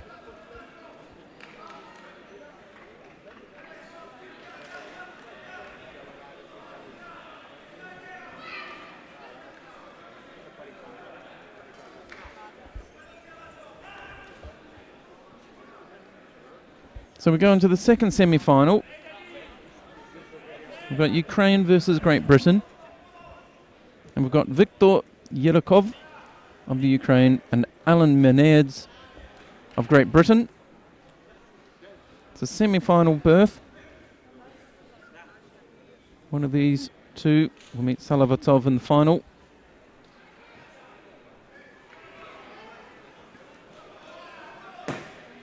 Hanjame's called. Bit of a slow start. Edging closer and closer till they get that first grip, and then it's all action. Big sweep of the feet there. Hooks in Uchimata, tap of the feet, shakes him up, brings the Briton down to the floor. Attempt at the Jujigatami, but not tight enough. He's still got one arm though. Menard's able to keep his arm bent. A lot of pressure on it though.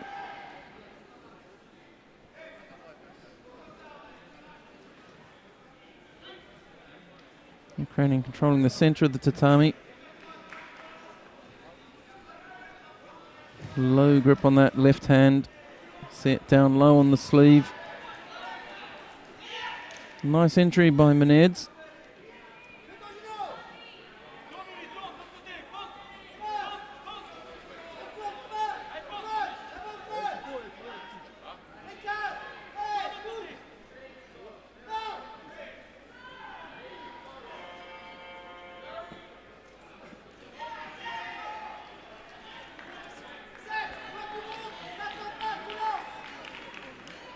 So, Menards trying to straighten him out.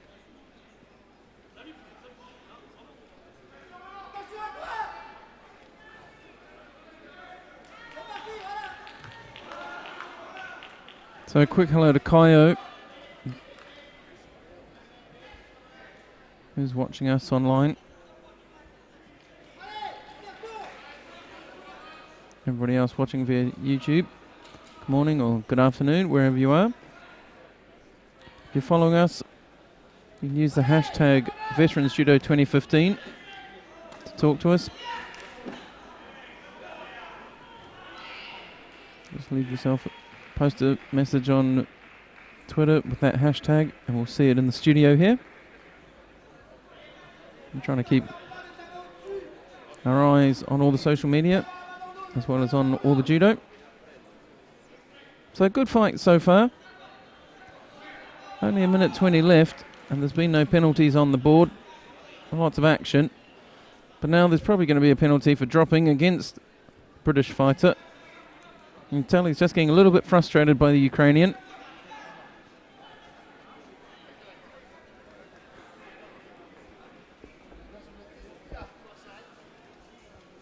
Less than a minute to go. Just the Shido in it. Mined's half thinks about the Seanagi, but it wasn't really the right time. He wasn't really in control of his own movement at the time. He was really just putting it in there because he needed to do something. So 40 seconds, give or take. This is the point where British fighter really just has to think of what he's going to do and just execute it properly. He doesn't want that grip though. That's the Ukrainian's grip, not his. He gets rolled. Wazari had a chance there in the nail, was it? But it slid away from him.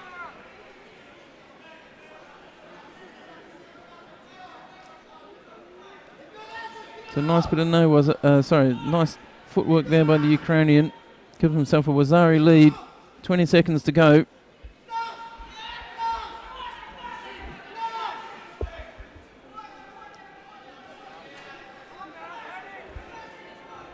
And unfortunately for Alan Maned's, looks like his shot of getting into the finals gone now as he gets caught. No Sekomi just at the end of the contest. So the Ukrainian Viktor Yerokov will go through to the final.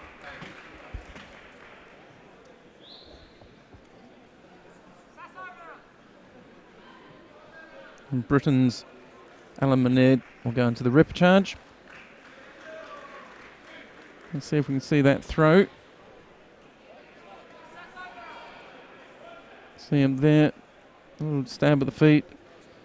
Svanigaishi, that doesn't work. Hooks in for Uchimata. And really it's just because Maned's is off balance. And at this point, just at the end there, Maned's almost managed to get into an Osekomi position and might have saved it.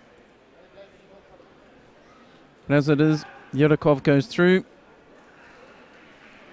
That Uchimata, that'll take him through to the final against Salavatov.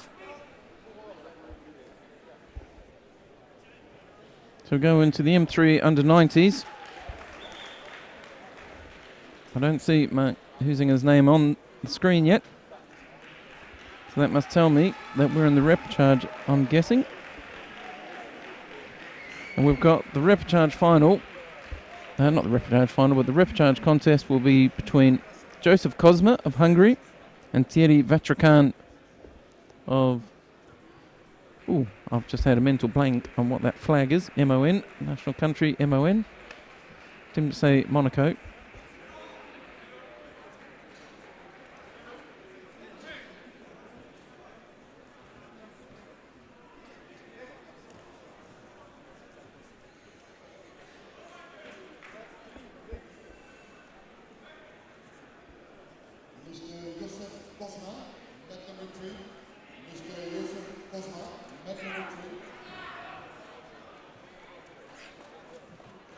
So this is the first contest in the repechage.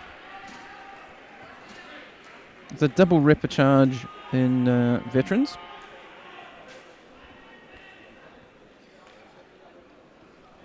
So Thierry Vatrican, who's out there already, he won his first one with I think it was Ippon Sioi against Chinchilla Alvarado of Spain. But then he came up against Mark Huizinga. And that knocked him down into the repechage. Cosma had it even worse. He caught Mark Huizinga in his first round contest and got caught with that Kouchigari straight away, really early on, just for a Yuko. But then that was all that was needed, and that was the difference in the end. So these two are going to meet.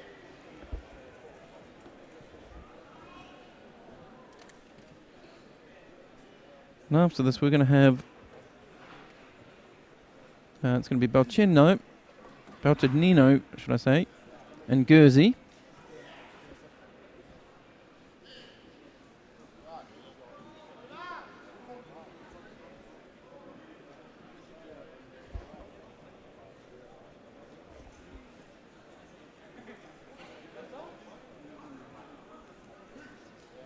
Then just go right through it. It'll be Sven Christians and Laurent Cusimano and Juan Garcia Hazas and Marco Montanari. That'll be the first round of the repechage for this category.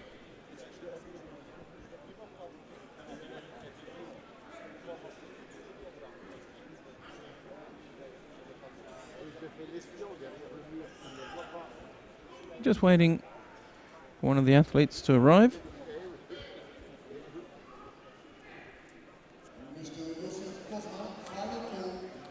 He's getting his last call now, Mr. Cosma.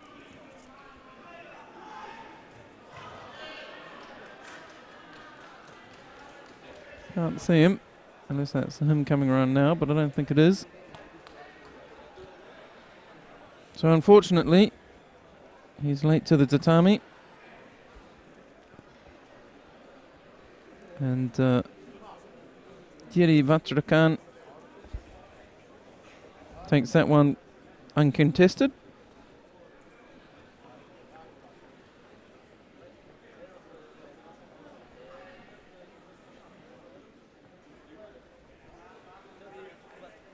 Which brings us down to the next one. And this one is Hughes Boccianino. I'll settle on Hughes Boccianino of France versus Diego Fernando Guerzi of Argentina.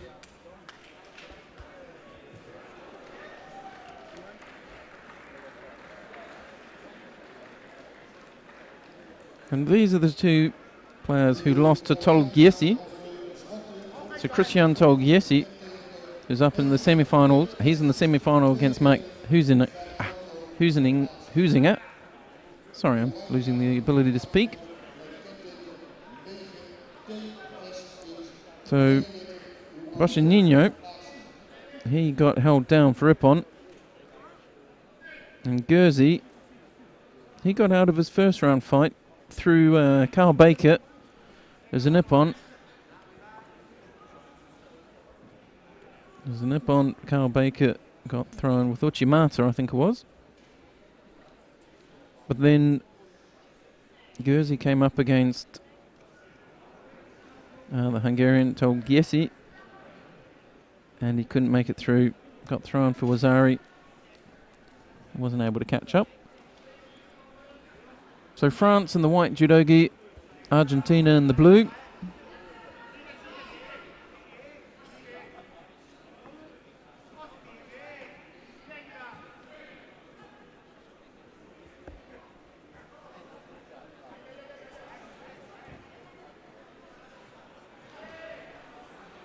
Guerzi dynamic, dropping in for those Senagis, but not really getting his body all the way round. Getting Boccianino on his back or anything as yet.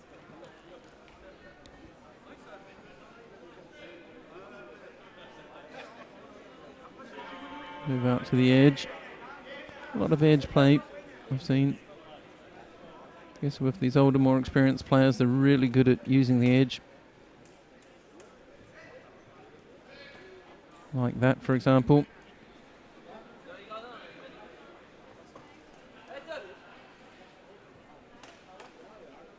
Some of them, of course, would have fought in different rule sets to what we have now. Nice Uchimata attempt. Nice and gentle Wazari. Not quite enough impact, not enough force for it to be an Ippon. Certainly some speed, lots of control. Lovely right-handed Uchimata from Guerzi of Argentina. Gives them a lead. 2 minutes to go though. Nice Temiwaza. Guerzi claiming and counter. Drops into the Juji Katami. Not sure if he's got the arm. We can't see it from this angle. Drops down. He's working it. Loses the head. I think he's given up on that. I think he was claiming he had foot swept him. I think I'm with the referees, and I think Poshanino was trying to do a Sutemi, was it?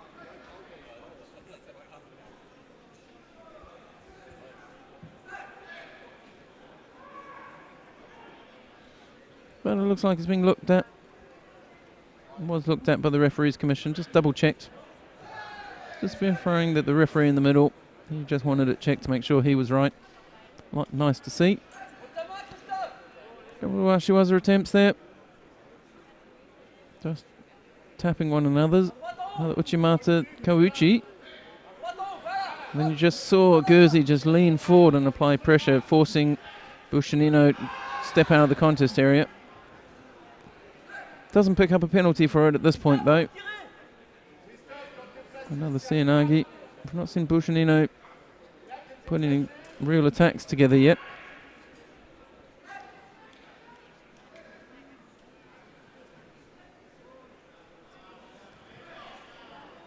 A low grip on that sleeve. Bushanino goes for a Seanagi grip. Not able to execute. Takes a look at the clock. He wants to see there's only 30 seconds left for him to do this. This is probably his last shot at it. He's got to get everything just right. He's got a decent grip now. So he's going to get the right movement and get the right attack in. Doesn't want to waste this chance he's been given. This is it really. It's going to happen now or never. Half attempt. And then he gets caught. Lovely counter. He had to throw something out. But of course Guerzi knew that as well.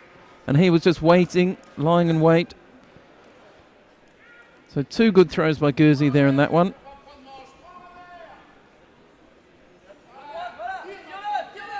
So you see it here, he's waiting, he knows he's got to attack, and he just takes his leg away, catches it beautifully.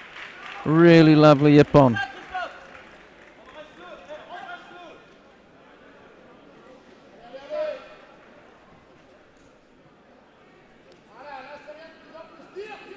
That was really lovely, wasn't it?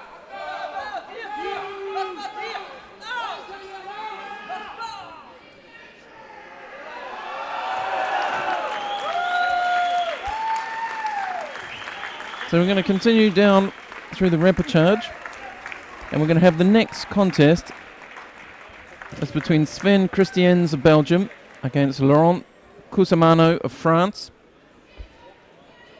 The Belgian, Christiens in white. Cusimano of France. He's in the blue judogi, just coming to the tatami now.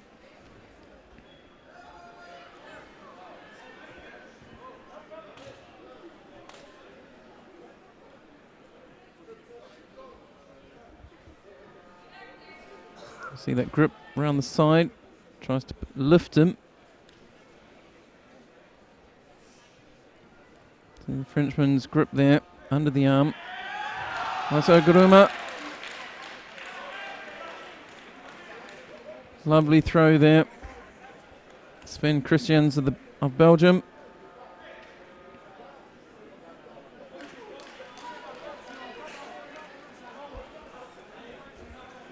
So I thought that would be a little more even. You see it here. Sticks the leg right across, spins, lands him flat on his back. Really lovely.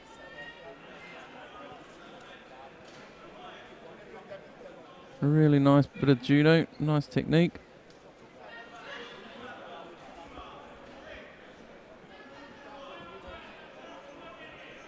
So coming up, we're moving through them quite quickly, thank you guys. Laurent Cusimano. He just lost to Sven Christiens. But we're going to watch next, just coming on now. Juan Garcia Hazas of Spain versus Marco Montanari of Italy. It's Garcia Hazas in white and Montanari in blue.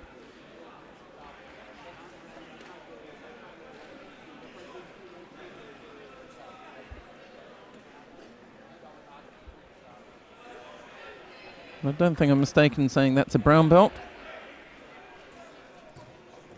He gets caught there, but he does manage to turn his Italian opponent over. Gets out of the Osakomi after only 4 seconds. He's still down by Wazari, but he comes walking straight back, the Spaniard.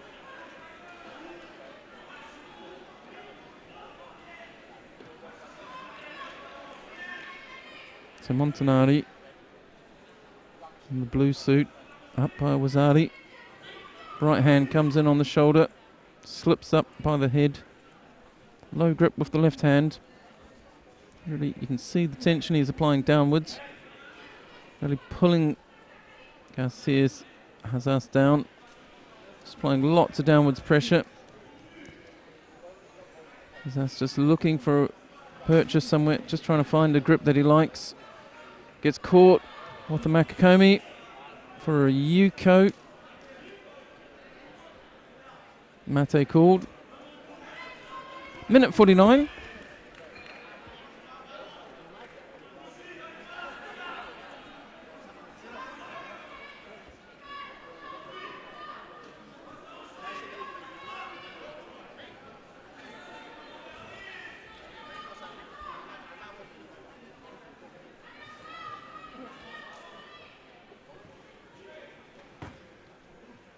Lots of pressure.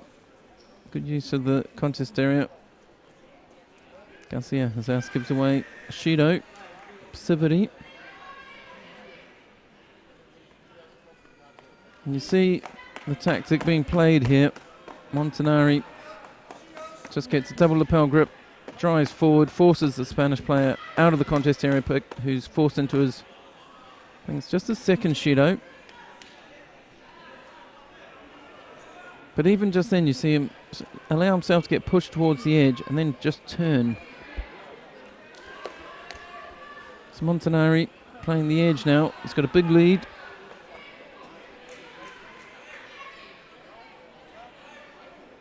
Garcia Hazas picks up his third. So now he's really under pressure with a minute to go. He's losing the gripping battle every time and then ends up very close to the edge. You see Montanari just turn it there. That was a bit better. He's in the middle this time, driving the Italian backwards. That's much better. Don't like the Sutemi Waza. I think he could have made a better decision. See the head gets tied up. Italian turns to look at the leg. That was better from... That was much, much better from Garcia Hazas. He managed to control the centre of the tatami a little bit better. Didn't get forced out.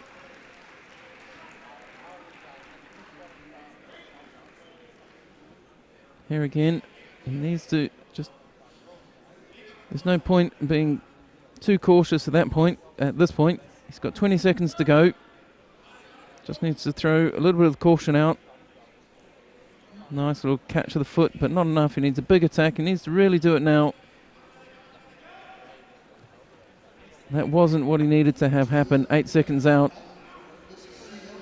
It really looks a little bit out of sorts. He's tired. Montanari just waits for him to come on. Really couldn't find anything. A little gassed as well by the looks. Fitness letting him down a little bit.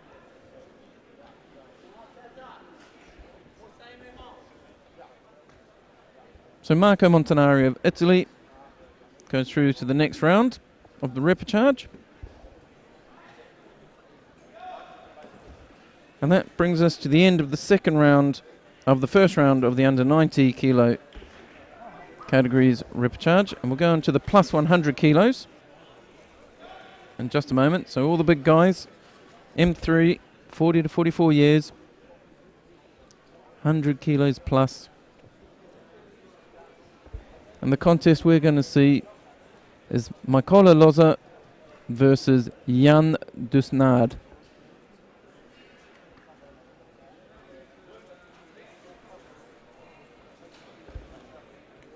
This is round 2.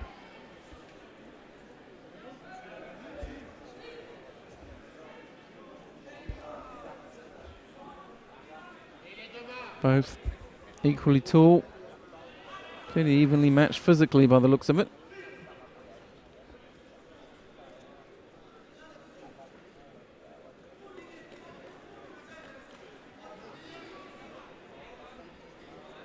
So Dusnard held down Stefan Mecklenburg in the early rounds of the eliminations before losing to the British fighter Tomasevic. He got held down himself.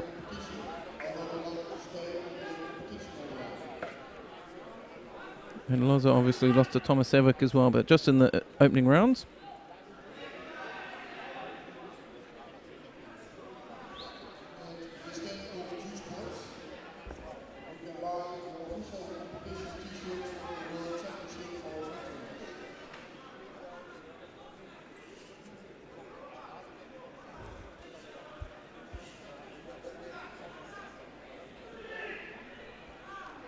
A little bit of action there. The Wazari score.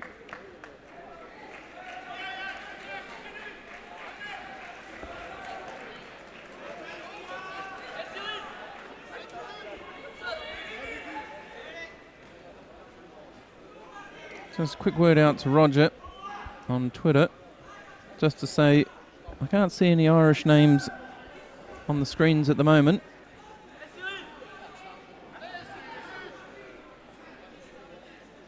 You let us know what category you're looking at. Might be able to help you out a bit more than that.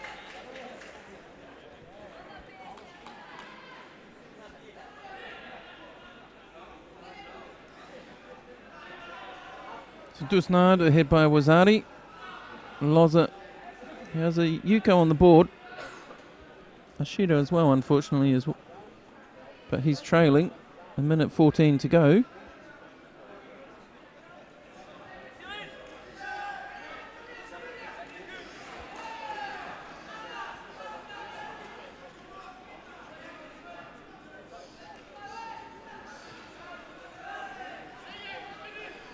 Good action in this one. It's nice to see big guys moving around so much. There's so much pressure being built up when they lean in on each other like they are here. Just between their arms. A nice little stab of an entry. Might have worked. If he committed to it, here it comes, but no, Mate gets called. Unfortunate timing.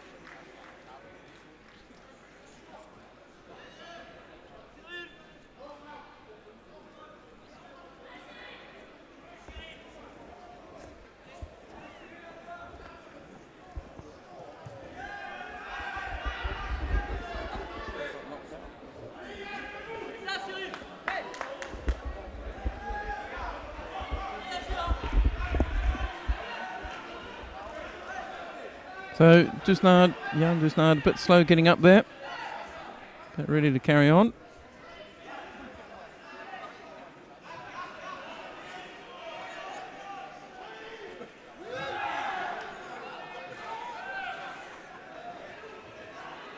So a good contest so far. They're into the last 20 seconds. It's all been pretty positive. There's only that one Shido tarnishing the record. Mate called. Another Shido, just to take it down again.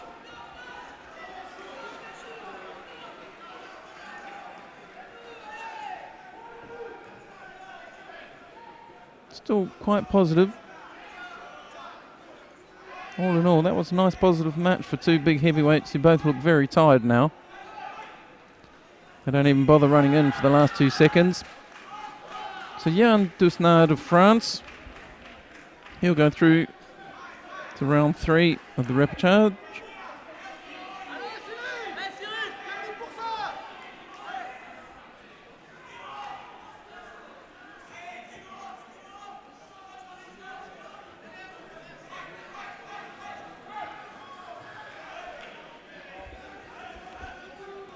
So big embrace.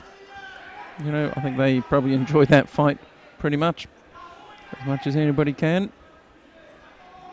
Let's see if we can see the throw. Hopefully we can see that on the replay.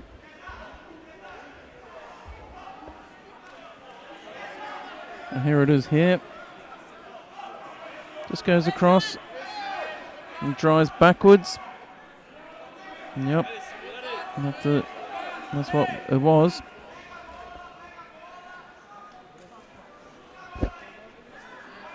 So now we have from France in the white suit, Olivier Pantinier, and in the blue suit from Spain, George Alexis Silvagons. And a beautiful throw straight away, early on, only, 10 seconds in. Spanish player throws beautifully.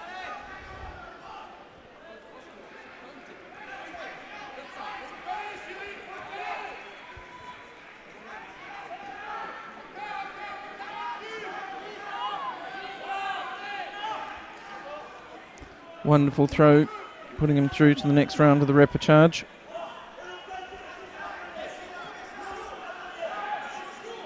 Just one away from having a fight for bronze. That's where everybody wants to be.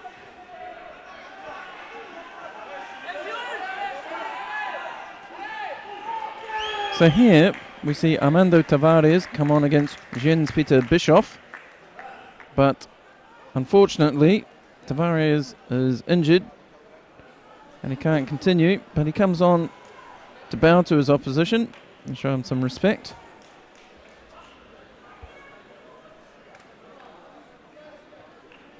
You know, to give him the respect due, coming on, at least giving him someone to bow against. That's, you know, one of the nice things we've talked about.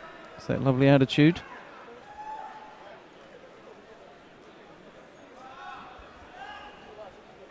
So next up, Thomas Fries of Germany in white, Christoph Fausch of France in blue.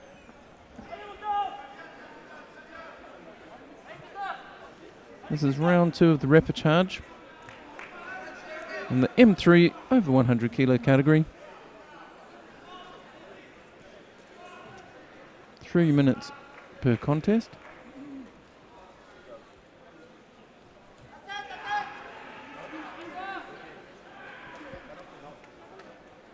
Slow start to this one.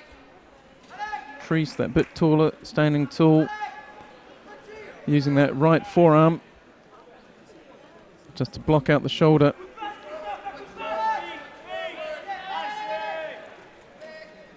But Fausch tries to get across, but he can't make anything happen.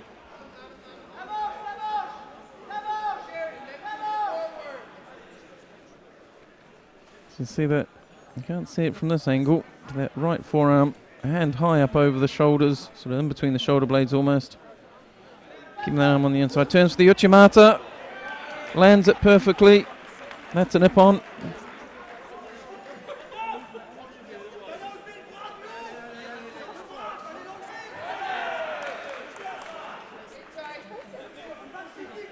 So walks back to his mark. He's a bit winded from the landing. And Thomas Fries of Germany goes through to the next round of the repechage. So another German goes through. And we're going to return to the under 90 kilo category now.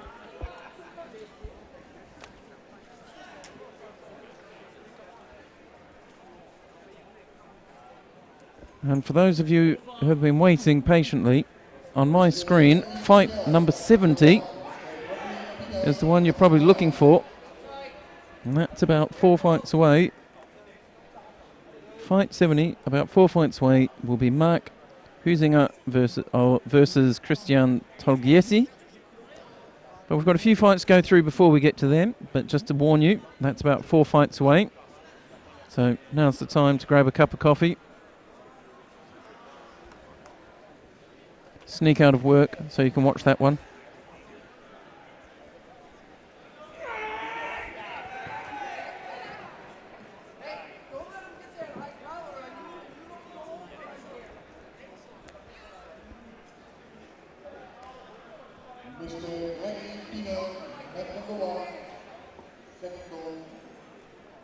So the athlete we're looking for is Thierry Vatrican, because he is up in a moment against... He's up against Denison Saldani Santos of Brazil. And it'll be Thierry Vatrican in white and Denis Saldani Santos in blue.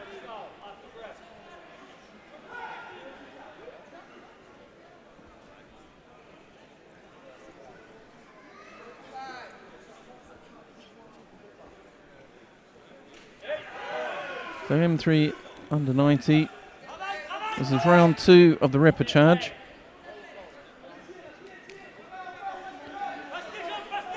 It's quite a large category.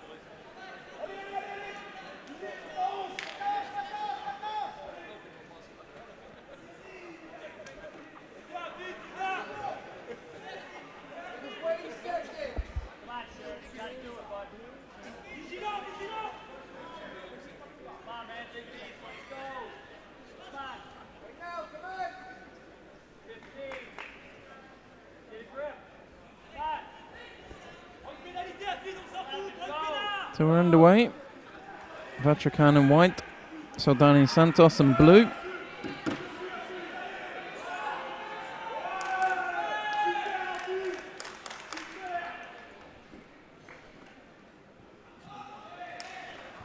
Hooks in for the Uchimata.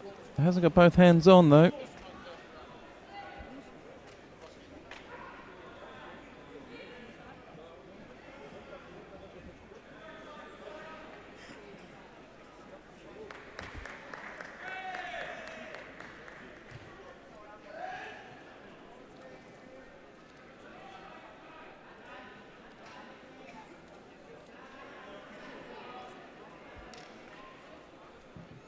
First half minute gone.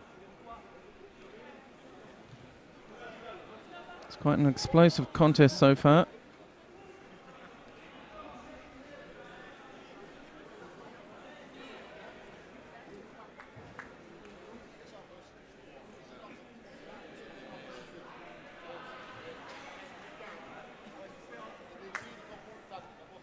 Still just settling into it.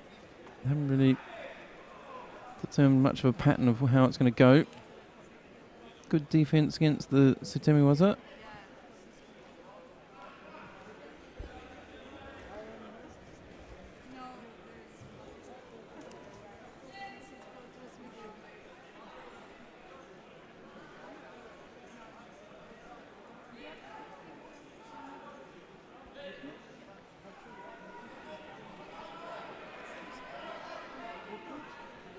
Nice counter there, but Vatrican managed to spin out of it. These two are quite quick, so a little over halfway. Nothing happening on the floor. So the Brazilian leading by a Yuko only.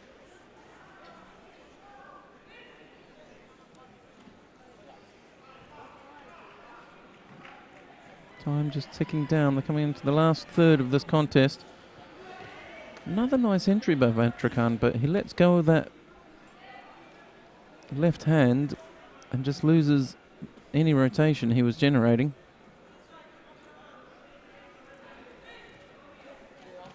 Slips his hips in quite nicely, but he doesn't follow through. Nice throw there. Brazilian in with Ouchigari, I think it was.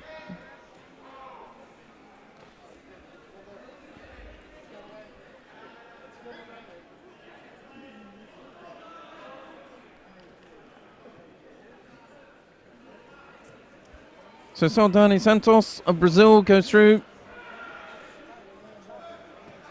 into, what's that? That's the semi-final. Bronze medal semi-final. Thierry Vatrican gets caught with a lovely Ouchigari. Unable to prevent himself getting thrown. That was a lovely little Ouchigari, really nice. So we go on to the next fight in round 2.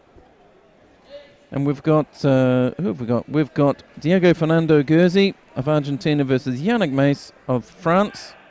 It's Gerzi in white, Mace in blue.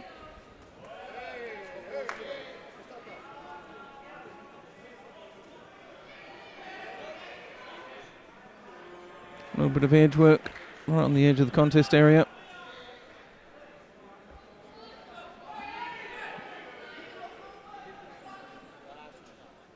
Judo awarded against Gerzi.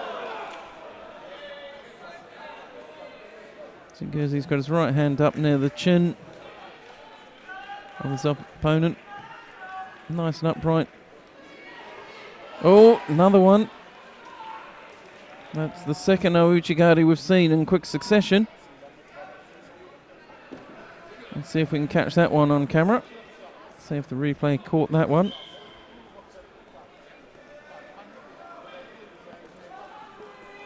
They bow off. Mace of France goes through. Then we see it. A little stab there. A little bit of Ashiwaza. A couple of Ashiwaza attempts. And then just hooks in. Ouchigari.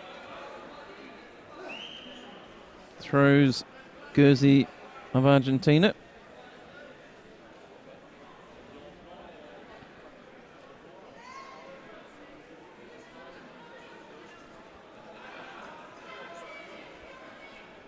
So it'll be Soldani Santos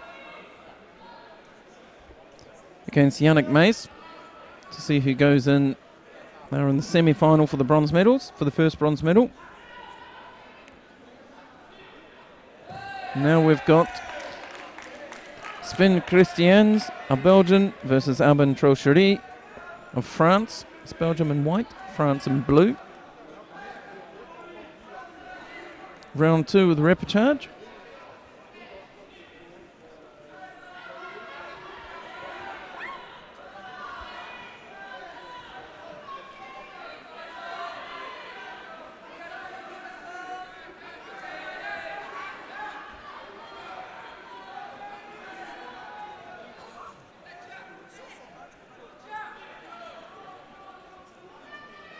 This one's very cagey, slow start.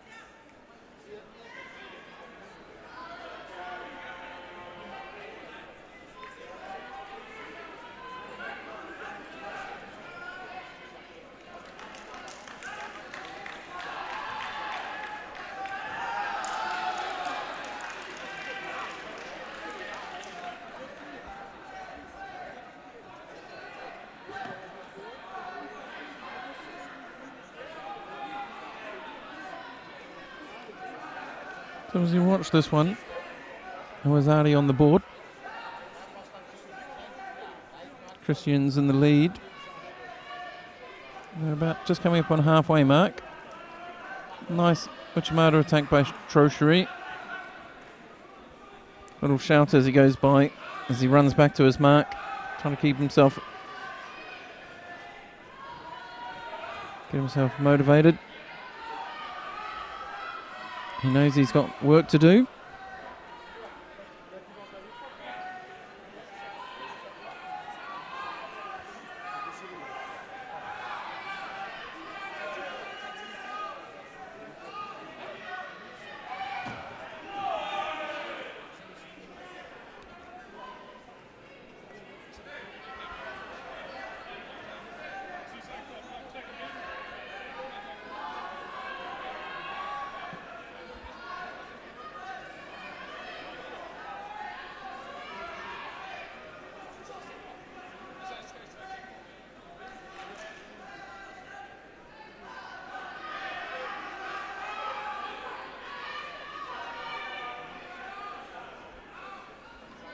So just a quick hello to Jack, Gabrielle and Christian, all watching the stream.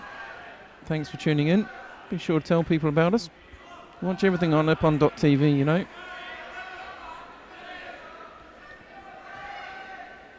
Don't forget to join in on the social chat as well. Using Twitter, follow the IJF. It's at IntJudoFed, INTJUDOFED.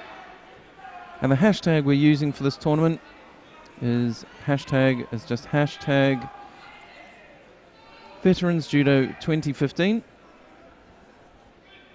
So if you write a post saying that you're watching ippon.tv, pop Veterans Judo 2015 and a hashtag at the end. It'll pop up on our screens, and we can thank you for that. Say hello. If there's somebody you're looking for in particular, anytime during the day, you can ask via Twitter as well, and we'll try and answer it if we can, time permitting. And don't forget, coming up soon, we have Mark Huizinga, Olympic champion. He's coming on in his semi-final contest against Christian Tolgiesi.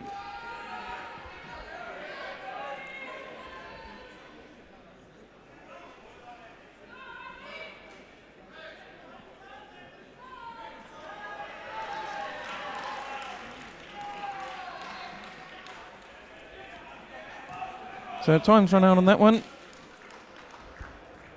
Sven Christians of Belgium. He's going to win that one by Wazadi.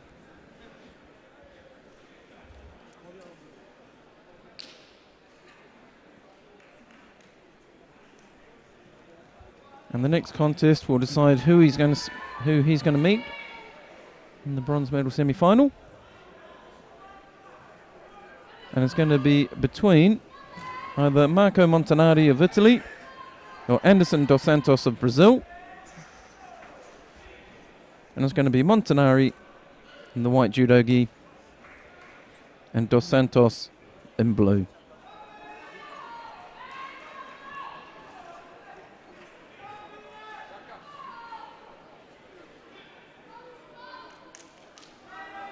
So 3 minutes underway. Dos Santos changing up to a high sleeve grip there under the armpit. Really dominant, pulling his partner in, his opponent in. Mate gets called almost immediately. The Italian gets penalised for it. Dos Santos walks straight onto him, grips up. Montanari drops to the floor.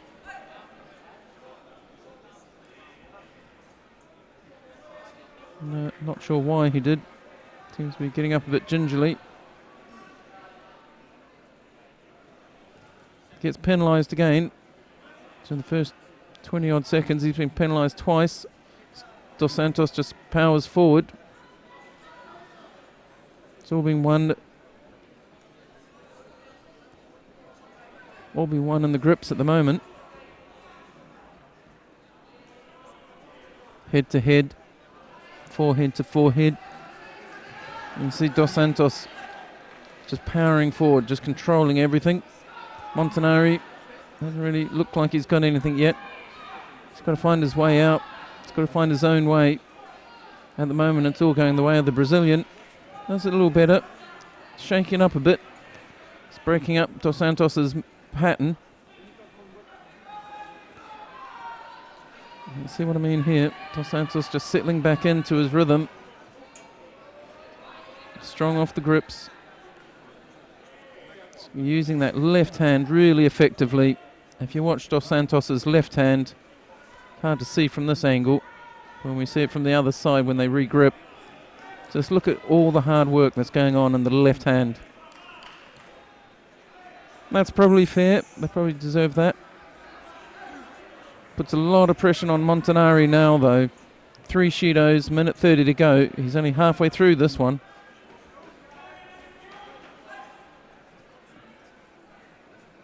And there you look. Look at Dos Santos's grip there, just applying downwards pressure all the time.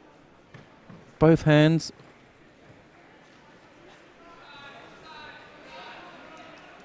And just come to a bit of a pause there.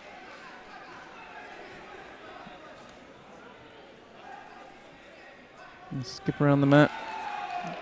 This could be bad for Montanari. So passivity off to Dos Santos. Montanari's left off the hook. It's 3 Shidos to a 2 though. 55 seconds. It's still a long time for Montanari to survive, especially if Dos Santos picks up the pace a little bit. Quite bent over now. Change of style. Drops in the Sutemi, was it? Very close to a score. Referee looks around to check if the commission agree, but it's not. Now he can't quite get that foot free. Using both. Now he rolls on top. Will he get it? Yes, he does. Osakomi. Montanari is not moving. They've both had a pretty long day. And that looks like a pretty strong hold down from this distance.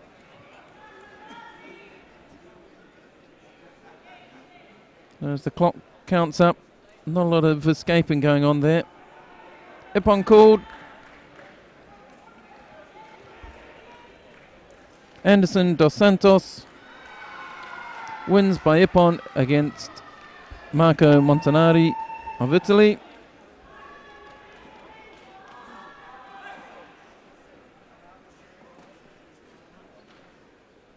And that means that Dos Santos will go up against Christians of Belgium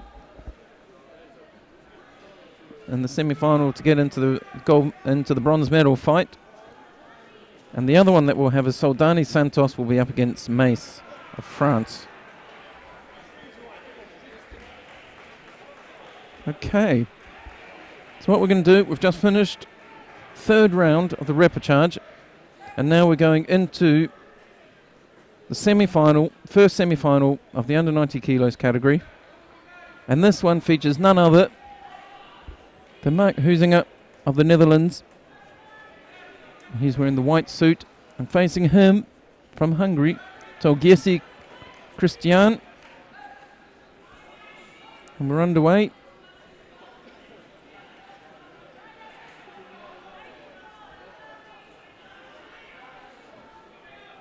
Huizinga very bent over. You can see that left hand tucked in underneath. Drops in for a Sutemi, was it? Using his legs. See him using his legs, but keeping his arms pulling on the sleeves.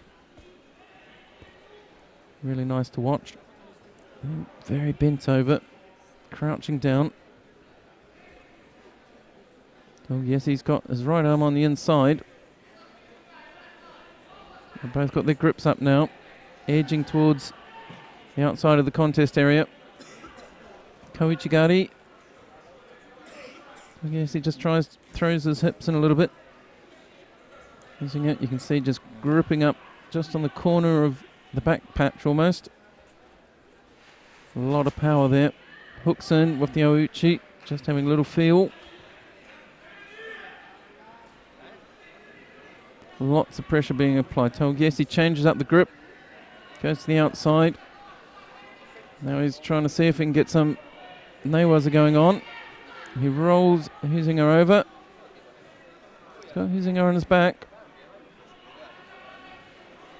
Now he's just trying to tie him up. Just trying to tie up his upper body. See if he can turn a Kinosakomi. Might be looking for a Juji Katami even. Not able to get anything done, but half a minute. No scores. No penalties. A really good contest so far. You see, I think you'll probably see him take a bit deeper grip with that left hand. Goes across. Oh, lovely Osoto. Really lovely Osotogari there. We'll definitely see that one again in the highlights reel.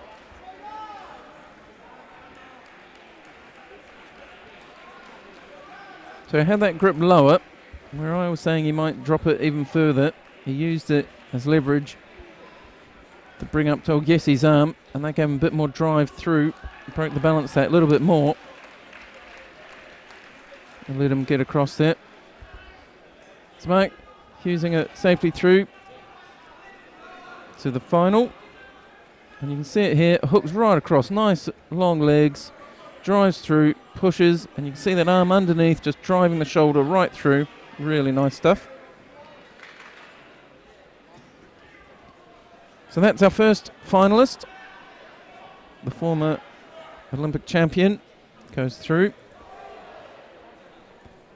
And Now for our second semi-final, we have the other Dutch fighter, Jorin Littery, and he is going to be wearing the blue suit, and he's up against the Spanish fighter, Ikimi Embledogu,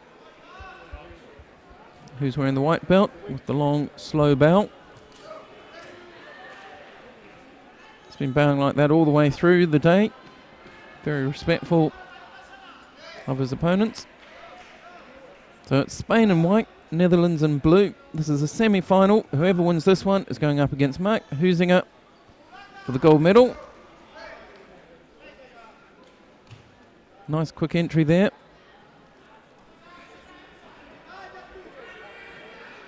Nice little bit of Ashiwaza, just feeling each other out.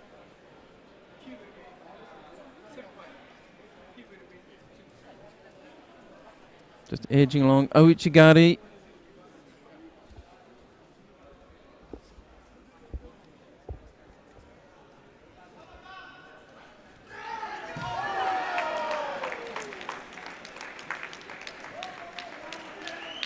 So just quietly going around the perimeter of the contest area, both of them. Just tapping away at each other's feet. First minute gone. Nice attempt at Sasai.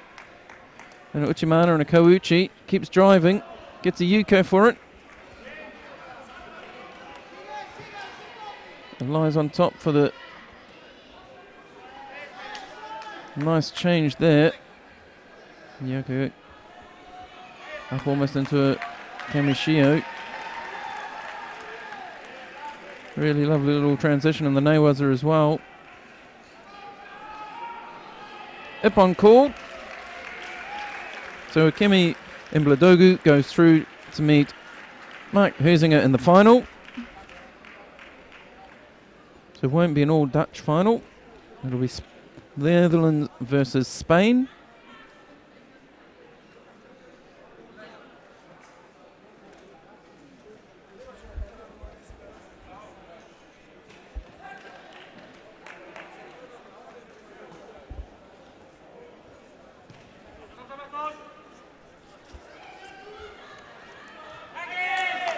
So as they bow off, another long respectful bow.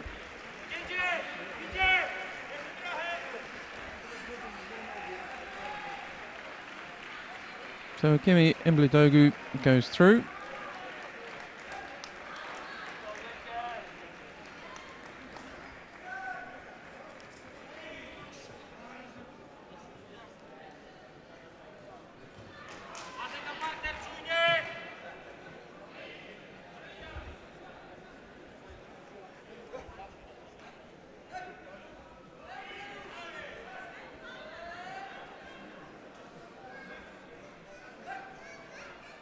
Right, so the contest we're watching at the moment is Jan Dusnard of France in the white judogi. And he's up against George Alexis Silva-Gons of Spain.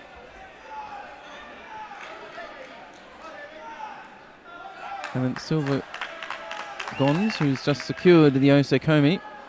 He's 7 seconds into that. And although Dusnard is quite turned, I don't think it's enough. He wasn't managing to get a right over in escape. He's running out of time rapidly. 20 seconds gone.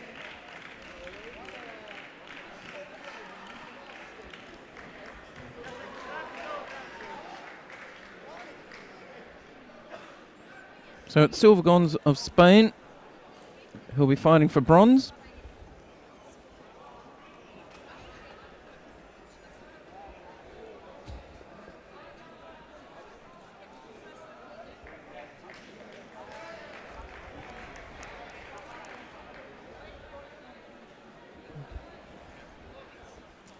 Okay, so as they bow off, the next two are coming on. This is Bischoff and Fries. So now we're going to have Jens-Peter Bischoff of Germany and Thomas Fries of Germany as well. So it's an all-German affair.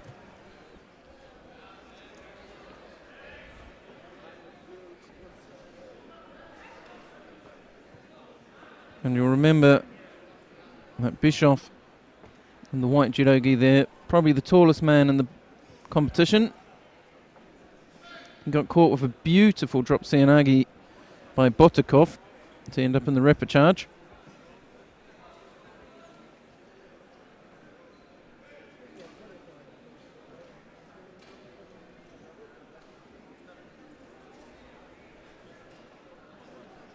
Whereas Fries, he didn't get as far, and he went out on Shidos against Quadros Fiebig.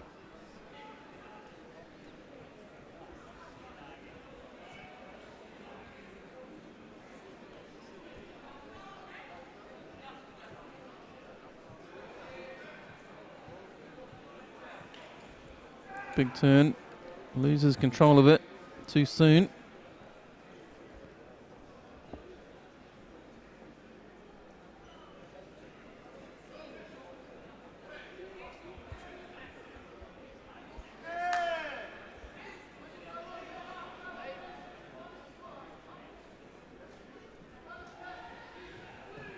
So Shido on the board against Fries, nothing against Bischoff. First minute just winding down.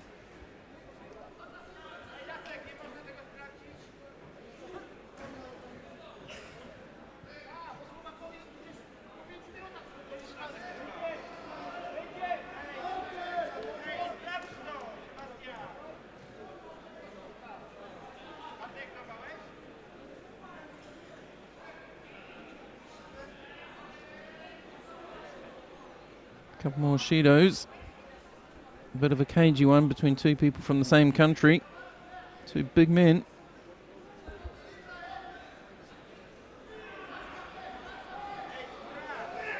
Bischoff goes, but he lets go of it before that takes effect.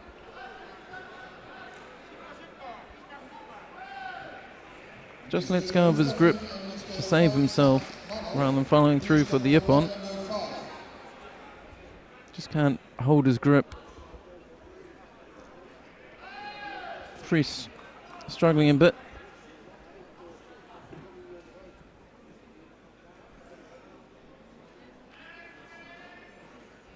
He just comes slowly back to his mark, just making sure he's in fit condition to carry on. You can see the grimace on his face. Nobody wants to not finish a contest. So you see Bischoff, big long arms. When he stands up tall, it's even scarier. He's getting a little frustrated, he's not being able to execute. See him there just wanting to come on. There's another Shido against Fries. Second goal, Mr. Mustafi and Mr. Bischoff, having looked a bit aggressive, is still reversing. I'd like to see him stand a bit taller, control his countryman a bit more. He's got a nice grip on the sleeve there. He needs to make use of it now. He's just getting pushed backwards and backwards. He's going to run out of space if he's not careful, and he has. So then he's forced to attack before he's ready. He'll get penalised for stepping out. And he just loses the opportunity. He's only got 35 seconds. He is leading. But he did have that look about him that he wanted to attack, that he wanted to finish this off properly. But now he's very much just blocking out Fries. Neither of them have a lot left in the tank by the looks of it. Fries really needs to do some work. He needs to make one big attack at this point. And he's just not getting anywhere. He's not finding any avenues in. So with 2 seconds on the clock, the referee calls mate, and will probably call a final Shido. No, he calls one against Bischoff, but then Bischoff and Fries stand there and let the clock run out. So it'll be Jens Peter Bischoff. He'll go through, and he'll be fighting for bronze.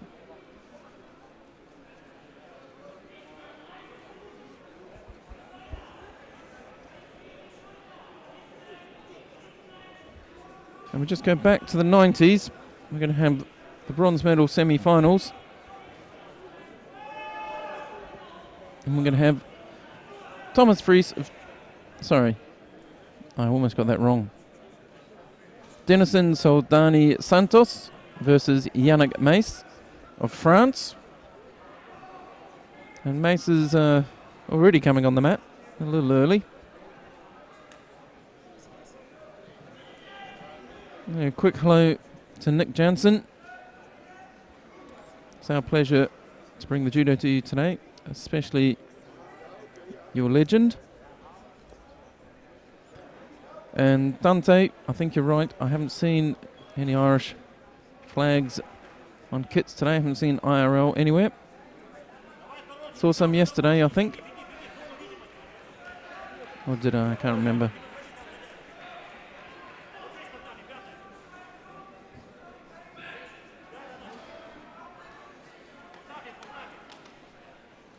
So straight away, right into it, these two. Nice and close to each other. Hooking on with the legs. So Dani Santos tries the Sutemi-waza, loses it halfway, almost gets countered. Mace of France on top. Looking for the shimmy-waza, not getting anywhere. First 30 seconds almost gone. And there's been about 7 or 8 attacks already.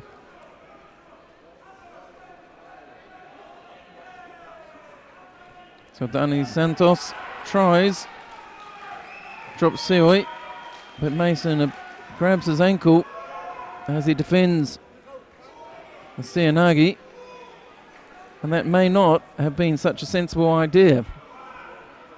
If you saw that, you probably saw as he defended against the Seoinage, he grabbed Soldani Santos's ankle, which as far as I remember is below the belt, in which case I'd argue is probably Hans Sokamake.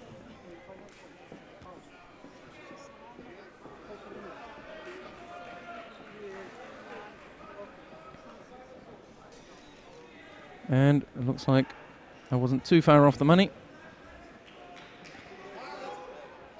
Now they're just going to make sure they bow properly. I'll shake hands. He's disappointed, obviously. He's just getting a quick check there. There's little coaching points while they're on the tatami. Yeah, he understands what he did. You know, obviously one of the one of the problems you have if you're a veteran, the rules have changed a bit potentially since you last used them in anger. And that sort of reflex thing that you trained younger, as a younger man, might come back to haunt you, as it did then. So Soldani Santos will go through and fight for bronze. And we'll have the next bronze semi-final just coming on now. Sven Christians of Belgium versus Anderson dos Santos of Brazil. It's Belgium in white, Brazil in blue. And I think we can fully expect dos Santos with the same sort of direct forward, strong gripping, establishing a strong grip and then just moving forward and controlling the space of on the tatami and controlling his opponent as he did then.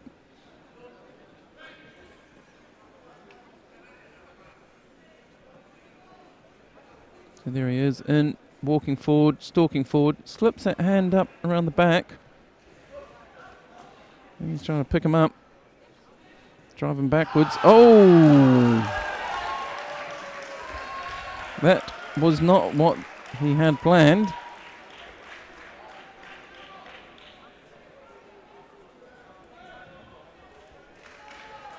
Let's see if we can get a clip of that.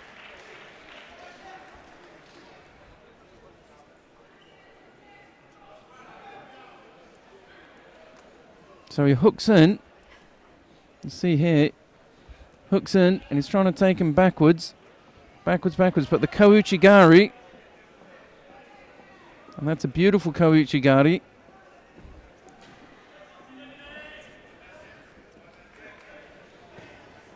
Really nice Kouchigari by Sven Christians.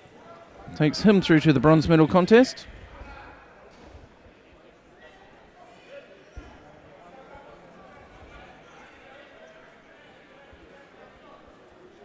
So at the moment, the computer tells me nothing is happening on mat 3, just for now. And if I look around, I'll try and tell you what's going on all the tatami. Any questions, fire them at us with the hashtag veteransjudo.2015. Happy to respond to those.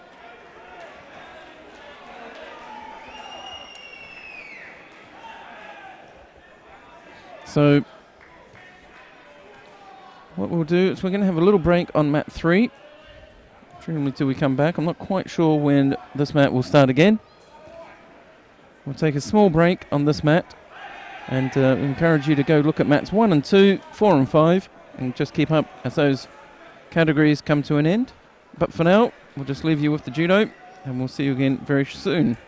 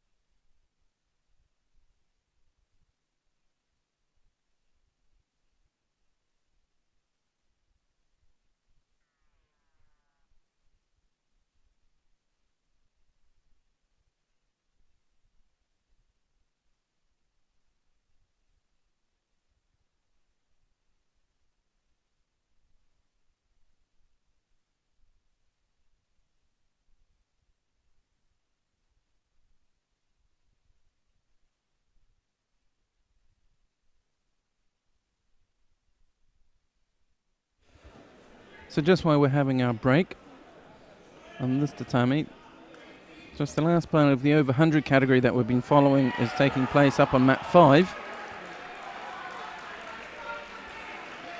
where Gariants of Russia beat Tomasevich, Spiro Tomasevich of Great Britain, to go into the final. And just now,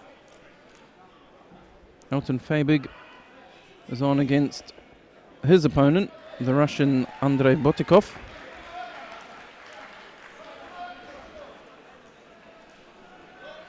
And that's just coming to a close. And shortly after that, there'll be a bit of a longer break.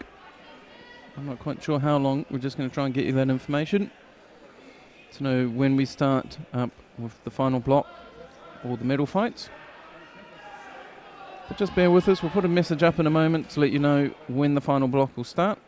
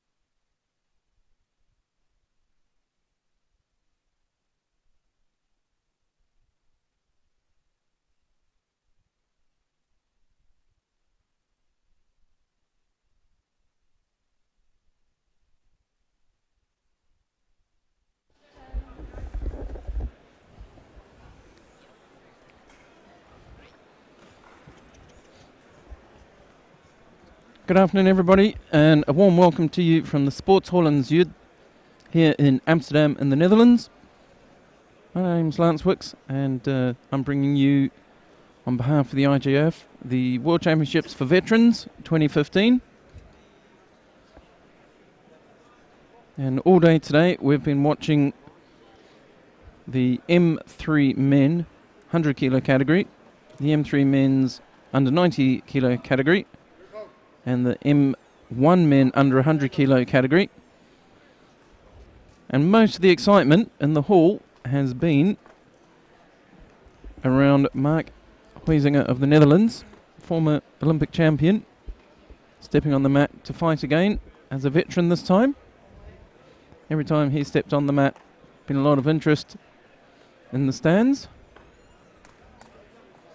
And he is through to the final. We'll be seeing him later on. He's not on my computer yet. And before we get to that, we're going to have the fights we're going to see first on this mat. So down on mat 1, if you're looking for the under 66 kilos, the bronze medal fights for under 66 M1, under 81 M1 bronze medal fight, the M1 100 bronze medal fight, M3 under 60 as well. Mat 2, they're going to start off with the under 66 M1s and the under 81 bronze medal fights. Here on mat 3, where we're going to stay, we're going to have the bronze medal fight for the M1 under 73 and the M1 under 90. Up on mat 4, I've got the M1 under 73 bronze medal fight and the M1 minus 90 bronze medal fight. But we join the action down on mat number 3. It's Matthias Jedig of Germany versus Rustam Vaizakamanov.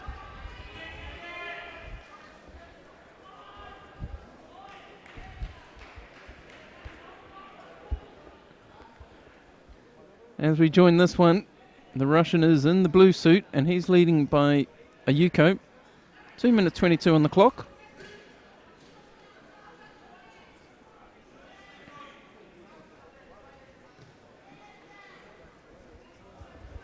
And again, this is the M1 under 73s. This is a bronze medal fight.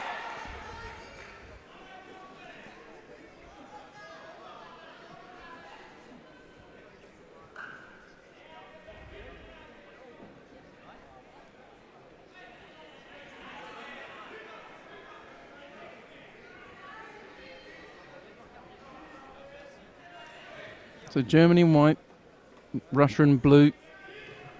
Picks him up, drops him backwards. I think Mate was called anyway.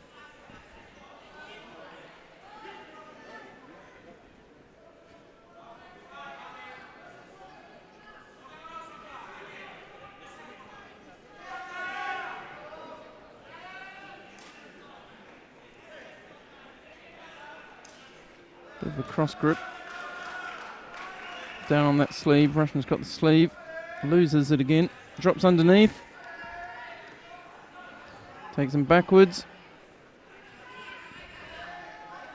really active, over halfway now, tries to roll him,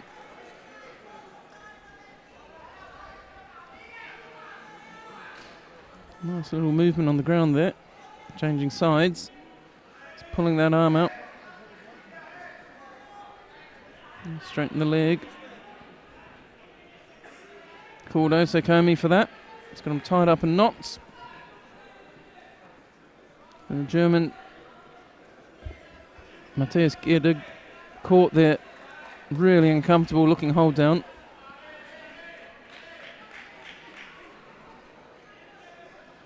Russian really unorthodox hold down. Ippon called.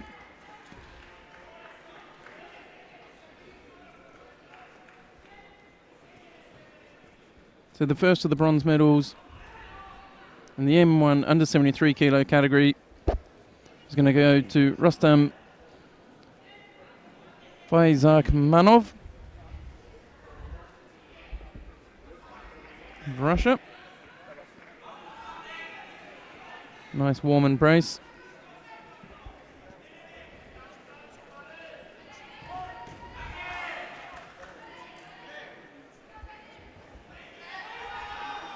And the next one we're going to bring you, it's a bronze medal fight. Alexander Sius in Moldavia against Martin van der Lempt of the Netherlands.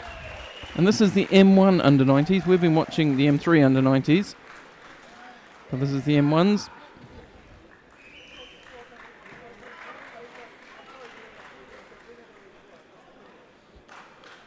Up on mat 4, Garstecki of Poland has just beaten Sylvain Barbosa of France in the under 73 M1s on the other side.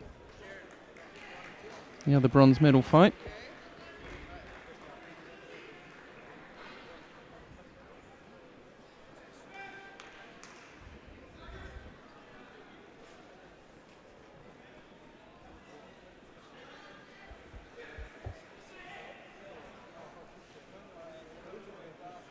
So the two bronze medalists in the M1 under 73s, Huizinga and Garstecki, Russia and Poland respectively.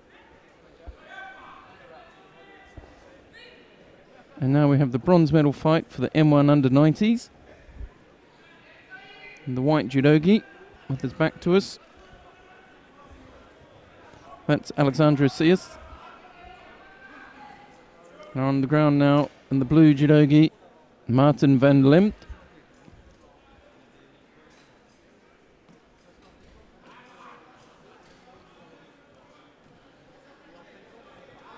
Drops under. So now then he's going to use that arm to try and roll him. He's feeding the belt under, feeding the jacket into his left hand, but doesn't quite get it.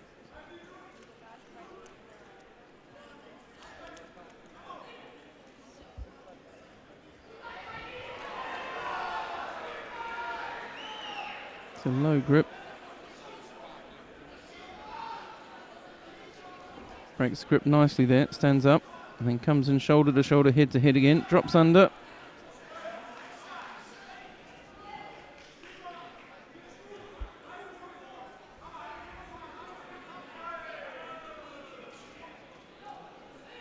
So Shido against Kaius. Passivity. He breaks off the grip there. Dutch fighter drops in for Sutemiwaza and has to work hard to keep his legs in the way.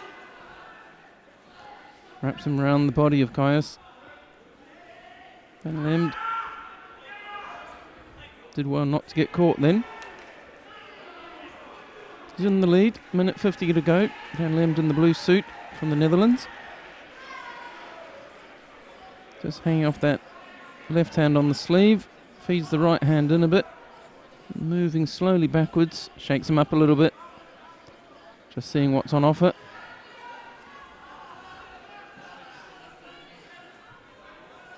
You see him, that left hand really low on the sleeve, putting lots of downwards pressure on the arms of Kaius. See Kaius just trying to get it up, trying to get his arm up and out. Doesn't like having it controlled like that. Takes a moment to compose himself. He's got to come up with a game plan. He's running out of time. Settles that right hand in. But Van Lempt is making it very difficult for him. Keeps moving him about, shaking him up. Referee calls Mate. Shido in the offing. Goes against Kaius, so he falls further behind now. 2 Shidos against him. No scores on the board though. 54 seconds left on the clock. They decide to wipe that one off, and they actually switch it around the other way. The referee's commission's changed it, so it's a Shido apiece now. So this changes make-up a bit.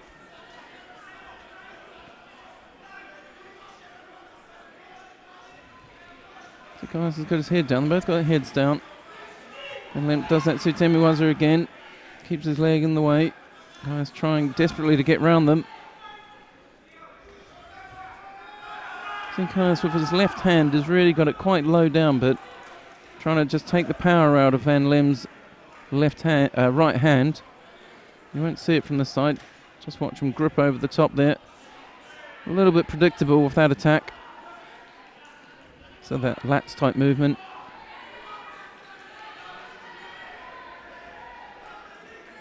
"12 seconds, really unfortunate place to have 12 seconds. But they haven't been taking too long to get to grips, so there's probably time for one good attack. If not, it'll go to golden score. That wasn't a terribly good attack, that one either. Neither one effective. 1 second left on the clock when the referee calls mate.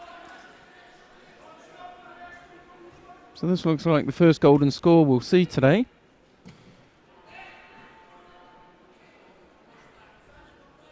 So Kaius breathing pretty hard, bent over, needing a couple of moments to get himself composed.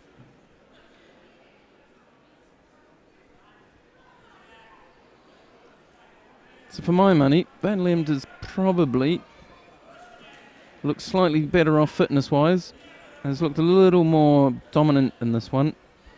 Kaius, he's running risky. I think he'll be the first one to get a passivity warning if there's any going out, unless he changes it up a gear. He's got very little to lose at this point. He really has to get aggressive, throw some big attacks in. And really not getting enough of the upper body movement before he gets that leg across. He really has to move the Dutchman's body first. Gets caught there. And the player from the Netherlands really drops in beautifully. Really, really lovely. That's what happens. You know, that's what you have to do at that point in golden score. You just have to take the chances. That seems to have just, that fall hurt Kaius a little bit. Nothing bad, nothing too terrible. Uncomfortable. So let's have a look at that. Let's see if we can see that one a couple of times.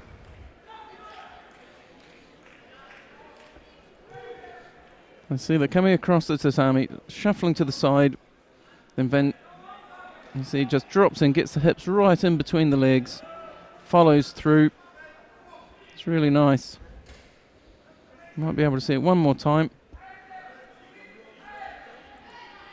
Just want you to watch the way he gets his hips across. They're quite a way away at this point. Way out there and gets them right in underneath. Dries up and over. Rolls over the top and really nice. Really nice indeed. Okay. So back to the action. We have got Kleb Takeru Soares and Peter Stanley. So Takeru Soares, Brazil in the white suit. Peter Stanley of the USA in the blue suit. Real height difference in this one. This is the over 100 category, but the 30 to 34-year-olds. You can just see Peter Stanley really struggling with the strength his Brazilian opponent's got. But he did well there, rode that one. I thought he was going to get a Osakomi there.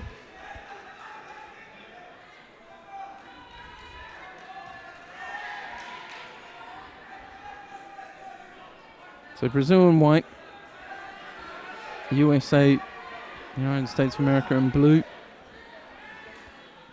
Looks like quite a large height and weight difference.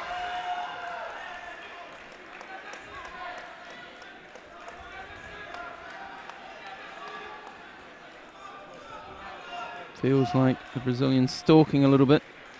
American trying to stay active and move. Gets turned. Sankaku turn. He's got to watch that arm. Brazilian's got his legs wrapped around his arm, but in fact gets himself into trouble. The American could have him here. Goes for the arm. I might have gone for the Osakomi, but he gets the arm out straight. Nice shot of it there. The Brazilian rolls over with it though. It looks safe from this angle. Yep. You see his shoulder come up. The elbow slipping down away.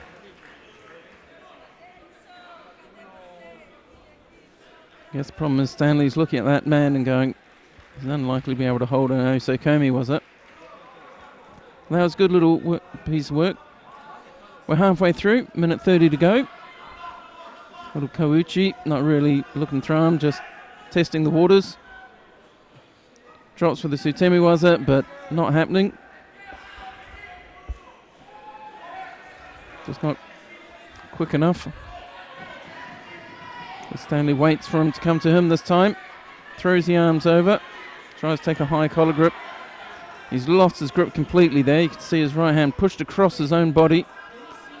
You can see there, Brazilian controlling it.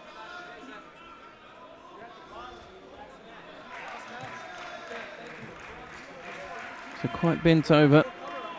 Throws half-hearted attempt at Uchimata. Takeru Soares drops in.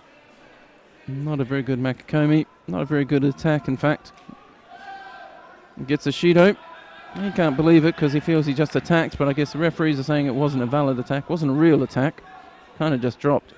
Then just drags Peter Stanley down.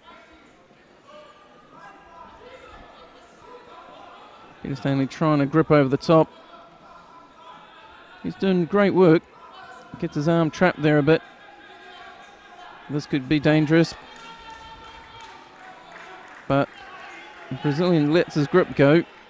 And Peter Stanley's just trying to turn him as he drives him forward towards us. And they just roll onto their backs. Had that been continuous and with a bit of speed, that would have been the score he was looking for. But it come to an end before he did. So they come back, 15 seconds in it. There's just one Shido against Takeru Soares. Hasn't felt like it. He hasn't seemed to be very aggressive. Peter Stanley seems to have been doing all the work. I guess with the size difference, he needed to defend himself. The old adage of it being a good, best defense is a good offense. As the clock runs out, Mate has been called, so that won't count.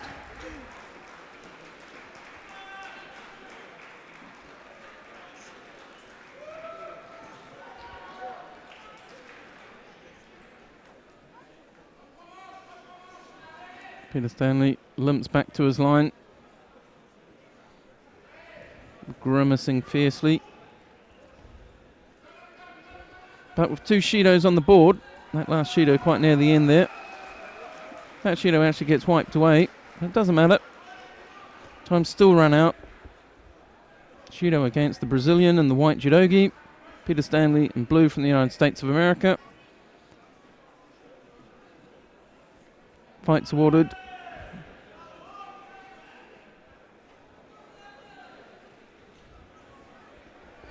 So bronze medal there to Peter Stanley of the United States of America. Hard fought. Had a really sizable opponent to get past. Really mountain. I was a little surprised at the end there that it felt like Peter Stanley was chasing, that he was down, but it wasn't. It was the other way around. I just felt like Peter Stanley was doing all the work when he was in the lead, which is a good thing. But obviously the Brazilian needed to be the one doing the work. So now in the under 60s, we haven't watched much of them myself, or any of them really, because we've been on other categories. This is the M3s. The M3s 40 to 44-year-old, but the lightweights, the under 66s, both of them are from France. And we have Messieurs William Brossard and Lotfi Kaufi.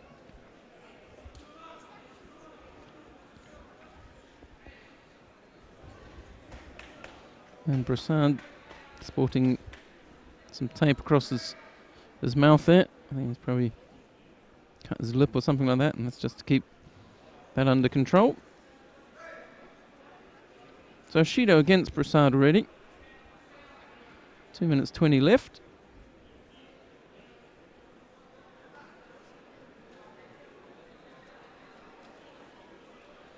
Bouncing around, but not really holding on. Neither of them sort of establishing a two-handed grip at this point.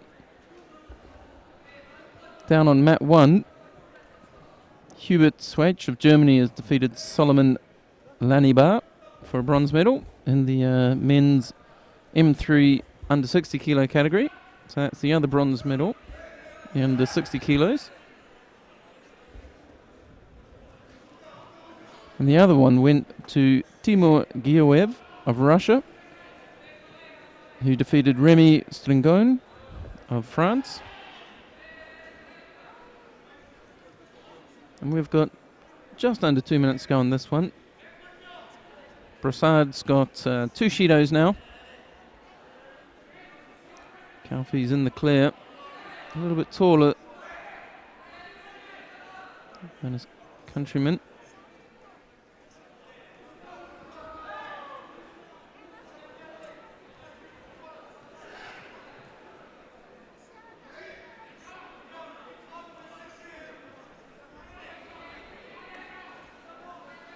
So we've just crossed the halfway mark, closing in on the end of this contest.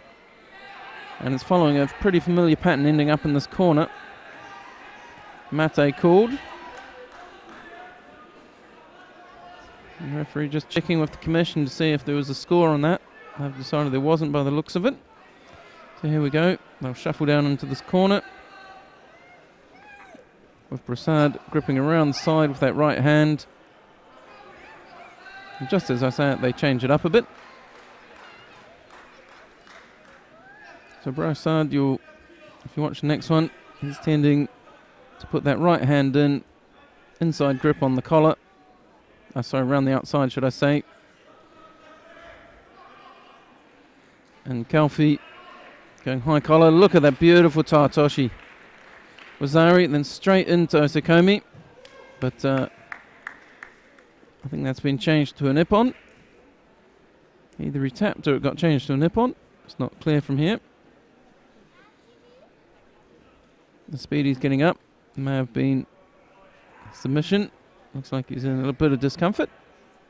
But a beautiful Tartoshi nonetheless. I think it's a left-handed one. It could be right-handed actually. Right-handed Tartoshi.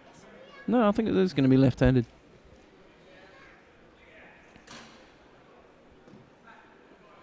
We should be able to see this a couple of times on the replay. So once they get themselves dressed. So the bronze medal was always going to go to France. You see there, has a little stab, and then he just waits a second. A little pull, pop, then he goes. Just catches it. You can just see his left foot just in front of the other leg. Just got that left foot just in front of Prasad's leg. If you see it again, I'm sure you'll see what I mean.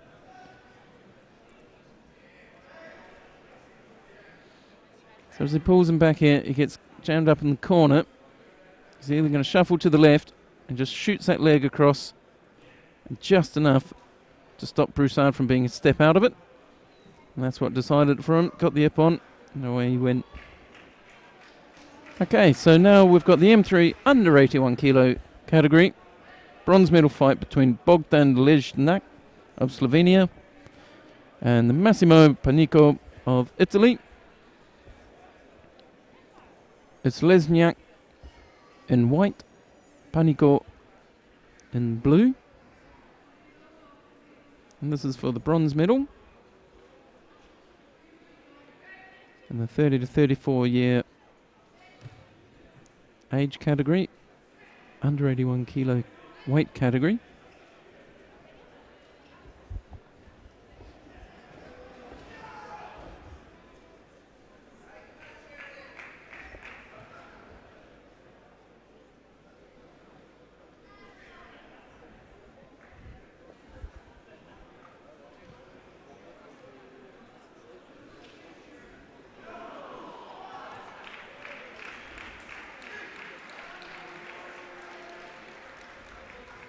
Nice turn.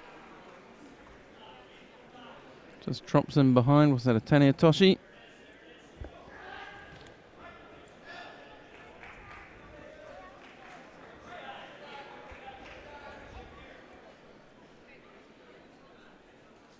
So the Italian taking his time to get to his feet.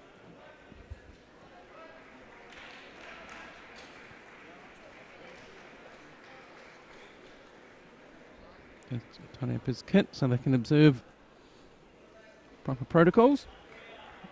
Bow, nice shake of hands. If we watch this, They bow off. Tucks in behind him, drives, turns. Very nice indeed. Just got him moving. Got his legs and hips behind him, behind his opponent. And just lifted him just off the ground with his hips. Turned his upper body. Make sure he got him flat on his back. So this is the M3 100 kilos, under 100 kilos. Michael Rosberg of Germany is in the white suit. And Roy Pauwels of the Netherlands is in the blue judogi.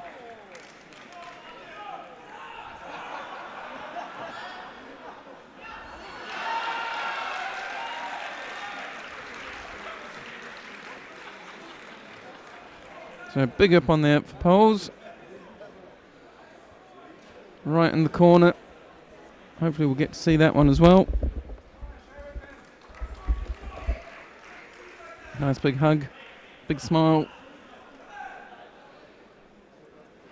And here we go. Right in the corner. Little switch. In he comes. Little hop. Leg goes up. All the way off the ground. Rosberg ends up completely airborne. Really nice Uchimata. Left-handed Uchimata.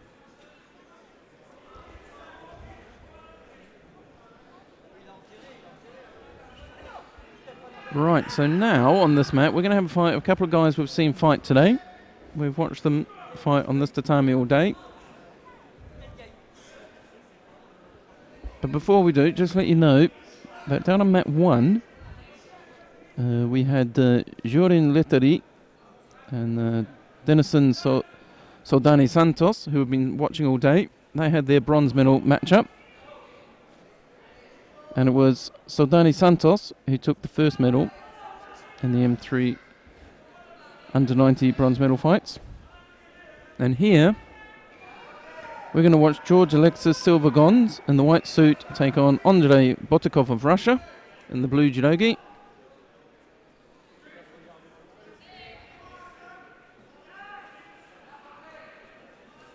So Botikov, you'll remember, we've watched him all day.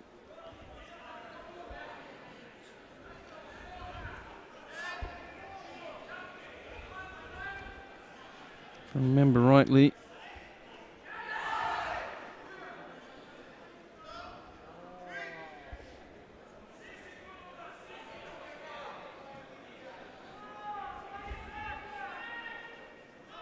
it was Botikov who beat the very, very tall German Jans-Peter Bischoff and dropped Seoi.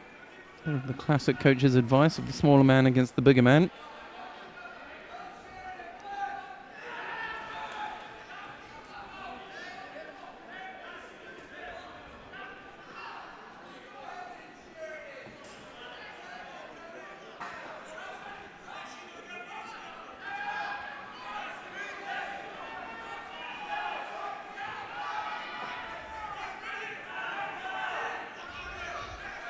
Right.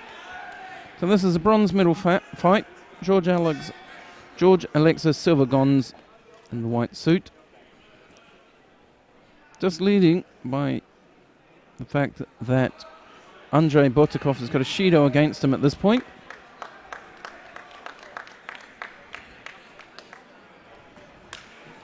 Nice attempt there. Doesn't quite work. Not able to get Botikov's centre gravity moving far enough.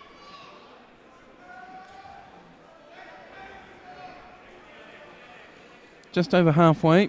Just a Shido in it at this point. Botikov drops down again. Not working any now, was it?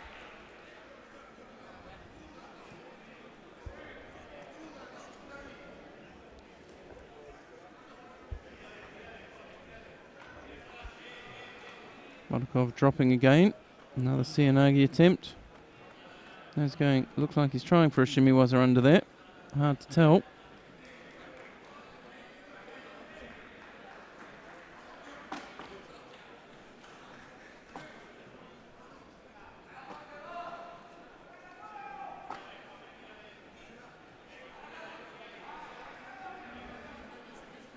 So silver bronze, 45 seconds. He's really got to put something together now. He's probably only going to get one go at this. That may even it up. No, the referee doesn't judge that to be a drop. That one, however, might be a little closer to the margin than Botikov would like. They actually call a Shido against silver gonz though.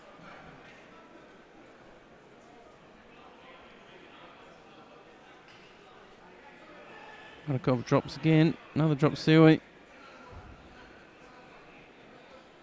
So at the moment, according to the scoreboard, it's one Shido apiece, no scores, 17 seconds to go.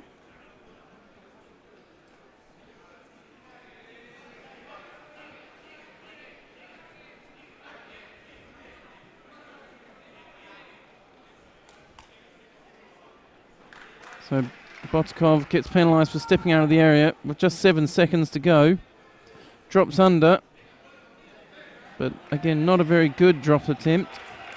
Just not able to rotate enough to get under somebody of about the same height, unlike he was able to with the much, much taller Bischoff, who coincidentally enough is fighting on mat 2 right now. So silver gonz takes that one. He takes the first bronze medal. And down on mat 2, Spiro Tomasevic of Great Britain is up against Jens-Peter Bischoff of Germany. And they're fighting for the second bronze medal.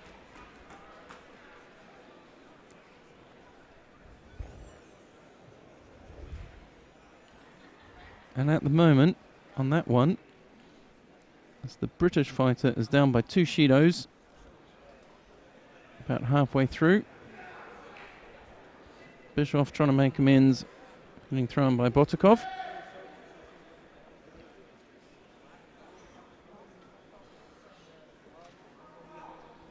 And as soon as that contest is completed, we will have the gold medal fight for the M3 under 60 kilo category, and will be between Marco Andre of Italy and Gleison Ribeiro Alves of Brazil. Now, it's not a category we've been watching. You may have watched more of it than we have. If so, do maybe drop us a tweet, let us know which one's your pick. Do you think it's going to go the way of Marco Andre of Italy or the way of Gleison Ribeiro Alves of Brazil? Put that hashtag of Veterans Judo 2015.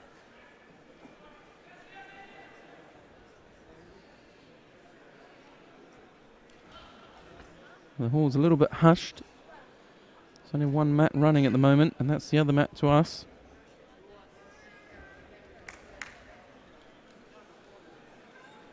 And that's just coming to a close. Jens-Peter Bischoff, the white judogi, down on mat 2. He's leading by a Yuko, the British fighter, Spiro Tomasevic. He's trailing.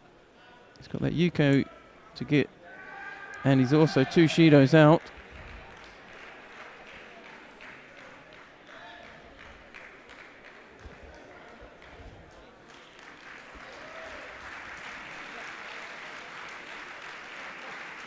So a nice warm round of applause for those two. You probably heard that through the microphone.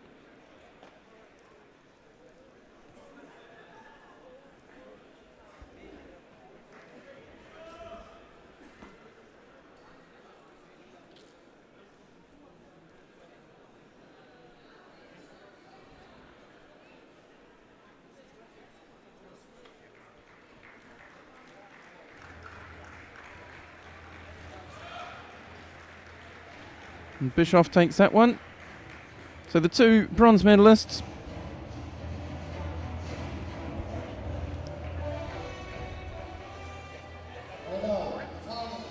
two bronze medalists in the M3 over 100s. George Alexis Silvergons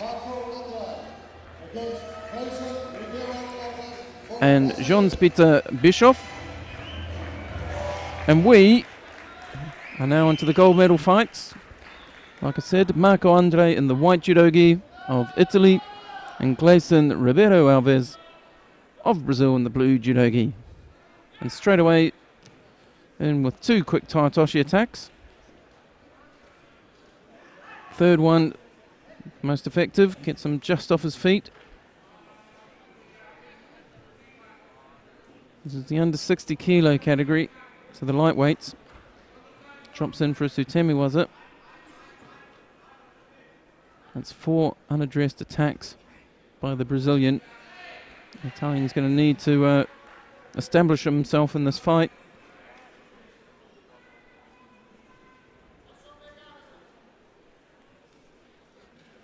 Really speedy, two quite quick, fleet-footed.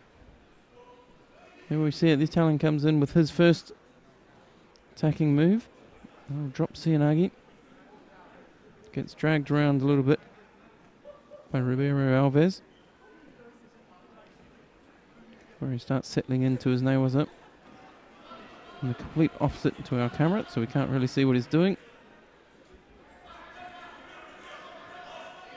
It's getting some movement from him.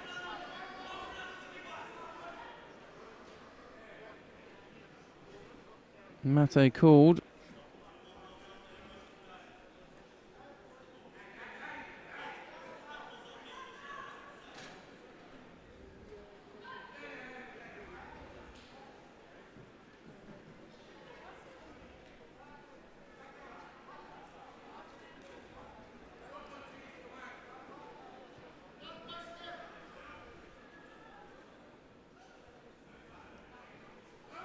It's a nice little attack.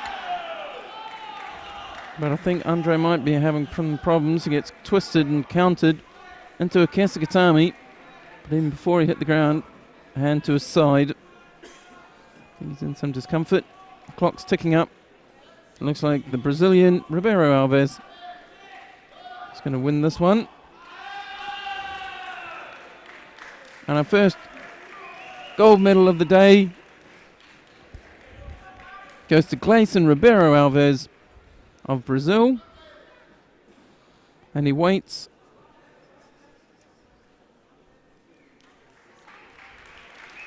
And he helps Marco Andre of Italy up.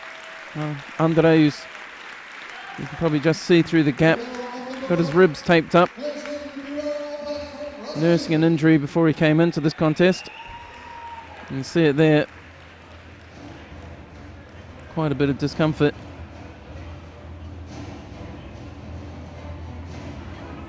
Not a lot he could do at that point if your ribs are that bad. But he tried to. He gave it the best shot he could, all things considered. So now we have the gold medal fight in the under 66 kilo category.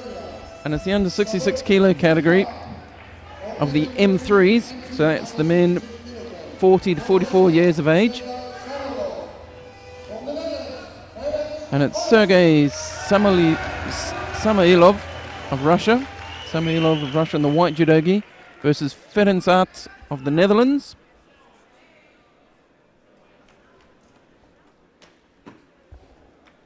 And down on map 2, there's the gold medal fight of the under 66 M1 category. And that's between Cyril Rockton of France and Szabolcs Sinka of Hungary. So we have two under 66 kilo gold medal fights at the same time. Only in the veterans will you ever see this, because we run different age categories. So the 66ers, these guys are even quicker than the last ones, coming off to a real running start. And Ferenc Arts just settling it down now. The Russian really going a mile a minute to start with. Samoilov really just trying to shake up his Dutch opponent. Samoilov there in the white judogi. Arts in the blue one. That typical lightweight low crouched position. Some rolling Newaza here. Both of them rolling 2 or 3 times. But not eventuating in anything as yet. Mate called as they roll out of the contest area.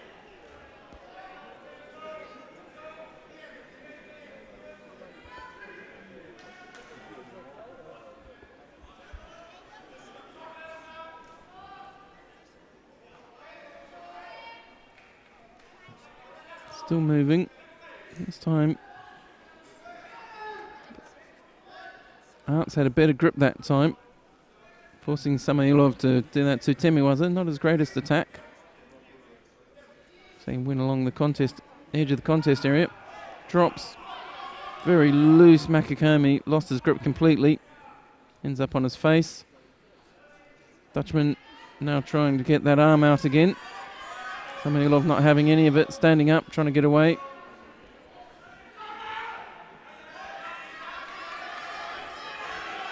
Arts really trying to roll him there.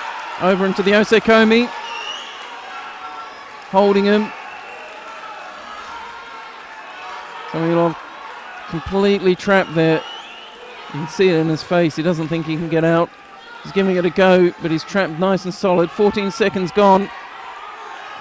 He's trying. You can hear the Dutch crowd. You can see them jumping up and down and shaking flags in the background. Florence Arts picks up a gold medal for the host nation on day 2 of the World Veteran Championships here in Amsterdam.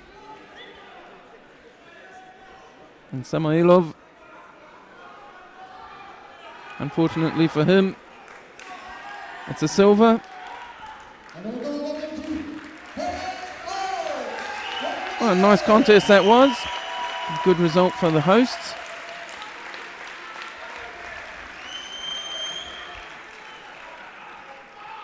Down on mat 2, they're into the last minute of their contest.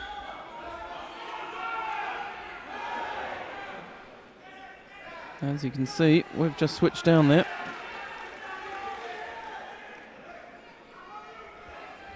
No scores on the board.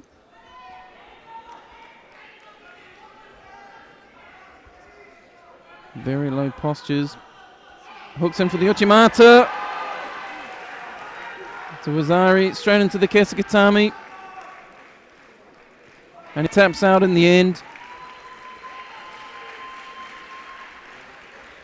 He didn't feel like he was going to get out of that one. And here we see it.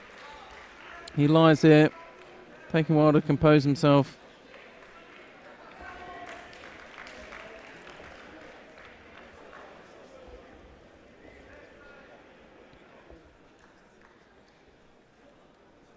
And we'll see them bow off.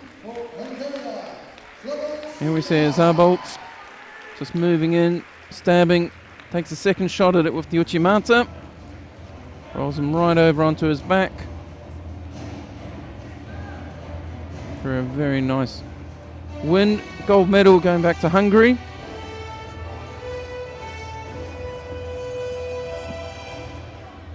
So it's all gold medals from this point on mat 3.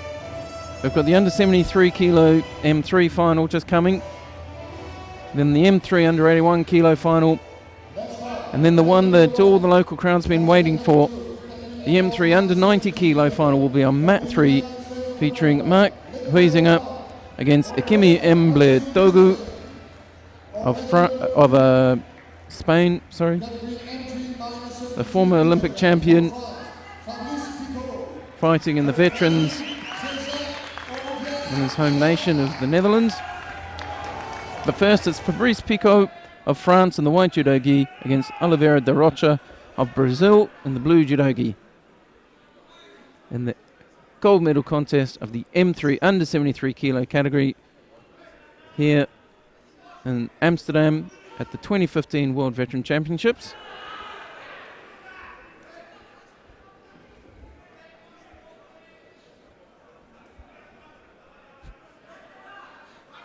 A quick check for potential injury, sorted out by the referee.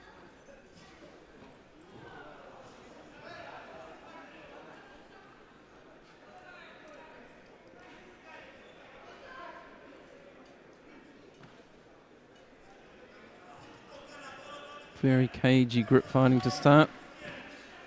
Working the grips. Brazilian forcing Pico into a corner. Kicked him unintentionally, but it hurt. Please be aware that you have to wear your right Judo gi. Pico picks up a passivity penalty. I suspect both of them are awfully close to getting a penalty for excessive grip fighting, unless they settle in and start trying to throw pretty shortly. Again, the Brazilians worked his French opponent into a corner. So Pico ends up attacking, but potentially not what he's looking for, but just to protect himself from being pushed out. Giving away a Shido. Grips over the top, Pico. Over the top of that arm. Hooks in, Uchimata one-handed. Gets Oliveira de Rocha moving.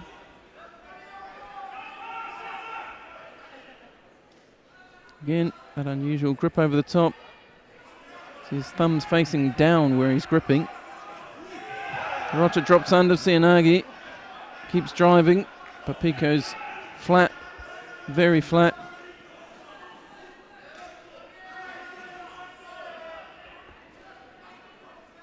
And back into it. Halfway mark just gone. 1 minute 30 remaining. Right on the edge of the tatami. Couple of foot sweeps each. Just feeling each other out. Trying to get that hand on. Drops under. Oliveira de Rocha tries to drop in for a Cianagi. Doesn't get enough rotation in on it. It's called for a drop. A little harsh perhaps. So it's a Shido apiece. It's all evened up with 1 minute to go. Oliveira de Rocha works Pico back into the corner again, forcing an attack, tries to counter him. So you can see the strategy at work. His plan is to work the Frenchman into a corner, wait for him to attack, counter him. Both can go out to the edge. And you see the Brazilian turn. Drops this time, changing it up a little bit. He needs to do it. They've only got 45 seconds. So whoever gets there gets it all together now.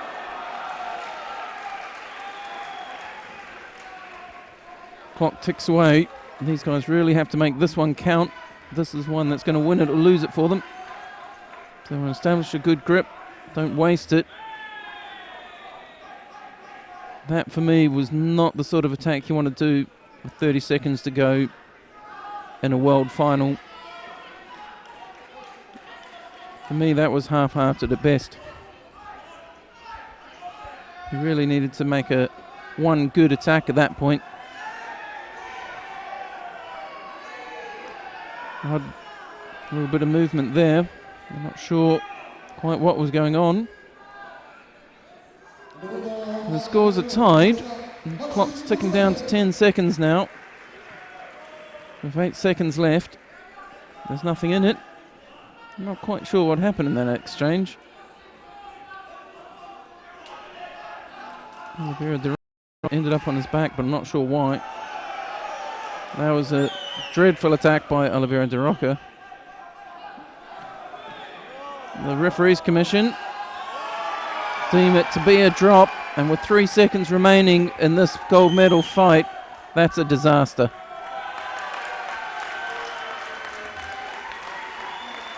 So Pico happy, understandably, but for me, I'm more disappointed for Oliveira de Rocha. He knew he had made a mistake there. Really disappointed with himself. You can see it there in his face.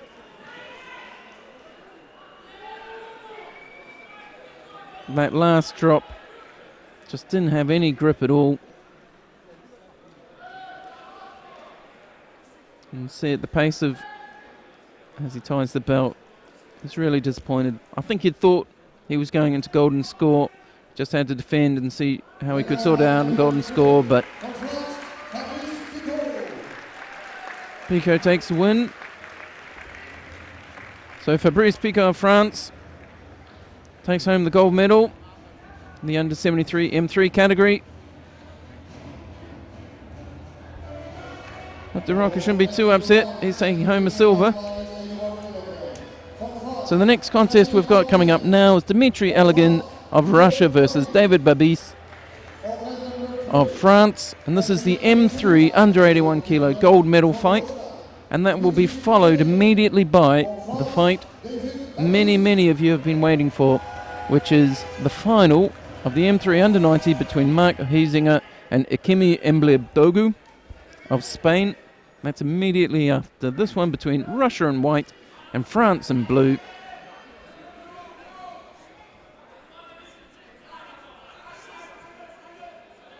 He gets his hips nicely in, just doesn't get enough rotation. Really nice entry.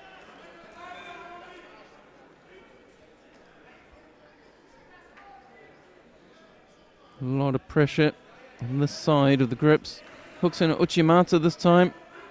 So using that right forearm. Elegant, Russian in the white judogi. See that right forearm blocking out the shoulder. Turns in for Uchimata again. And that's a good one. That one did the job. So from blocking out that shoulder, he's using that right arm to block out the shoulder. He's got the elbow on the inside and then just pops in and throws the Uchimata. So the gold medal goes to Elegin of Russia. And you see it here, he's got that right arm in there and just pops the elbow up as he turns in. 2 stabs at it. Full rotation. You can see him pulling off the left hand. Uchimata for Ippon.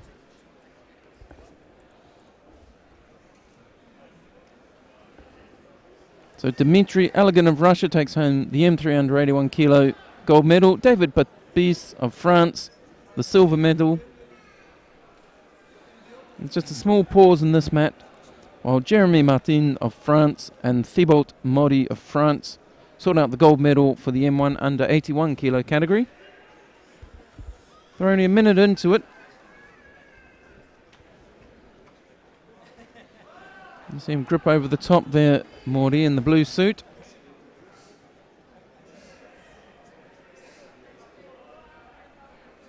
Hall goes very quiet. France final. A lot of anticipation for the contest immediately following this on our mat. Cross on mat 3.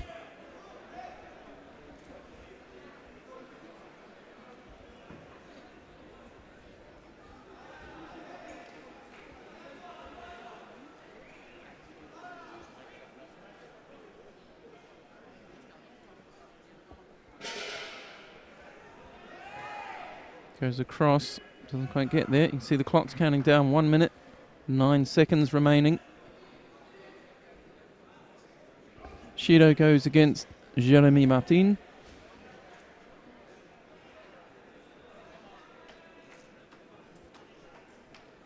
Nice entry by Thibault Mori, but not effective one.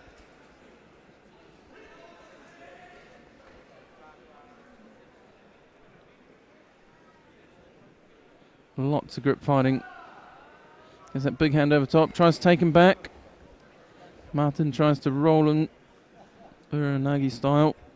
Big arch, but not enough power to make it work.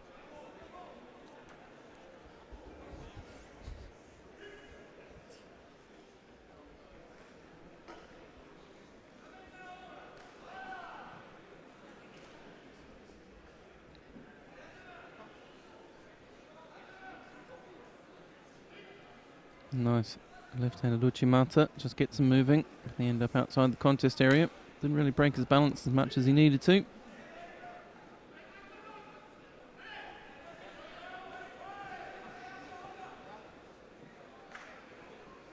Again, you have Mori turning in. Martin trying to counter it, trying to take him backwards.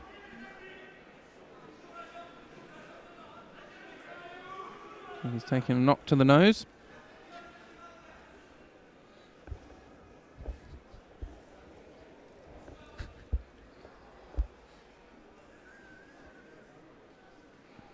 Tidy up the judogi. Looks like about 30 seconds left on the clock. Martin does have a Shido against him, so he is trailing. He needs to do all the work. And you can see that in the movement pattern straight away, can't you? Nice entry. Mori just doing enough to keep himself from getting a Shido.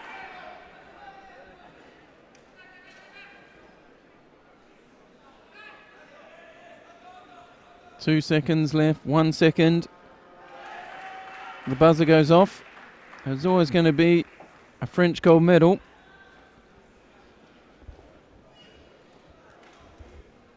It was just a matter of which Frenchman was going to take it home. So Jeremy Martin just tidies up his judogi.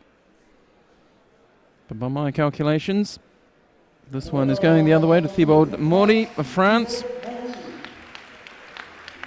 Brief handshake as they bow off.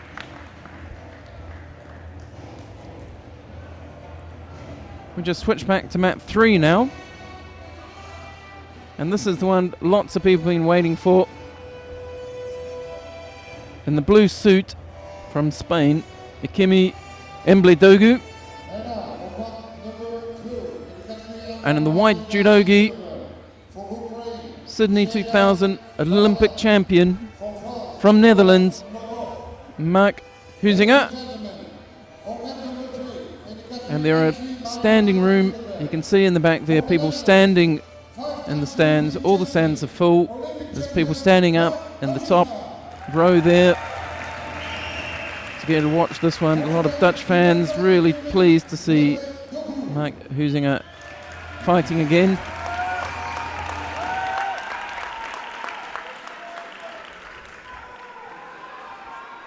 This is an interesting one. Huizinga's got a very difficult style of fighting, as most of us will know from watching him. But Ikemi Embledogu, he's been outstanding today. Some of the biggest throws of the tournament so far have come from this man. So I don't think the result necessarily is a foregone conclusion. I'm sure he's going to be a huge feather in his cap to beat the former Olympic champion. And it starts off well for him. He drives Huizinga backwards. The crowd there, you can tell they're informed. They're calling for a score against a Dutchman. No score given. Ikemi Embledogu a little surprised himself. It's a nice informed crowd that's going to get that worked up about a score not being given to somebody from their own country, especially when it's somebody of the caliber of Mark Huizinga. Settles down a bit now. They settle into their grips. Mark Huizinga with the Sutemi was very close and straight onto the arm. Straight in for the Juji Gatami by the looks of it from this angle. Not a great angle for us. Rolling to his left. Coming back. And Mark Huizinga of the Netherlands makes the home crowd very, very happy indeed. A beautiful little bit of tachiwaza into newaza. Nice smiles, nice moment. Some words shared between the two of them. Ikemi Embledogu, I'm sure will be disappointed, but he's got to be happy with the performance he put in there. Catching Mark Huizinga, driving him backwards onto his back. Very unlucky not to get a score. You hear the crowd cheering. And stopping for a chat in the middle of the mat there. I think Mr. Huizinga knows that he may well have got a... Oh, there you go. That's a nice moment. Lots of applause for both of them. So the gold medal to Mark Huizinga of the Netherlands. Silver medal to Spain via Ikemi Logu. He's got to be disappointed, but he did really well. Took that one straight to him. No fair, respectful.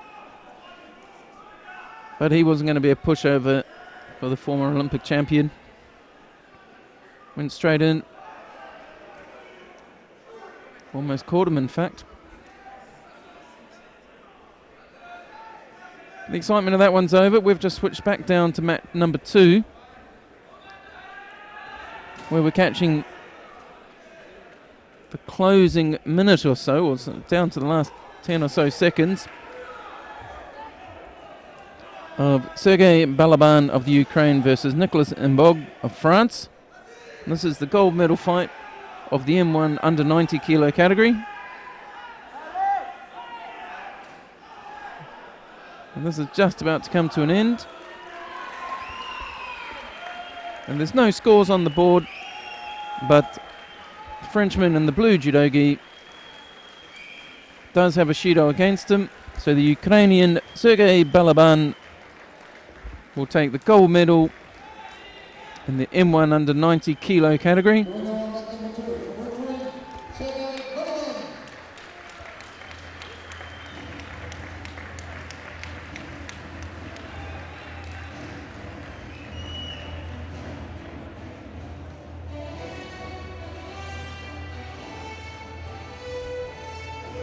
Right, so we've switched back down to mat number 3, and we are going to see the final of the M3. Again, that's 40 to 44 years.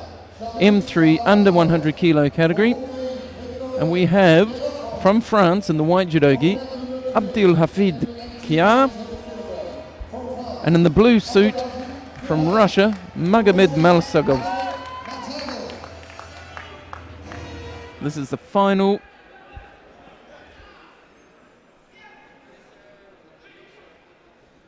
They crouch down. Kia hanging down there. You can see him shaking his right hand. A little bit of distraction. He gets his left hand in on the collar. Reaching around the side of his Russian opponent. His Russian in the blue suit, France in white. Another one favouring this double lapel grip. You can just see that left hand, that shot there. Karen doing a good job of just highlighting it for you. Quite low on the lapel with the left hand. Very high with the lapel with the right. He's just lost it there, changing grip. This time he's got the lapel around the side. Throws a hip across. Not enough to make it work. That's the first minute gone. Haven't seen anything from the Russian in the blue suit yet. Let's see what he brings to the table now. Very cagily come together. Catches that sleeve. Russian does better that time. Pushes forward, out to the side. See, he's got that left hand in near the chin. He's moving around a bit. Drops under, not quite there, pretty close. Loses his grip a bit there, but he's got the edge. Another contest where they're using the edge. Kayer throws in a big leg, trying to roll. Russian drops on top, gets the Teddy Shiogatami. A little bit untidy there from Abdel Hafid Kia. Giving Magomed Malsagov a slightly easy entry into that hold down, and then in fact taps out. And another contest ends, gold medal to Russia. Another contest that ends with the victor helping his opponent to his feet. It's a real sign of the camaraderie and friendship between the players in the veterans categories. And down on mat number 2, that contest has just come to an end as well. And Russia wins that one as well. Via Salavatov.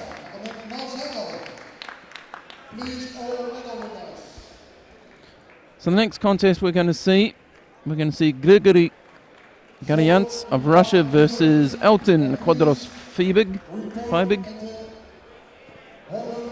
And this will be the last contest for the day on this tatami. And down on mat 2, we'll see the M1 over 100 kilo category. Sebastian Baer of Germany versus Sebastian Chambard of France. But we're up here on mat 3 with Grigory Garyants of Russia versus Elton Quadros Fibig.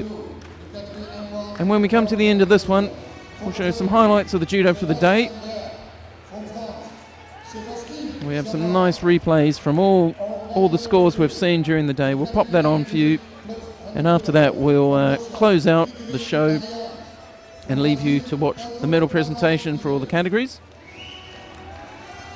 But first, we have the big final, and by big I mean big, the over 100 kilo category. Coming out, Grigory Garyants of Russia and the white judogi, and Elton Quadros Fibig of Brazil and the blue judogi.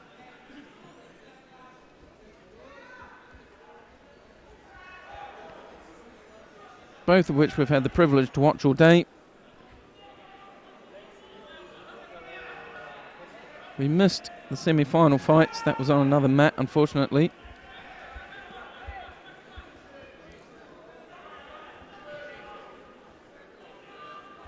When we saw Garyants, he made his way through Pantinier, through Silvergons. He beat Tomasevic.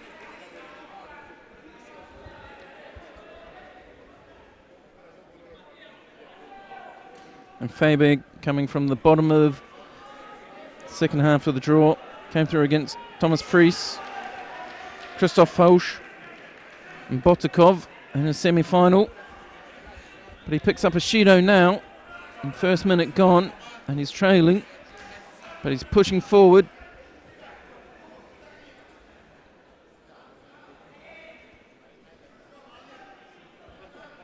Garyants pushes him back, jams him in the corner this time. Nice little sasai there. Just breaks the grip. Nice Tartoshi attempt from a big man. Mate called before the Russian can go into Newaza. So we're just about to cross the halfway mark, 1 minute 30. You see Fabig controlling the sleeve on the far side of us. Mate's called. Shido against the Russian. So that evens everything up. Lots of power in these two guys, pushing in on each other. Fabig struggling to get his left hand on, but he's got it now, up high around the head. But nice Sasai attempt. Another one from the Russian, not as nice though. Fabig's got that grip, but he lets it go. He knew what he wanted, came across, didn't feel comfortable, let it go. Garyant bounces a couple of times. He knows he's got to step up the pace. They're into the last minute now. They've probably only got one big attack in them. These guys are taking quite a while to settle into a grip. You can see Fabig struggling to get that left hand far enough round, because Garyants has got that sleeve grip. You can see it pushing there. Blocks out his shoulder. Fabig really struggling there to get a grip. So stiff arming, Shido against the Russian. He's just blocking it out. 23 seconds. He's really got to... It gets waved off though. I'm not sure either of them notice it. Garyants now is just jerking his hands backwards and forwards to try and show that his opponent is stiff arming him. He's looking at the referee. I think he should focus a bit more on throwing him rather than trying to get a Shido. I think he's lost sight of the fact that that Shido got wiped off anyway. So 3 seconds to go. Looks like it'll go to golden score. So the gold medal fight of the over 100 kilo category will go on to golden score.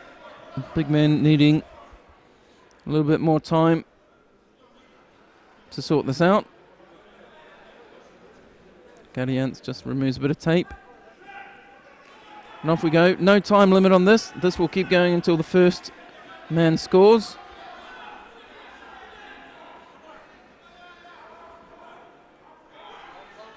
So both strong grips, pretty traditional grips at this point. Fabig has got that hand settled in nicely this time.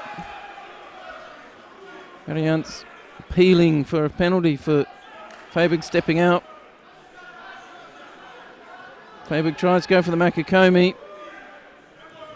Not really the best choice. The referee checks with the commission. Just making sure it's not a Judo offence. It's not. They carry on. Gadians hasn't really put in an attack yet. He's going to have to do something, otherwise he's running the risk of getting penalised out of this. Fabig needs to be a bit careful about his foot, his hands. Make sure he's not cross-gripping. That there. He needs to watch that. He didn't try and break the grip though. I'm presuming that's why he got away with it. Then he goes across, falls to the floor again. He has to be careful about this. He's doing all the attacking. The referee's checking that one with the referee's commission as well. Fabig has got a good grip with his right hand on the sleeve, but he's struggling to get his left hand on. He wants that left hand by the ear of Gadians, but he can't get it. Gadians keeps moving it. Gadians pushing there, head down and pushing. Hasn't made an attack yet. He's done very well at not getting penalised. He hasn't really put an attack in this golden score, and we're a minute and a half in. Very scrappy grip working there. Referee's called Mate. Referee's commission. Gadians again gets penalised.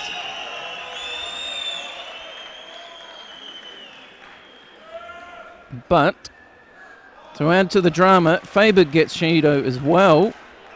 So they both get scores. You don't see that very often, that you get two scores and a golden score and the fight's not over. So what they're saying to the Russian is stop just blocking out with that arm. And they're saying to the Brazilian, you have to get on your bike. You have to attack. To be fair, my feeling is he's been doing all the attacking. We now just came up to 2 minutes and I haven't seen Gadians put in an attack yet, really. And he drives again. Nice. Now he puts in a fairly decent Saso Surikomiyashi. But he's really messing up Fabig's grips. They're both getting really tired. Gadians, you can see him breathing heavy, taking moments. Gadians, that very side on, pushing with that left hand, blocking it out. Fabig really not achieving anything. Couple of taps there to try and look active. But he's tired. He's not attacking. Gadians maybe can see it.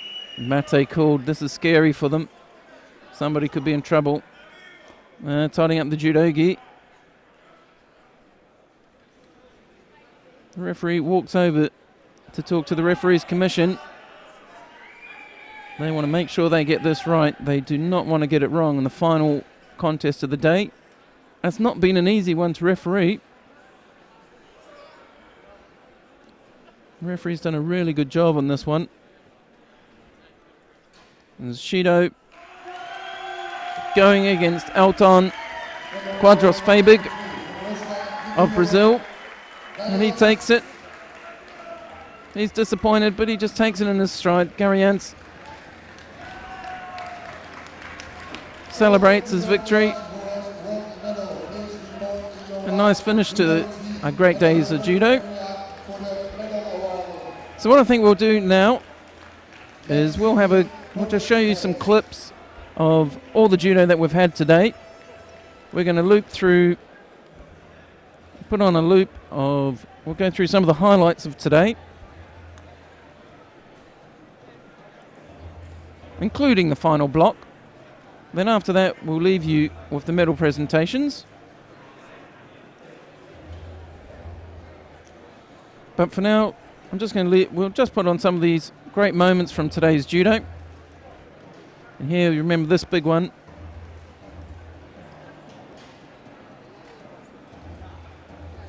So what we'll do, we'll just leave you with this highlights reel. It's been a great day of judo here on day 2 of the World Judo Championships for veterans.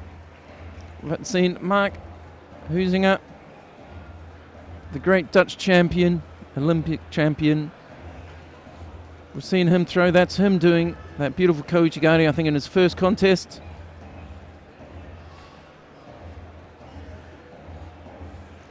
It's been a really good day's judo. Today is the second day of the tournament. Tomorrow, we're here all day again tomorrow with the M4 and M5 categories. That's the men's M4 and M5. And then on Thursday, we've got the men's M2s, but we also have all the female categories from F1 all the way up to F11, if there are that many. I'm not sure what categories we've got. May not have even all signed in and been accredited yet.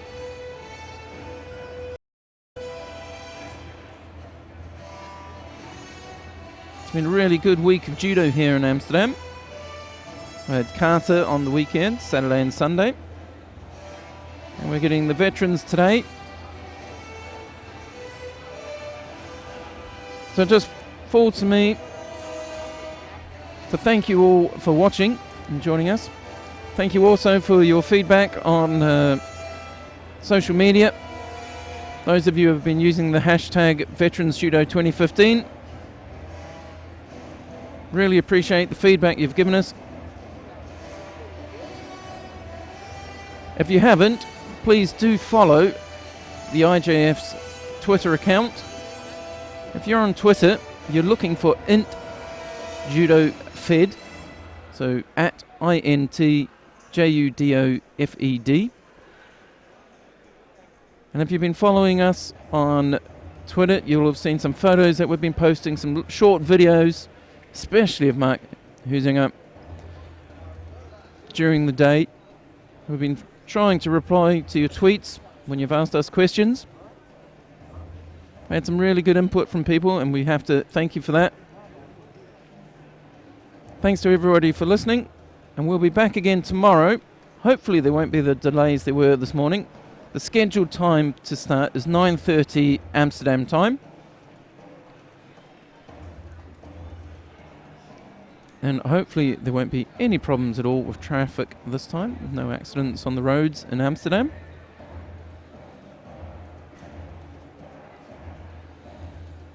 So once again, thank you for watching. If you've been inspired by this, do look up your local judo club. See if they've got a masters program you can join. Look for some local veterans I should say. Look for some veterans competitions in your area or in your country. And maybe next year we might see you at the World Veteran Championships 2016.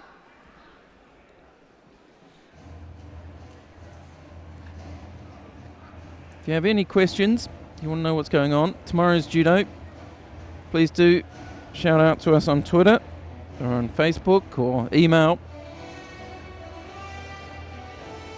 And we'll try and answer everything we can, myself here in the studio and my colleagues in the stadium.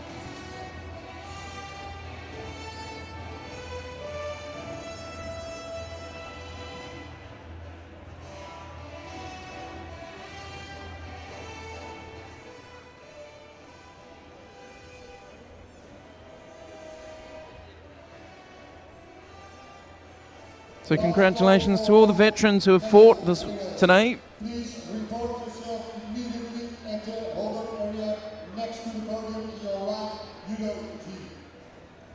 And just as we wait for the medalists to get prepared, they're all being lined up behind the medal podium to receive their golds, their silvers and their bronzes. What we'll do, like I say, we'll leave you to watch the medal presentation in peace. I'd just like to say thank you for tuning in. We've had a good number of viewers today. It's a real privilege to be able to bring this to you. real privilege to commentate on something like Mark Huizinga's contests. We'll leave you to watch the medal presentations. So on behalf of the entire broadcast team, and in fact all the team here in Amsterdam, thank you for watching, and we'll talk to you tomorrow.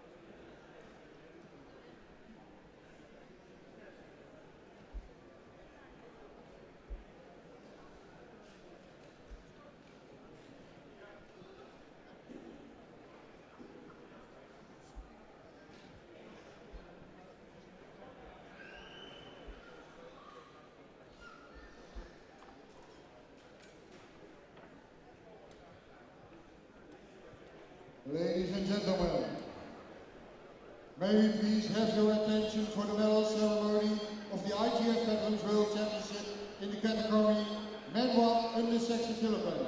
The medals will be awarded by Vladimir Bata, IGF Head Sports Director.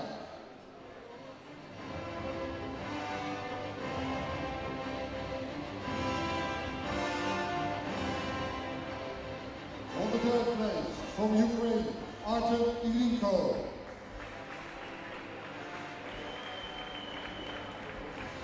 On the second place, from Spain, Jose Halat Barbosa. And champion of the world from Russia, Ampik Exusyan.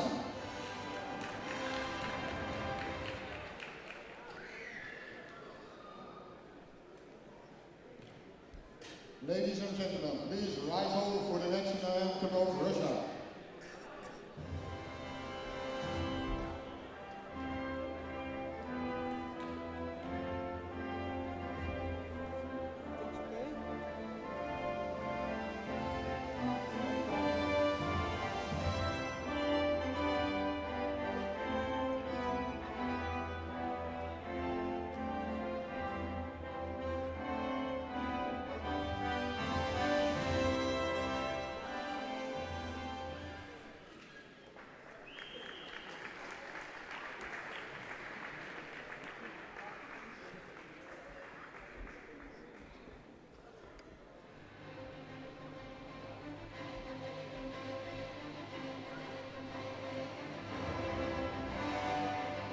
And now, ladies and gentlemen, please have your attention for the medal ceremony of the IGF Veterans World Championship in the category Men 1 under 66 kg.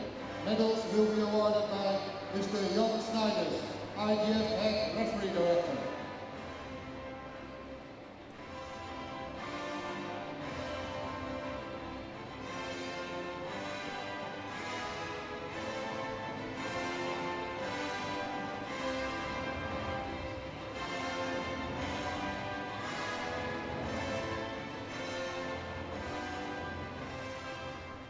On the third place from Hungarian, David Sebesi.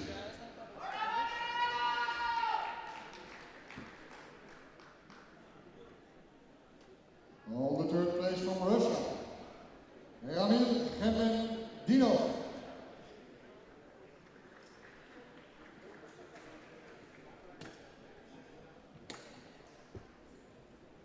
On the second place from France, Cyril Rockholm. And champion of the world from Hungarian, Huizinga.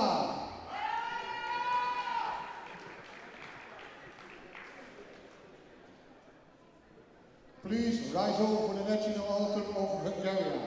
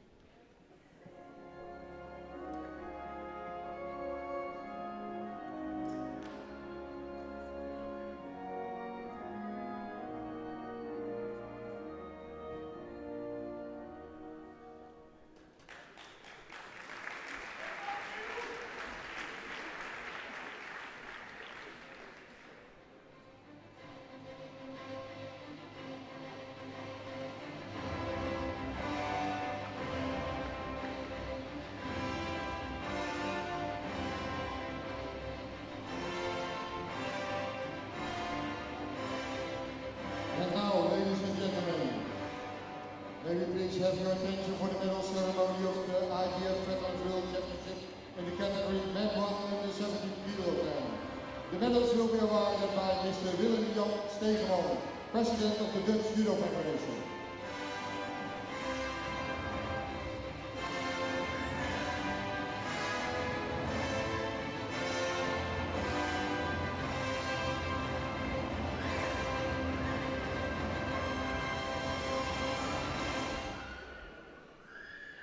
On the third place from Poland, Bartosz Kaczycki.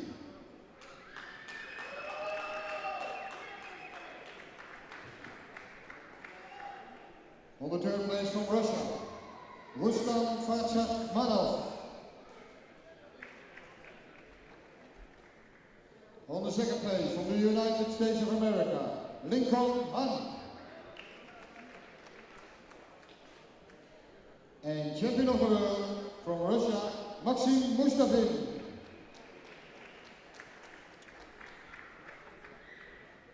Please rise all for the national anthem of Russia.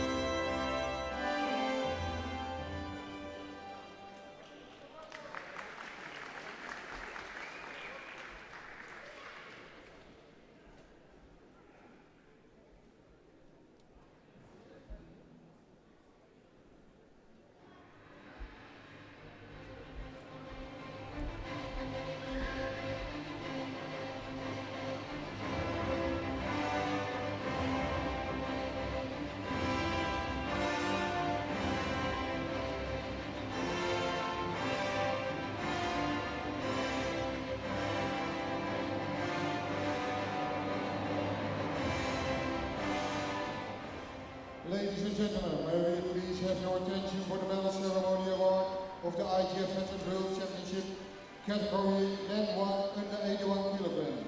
The medals will be awarded by Vladimir Bata, IGF Head Sports Director. On the third place from Hungarian, Sandor Nagai Solej Mosi.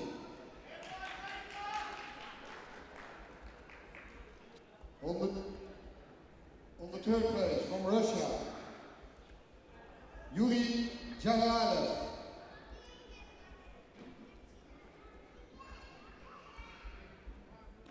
On the second place from France, Jeremy Martin.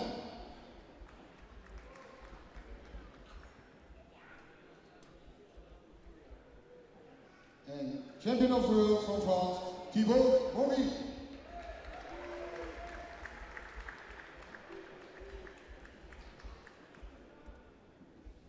Please rise over the national anthem of France.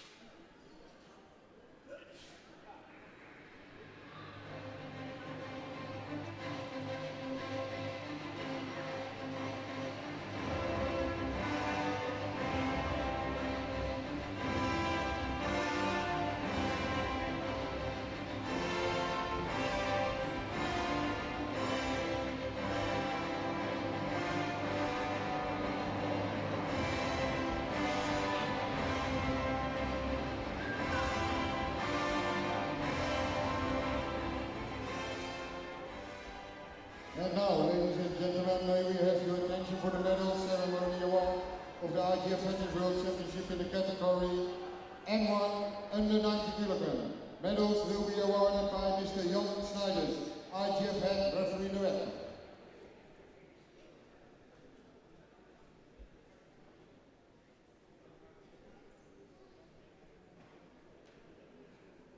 the third place, from the Netherlands, John de Riele.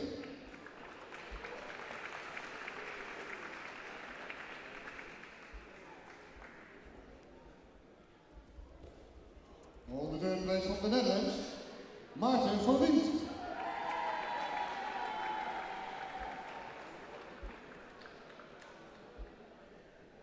On the second place from France, Nicolas Le Boc.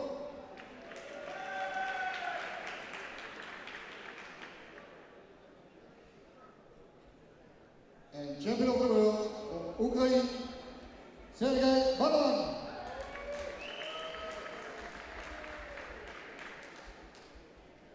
Ladies and gentlemen, please rise all for the national anthem of Ukraine.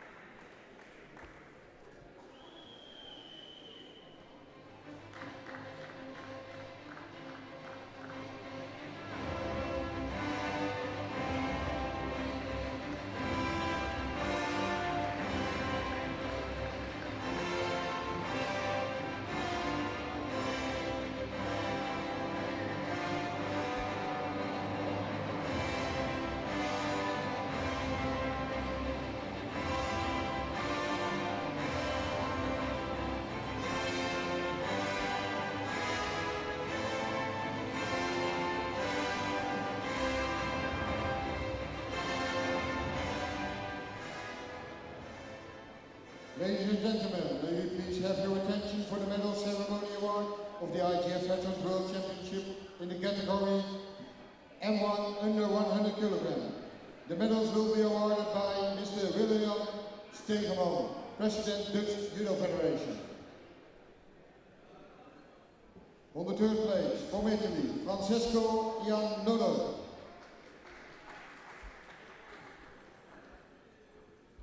On the third place, from Germany, Jörg Fiersmann.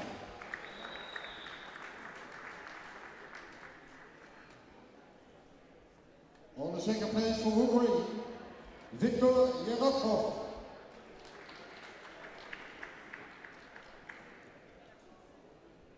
And champion of the world from Russia, Shamil Shalahatov.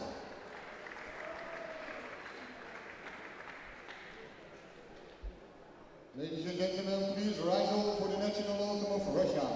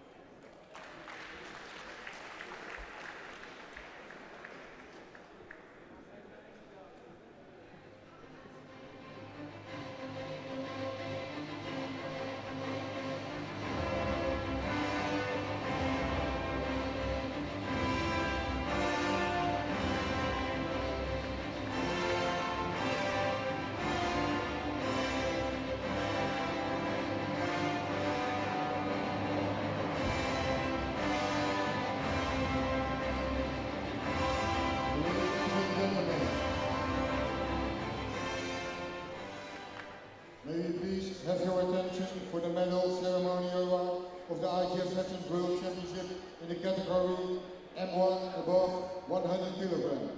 Medals will be awarded by Mr. Vladimir Bata, IGF Head Sports Director.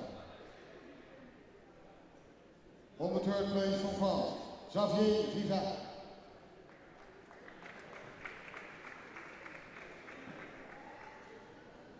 On the third place from the United States of America, Peter Stanley. On the second place from France, Sébastien Chamard. And champion of the world from Germany, Sébastien Bahel.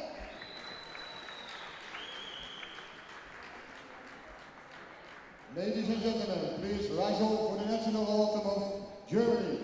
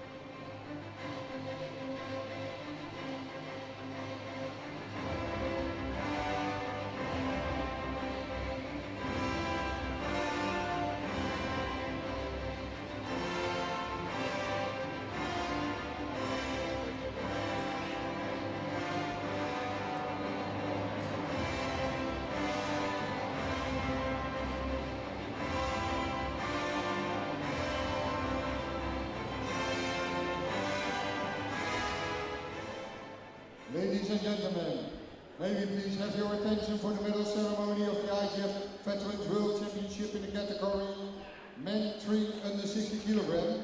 Medals will be awarded by Mrs. Hans van der Kerkhoff, board member of the Dutch Judo Federation.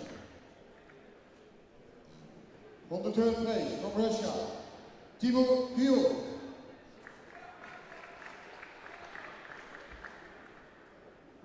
On the third place from Germany, Hubert Zwick.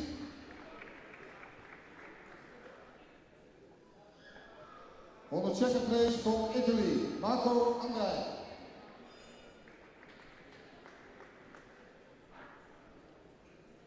And champion of the world from Brazil, Cleison Ribeiro Alves.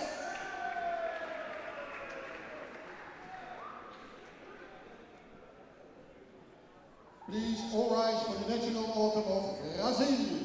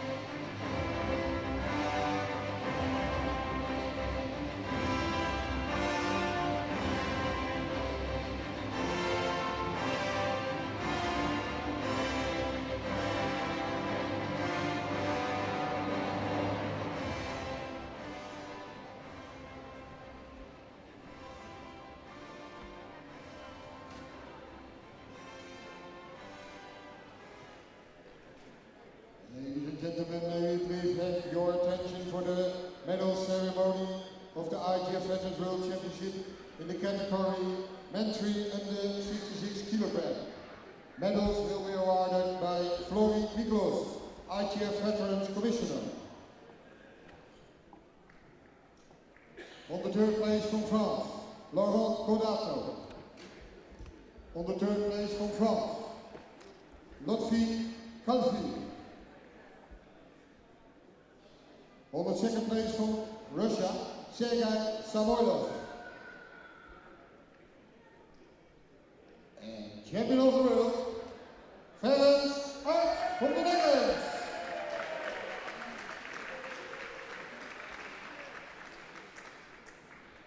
Please rise up for the national anthem of the Netherlands.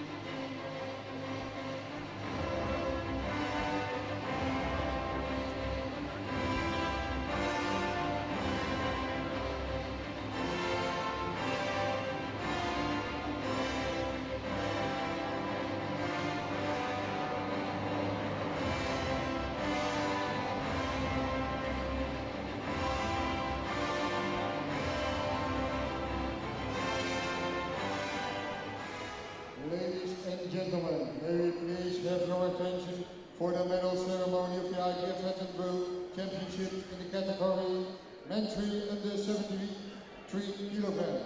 Medals will be awarded by Mrs. Hans van der Kerkhoff, board member of the Dutch Judo Federation. On the third place from Hungarian, Peter Buki. On the third place from France, Hervé Lahultre. On the second place from Brazil, Cesar Oliveira da Rocha.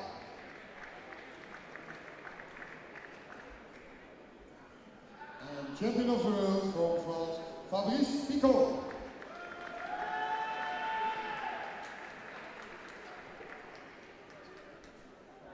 Please rise on for the national anthem of France.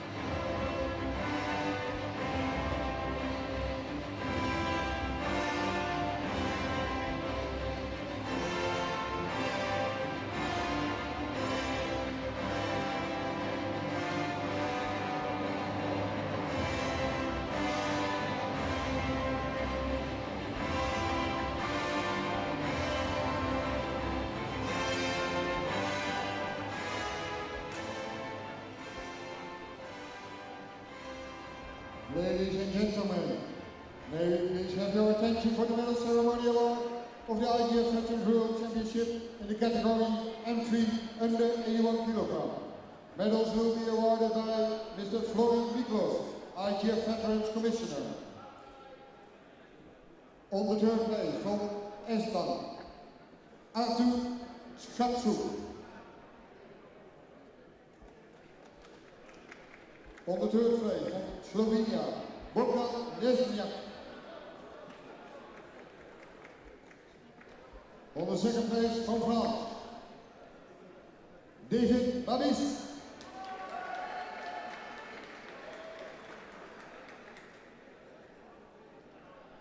And champion of the world from Russia, Dmitry Elagin.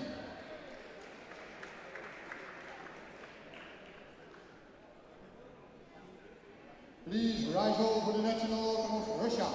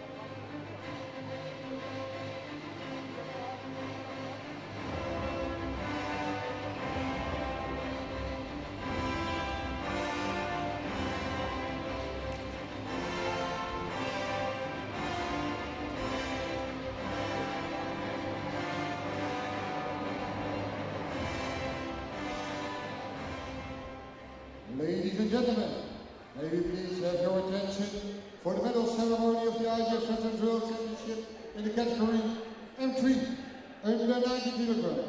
Medals will be awarded by Mrs. Hans van der Kerkhoff, board member of the Dutch Judo Federation.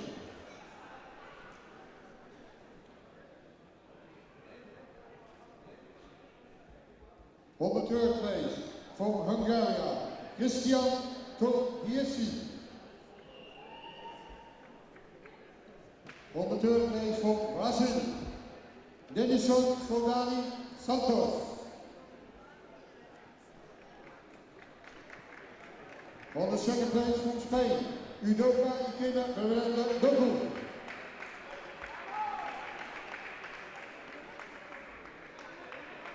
And champion of the world, Mr. Mark Huizinga from the Netherlands.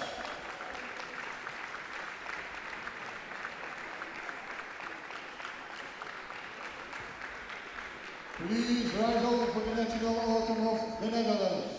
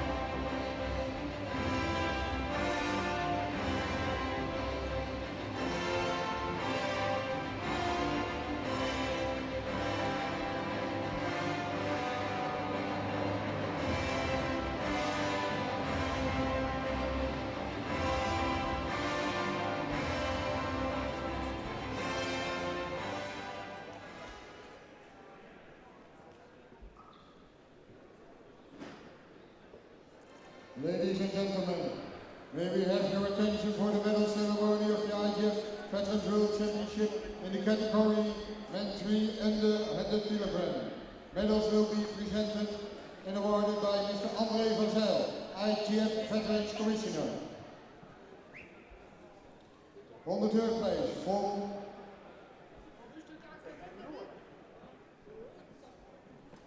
Tajikistan, Mr. Mircho Abdulov.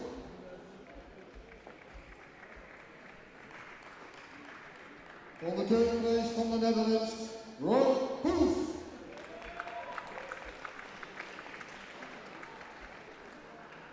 On the second place from France, Mr. Abdelhafid Hia.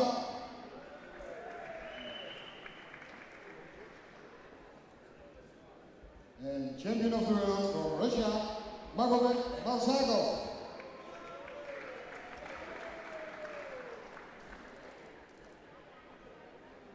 Please rise over for the national anthem of Russia.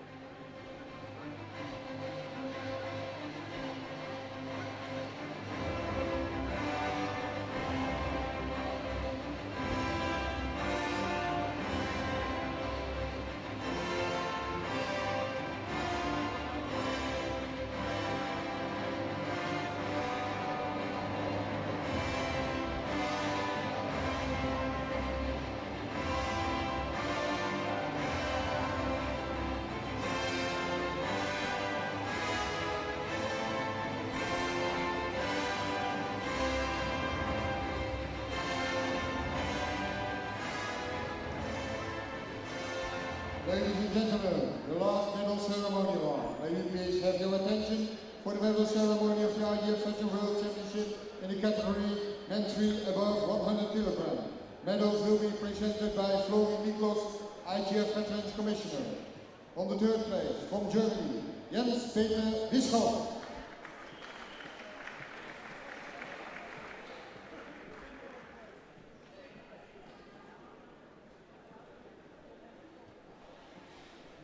On the third place from Spain, Jorge Alexis Silva Gomes.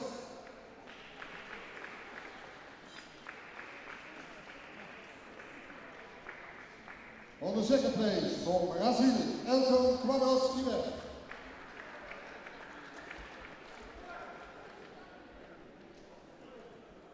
And on the first place, a world champion from Russia, Grigory Garyans.